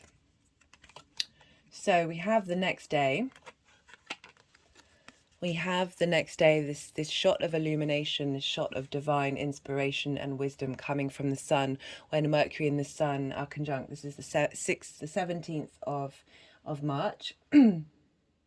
And this is some divine insight coming through that Mercury is going to be able to communicate to the parts of you. And this is the King of Pentacles. So I really feel like you're going to receive some wisdom that this is going to really ground you and give you a sense of authority and understanding and connectivity. You know, this is an earth sign. So this is the tangible. Gives some form and some structure to how it is you integrate, how do I put this into words? The 12th house can be quite a funny one to try and bring, especially in Pisces, of solid form into that space. But it does feel like you're going to be moving into a space where you're in more command of your earthly existence and really grounded in the actions that you take, having done the work that you're doing during this transit. But also I feel like this is also linked into how Saturn's going to help influence this transit for you. Okay, so the other hand wanted to get involved. That was and it's back where it was again. This is very, very strange reading, Aries. Very strange reading. And so for the final aspect that we have a sextile between Mercury and Pluto. This is on the 18th or 19th of March, depending on where you live. And this is the final degree. This is 29 degrees of Pisces. Pluto's at 29 degrees of Capricorn. Capricorn is in your 10th house of career, life purpose, passion. You've been how the outside world. So you've had Pluto move through there since 2008. Deep transformation. May have been a struggle and a difficulty, but also this is helping bringing up the gems of the lessons that you've learned of this transit of Pluto. And Pluto's funneling that energy into your 12th house of really, this is a little bit more than apprenticeship. It's about really honing your craft and enjoying the process in which you're doing it. So perhaps facilitating that transit of Saturn moving in there, really highlighting that the hard work that we put in, there's so much rewards to be reaped from it. I'm really getting that sense coming through, and how you're in a lot more grounded. You're in a lot more grounded space through what's going on. And we have the 3 of Cups and we have the 6 of Cups here. And what I liked about this is communion with like-minded people and celebration. But I feel with this 12th house is about celebrating the different parts of who you are, having fun with it, understanding love, lots of love coming through here, lots of compassion, lots of empathy, and the deep integration that you can get with the 3 of Cups on an emotional level. We've also got the 6 of Cups, and as I said, this is about looking at the past with fond memories. This is about receiving a gift from the past that changes our perspective, really moving away from this and deep integration that's happening during this Mercury transit. Because Mercury is all about communication, and it'll be communicating with the hidden parts of who you are, providing love and compassion and empathy.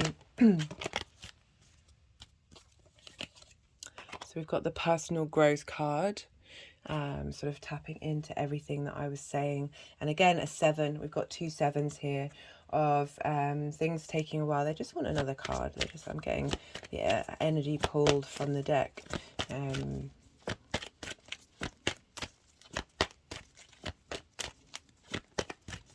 No, it's an interesting reading, very much. And I like, so we got the King of Pentacles with that Cazimi, with the sun, of that sense of authority. The sun is in its exaltation in Aries. It's where it really likes to shine bright. And as I said, you've got the 2 benefics moving through there, really helping bring some wisdom and some growth and some expansion and working out what it is, what battles you really want to fight, Aries. Aries can be very competitive. It's ruled by Mars. And we have Mars in your 3rd house right now. It's been there for a while. And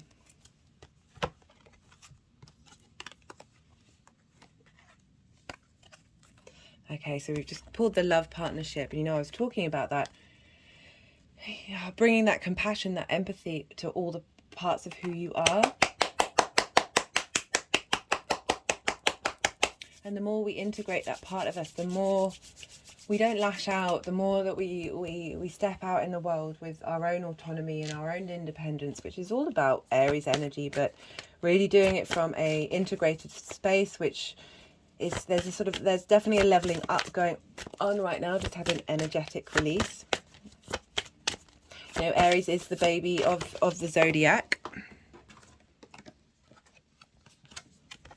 So we've got the Fool card. Journeys, progress, pathways. Going on a new journey. A new journey. I love this. As I said, you're the first, as I was saying that, you're the first sign of the zodiac.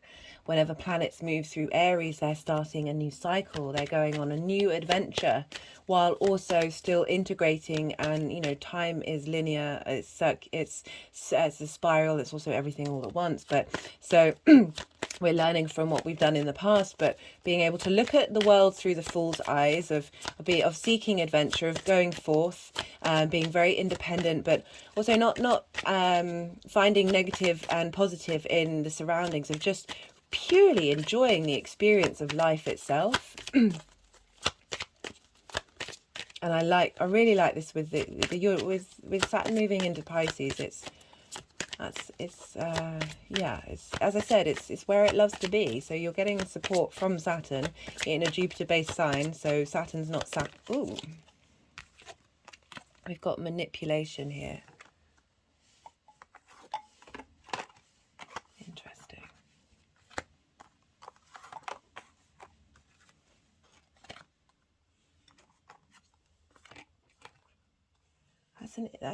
That's a difficult word to try and incorporate, because, you know, I don't want to say that you've been manipulated.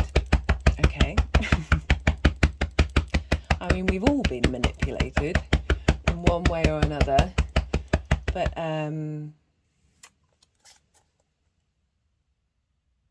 yeah, that's interesting. But it's gone underneath the 9 of Swords, and being able to look at things differently. So influence. Okay, so this kind of, you know, having Pisces, the collective emotional unconscious, it can be that big collective energy is manipulating who you are and what you are. And just having a physical response to that. That the untanglement of that may be difficult for you, Aries. Convention.